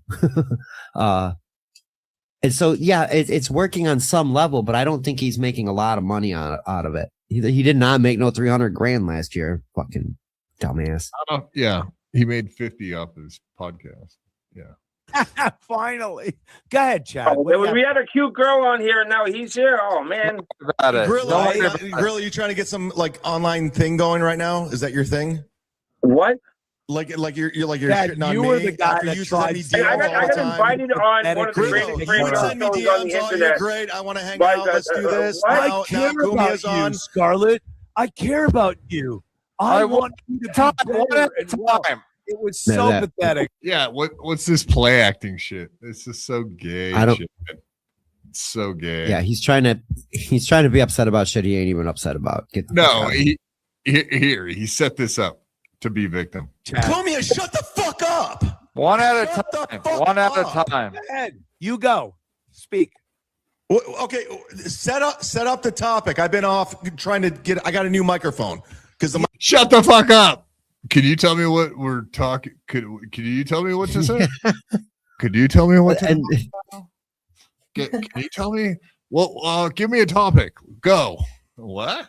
right, exactly. He just wants to yell. And yeah, he didn't have anything to say. It's like bizarre world, dude. microphone's fucking broke. I hate to say it, but we weren't talking about you. What do We you weren't talking about Grillo, you. no one watches you. Nobody gives a fuck I about don't you. care. I don't care. I'm taking on All right, 5. let's check Here we out- go. let's check Here it out- goes. I'm back on Team MLC Grillo. Part 2. I'm taking on Grillo. I'm taking on Panhandler. You're not taking on me. Kumia needs He's a victim. backup. Everyone's He's a ganging up bitch. on me. Kumia, you've always been a bitch. You know you're a bitch. Kumia needs backup. You're a bitch. You're a bitch. Like you're just saying words. Like, I haven't been here. Give me a topic. Like what? Neither one of those two said anything to Chad at all in defense of Cumia. Is this Panhandler wrong? actually was making fun of Brennan to Cumia, and it would be kind of missed. But ain't nobody backing up Anthony. He can do everything on his own. We're doing improv, guys.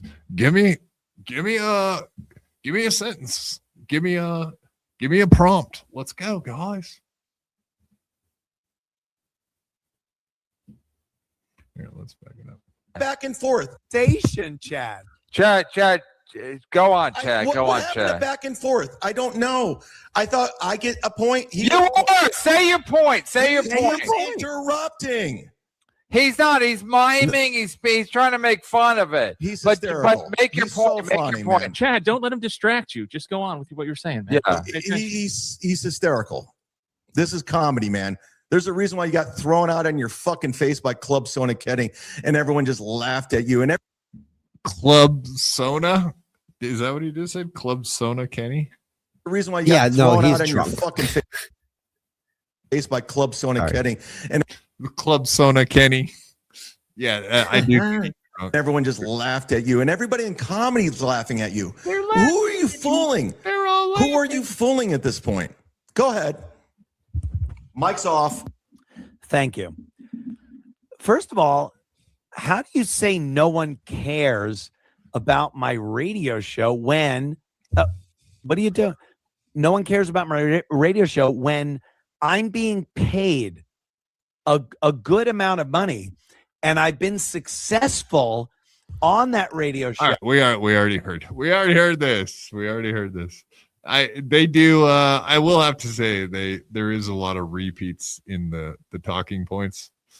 That was unfortunate. The rest of it, I get it. If you don't think you were heard the first time, then of course you're going to repeat it. So I think Anthony just assumed we all had to hear it because I guess fucking Chad didn't hear it.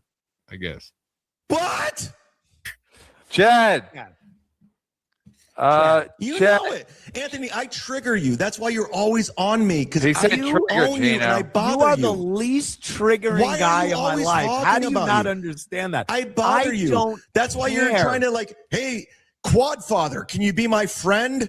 Hey, Carl, I need backup. You're a This pussy. is how You've think always been a about pussy. people that you Where's your want to be in a gun? professional or personal relationship with.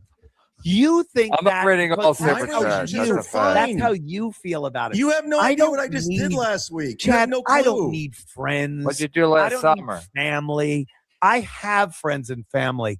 When I go on other people's true. shows, it's because it's fun. I enjoy You're a doing it. loser. There's not this ulterior motive that you Yes. have that you need to be liked. If that's and the you need case, people why to am I accept not you. going on Do you understand Panhandler that? Show? And look, I don't he's have a show. speaking over me Fair constantly enough. because he has nothing. Chad, you have nothing. I You're don't. 51. Chad. You have Anthony, $10,000 you're losing. to your name, which That's you've a lie. grubbed up That's a in lie. a begging fucking I'm doing a special charity lie. drive, and you're spending it on shit. That's you a lie. know, everyone That's a knows lie. you're buying You're lying. personal shit. Anthony, with you're something. lying. You're gonna have two people You're like lying like your this on your salary. special, You're lying like your salary. and you're gonna You're blow lying about how all much the rest money you of the get money from your on radio your show. own personal You're shit. lying. You grifted This is a lying. everyone. This is a And we narrative all you're know trying it. to paint. This is a lying. I love how he talks like a little This is a narrative you're trying to paint. Get out of here. I hate Chad. You're running with the narrative. I mean, everything you just said was absolutely true. He just, you don't have any money except for the $10,000 you just raised. And we know you're spending it. Like, I think that's what really pissed Chad off about like Anthony coming on with us is we said all that shit and he saw it. He heard every word we said and he was fucking toast. He was pissed. Yeah, fuck Chad with his Chad, dumb because shit. you're a liar. And nobody- Don't. What do You're you a need to liar. know? And a Anthony, what do you thief, need to and know we how I all did not know spend it. any of this? We all Anthony, know what it, do Chad. you need from me to know this is not a lie and you're lying right now? See how he talks over? I'm He telling you the bitches that truth. I don't let him speak, Look at him but he panic. will not let me speak I've already the truth did. about him. We saw- look at we him. read Look at your him. third book. I shut up. We I let know. him talk. Let him Talk talk, about me, Chad. Go ahead. Talk about me. All right, I'll speak. You're a liar and a thief, and you raised $10,000. And if 1,000 of it goes to a special, that'll be an amazing fucking amount of money. You will spend the rest because everyone knows what a piece of shit you are and how you steal shit, 10 people. you grift shit, And that's what you're doing with the money. How does a guy like Chad Zumock, who no one knows, makes a special that merits $10,000 of production value? You have nothing. You're going to do a mediocre set at a shit club. It's going to be put on YouTube or your Patreon. What special is that? Who you, By the way, Eddie none of this Murphy is Raw happening. or Delirious? You have nothing going on. No one knows who the fuck you are. Literally, how are everything you you doing said this is special, hypothetical. Chad? Nothing you said is Retort. real. It's all a lie. Yeah, Everything but you said is a lie. you didn't make $500,000 last year, right? You did not make $500,000 last year. Anthony, you are are you out of your dumb? mind. Anthony, Take off your green can you screen let and him- let's can see you where shut you him up? live. Let's see the shithole you Kevin, live can you in, shut him Chad. up, please? Let's see the shithole Can I speak? you're broadcasting. Can I speak? Let Chad address Go this. ahead. Go ahead. Anthony, you're retarded. Of course I didn't make 500,000 or 300,000 last year. You're dumb. You're just a dumb guy. Of course I'm being sarcastic. That's hilarious. I'm telling you right now, Anthony, this is what it is. You're making shit up as you go. Was he just trying to say that he was being what? Dumb. You're just a broadcasting. Can I speak? Let Chad address Go this. ahead. Go ahead. Anthony, you're retarded. Of course I didn't make 500,000 or 300,000 last year. You're dumb. You're just a dumb guy. Of course I'm being sarcastic. That's hilarious. I'm telling you. I didn't actually get to heard say that. it. I never heard that before. Did you? What? Which one? That he was being 300 grand? sarcastic about making $300,000 Oh, no, that's last year? No, that's what I'm trying. I didn't get to say it the other night. No, this motherfucker thinks lies are jokes or pranks or something. He lies and then goes, "You're dumb because you believe my dumb lie." It's not isn't. That's not how it's working. Oh my god, I'm so frustrated with this fucking guy. We're not dumb. You're the dumb one, Chad. That's not even sarcasm. You're being sardonic, by the way. Sarcasm. Oh, I made 300 grand last year. Not. I made 300 grand last year. Just saying it in passing, trying to. It wasn't. It was a blatant lie, and he's trying to fucking walk it back. He said it at the exact same moment that he had to end up breaking his microphone or turning off his mic to make it not work. He was trying to get it. It's so weird, dude. He is the weirdest motherfucker ever. I don't. It's very frustrating. The microphone broke to distract him, to distract everybody from the stupid lie he just told. I What an can't idiot. anymore. I can't even do this anymore. I don't want to. Let him go on tour. I'm going to go rob his apartment and steal all his shit. Not even in Minecraft. In real life. I'm going to go find his apartment because there will be a red bicycle chained up out front. God, that's I annoying. know exactly where he lives. Amazing. Isn't that amazing? He says and does that shit. It's so fucking stupid. He is literally a teenage retard. He's not even an adult man. And he just admitted that he didn't make money last year. I had not even caught that, dude. I absolutely had not caught that. I did not know he said that till just now. Holy fuck. This guy has no shame. How could he be ashamed, Piggy? He has no shame. Wow. That is fucking. No, it's boggling the mind. I'm perturbed. But I think he told that story about getting yelled at for not getting the coffee. And I think he did it deliberately, just like this. This is the same type of behavior. If he does the right thing, he doesn't get noticed. Well, no, if he does the right thing, he won't get noticed. He knows that. Well, I'm sorry, Quad. What was that? I said, I want to punch this kid right in the face right now. Yeah, same here. But that's what I mean. Like, but if he doesn't act up, then nobody wants to punch him. Nobody pays any attention to him. In fact, he's just there by himself, alone with his thoughts. So he'd rather act up and get punched and maybe than get ignored. Let's play that last clip we got from.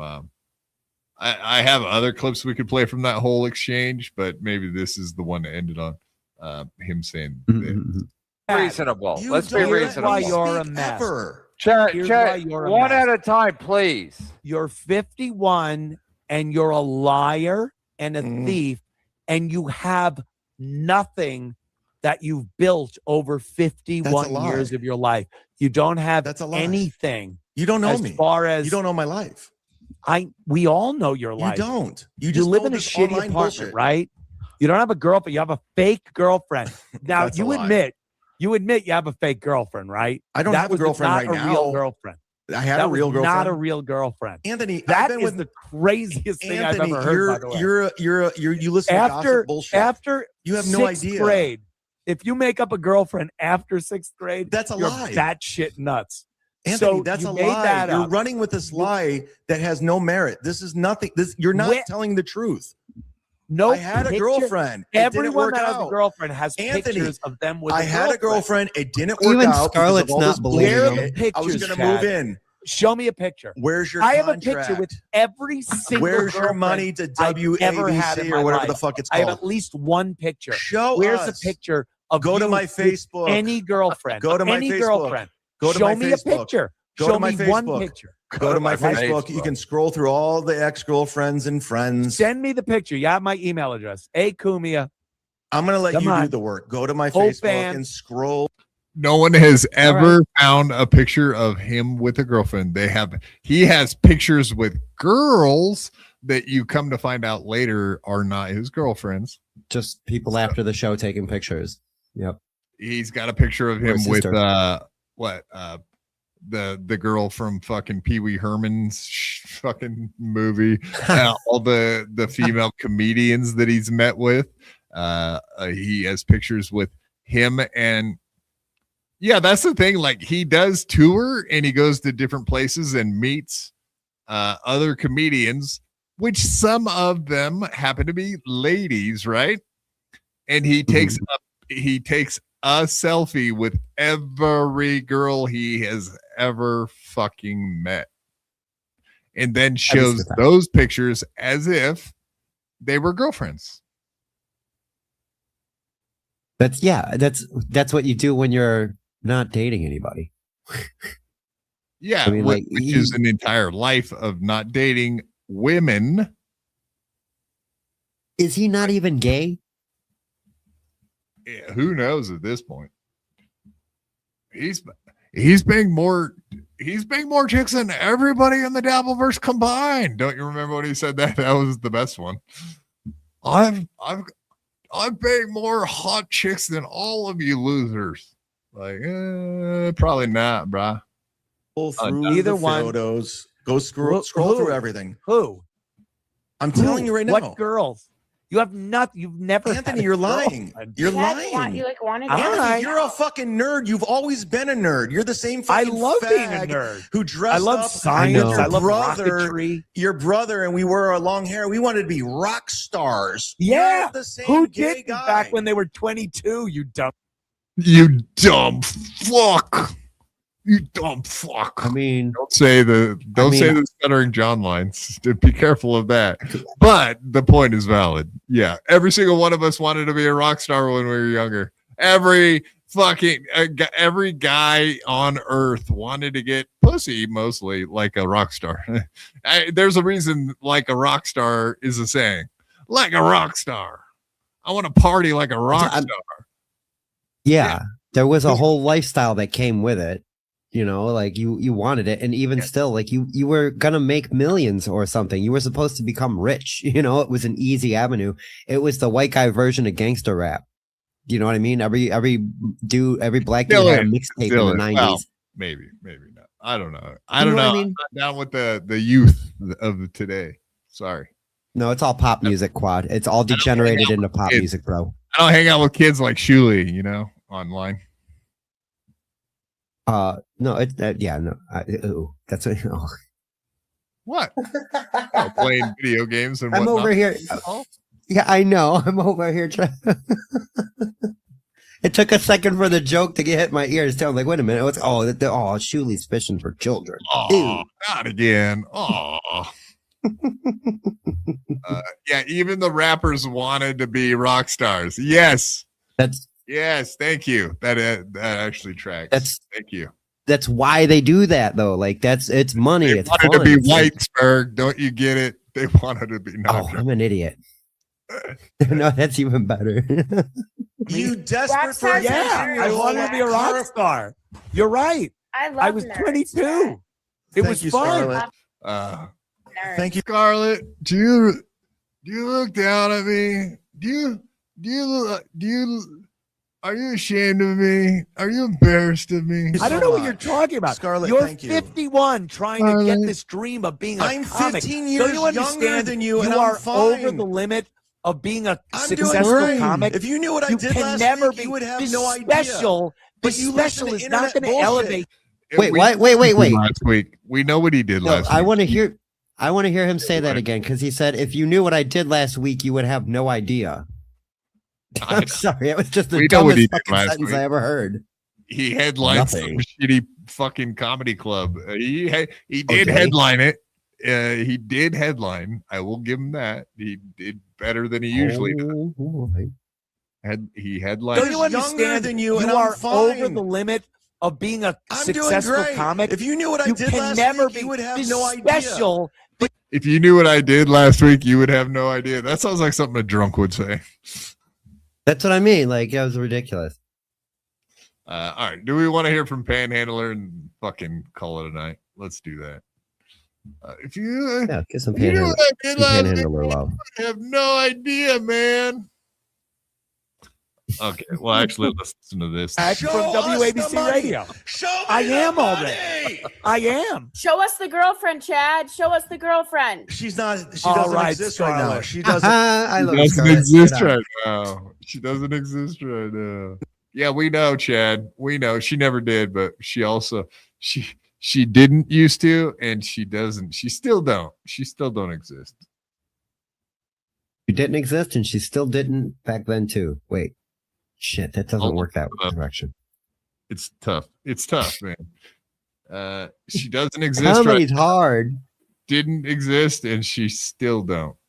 It's like it's not a big deal. How do you know I don't? I'm not even. I don't want anyone. He Hold sounds on. like right. I don't How do want you know I anyone to don't? get the idea that I'm bashing him for not having. do it all That's day your myself. go-to. I defend Oh, myself. he's a loser. This guy's got nothing. He's done. I don't go after people. I defend myself. I'm like, you're coming after me. Bullshit. Saying, Bullshit, Chad. Anthony, Panhandler, you think Chad gets too much shit from everybody in the Dabbleverse and beyond?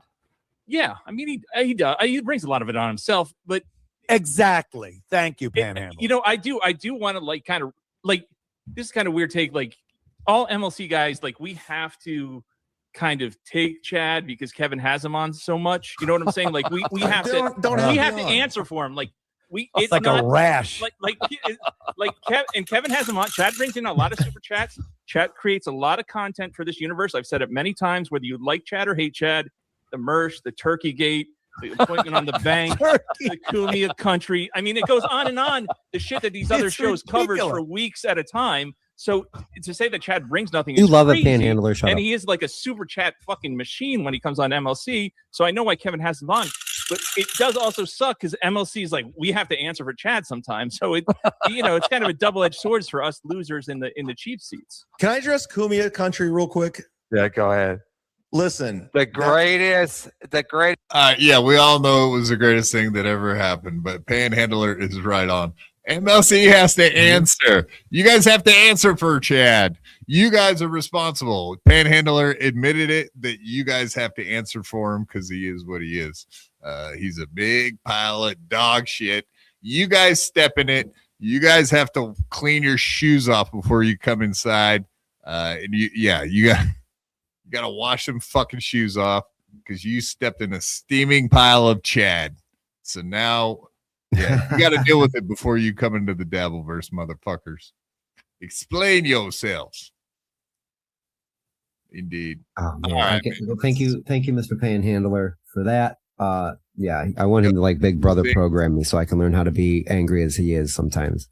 Exactly. Very succinct points. Not Panhandler angry. is the man. He's a great mind. Too bad his Bell's palsy mouth can't keep up with it. Everybody go follow Steve Grillo and the Grillo's Aftershock XL. Fuck yeah, extreme Grillo. And of course, on Twitter, Steve Gorilla. Go follow the motherfucker. Give him a subscribe. And indeed, watch all of his content.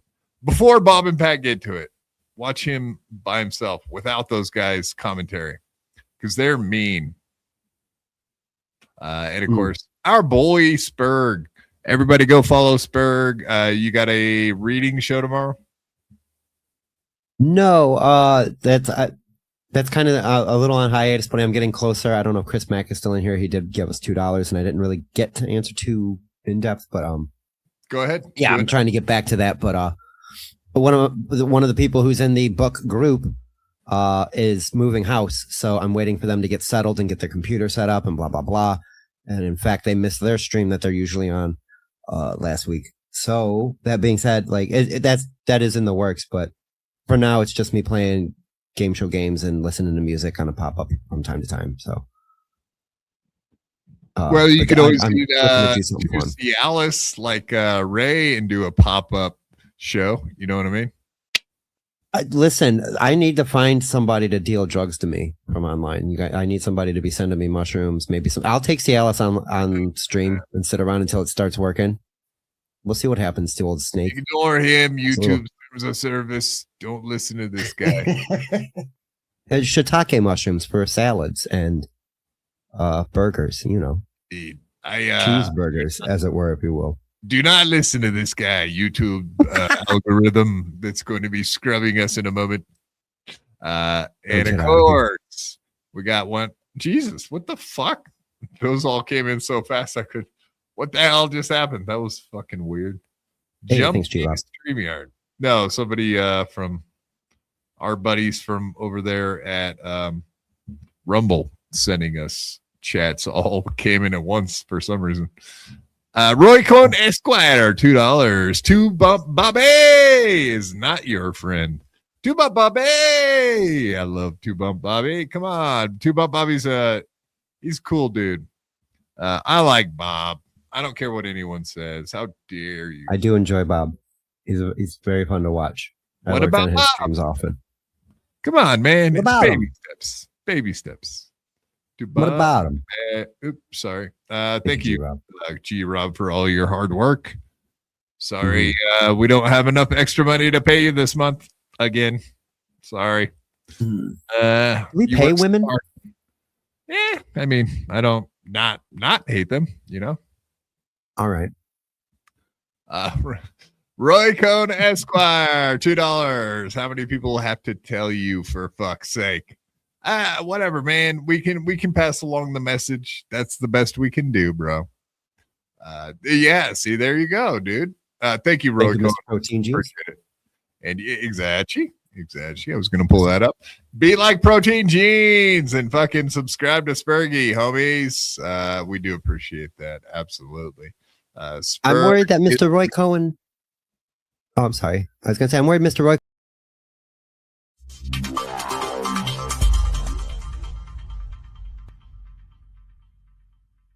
To fight my whole life. I could beat you up even if you had 1,000 knives. Even if you had infinity knives, I would punch you up into the air like a kite.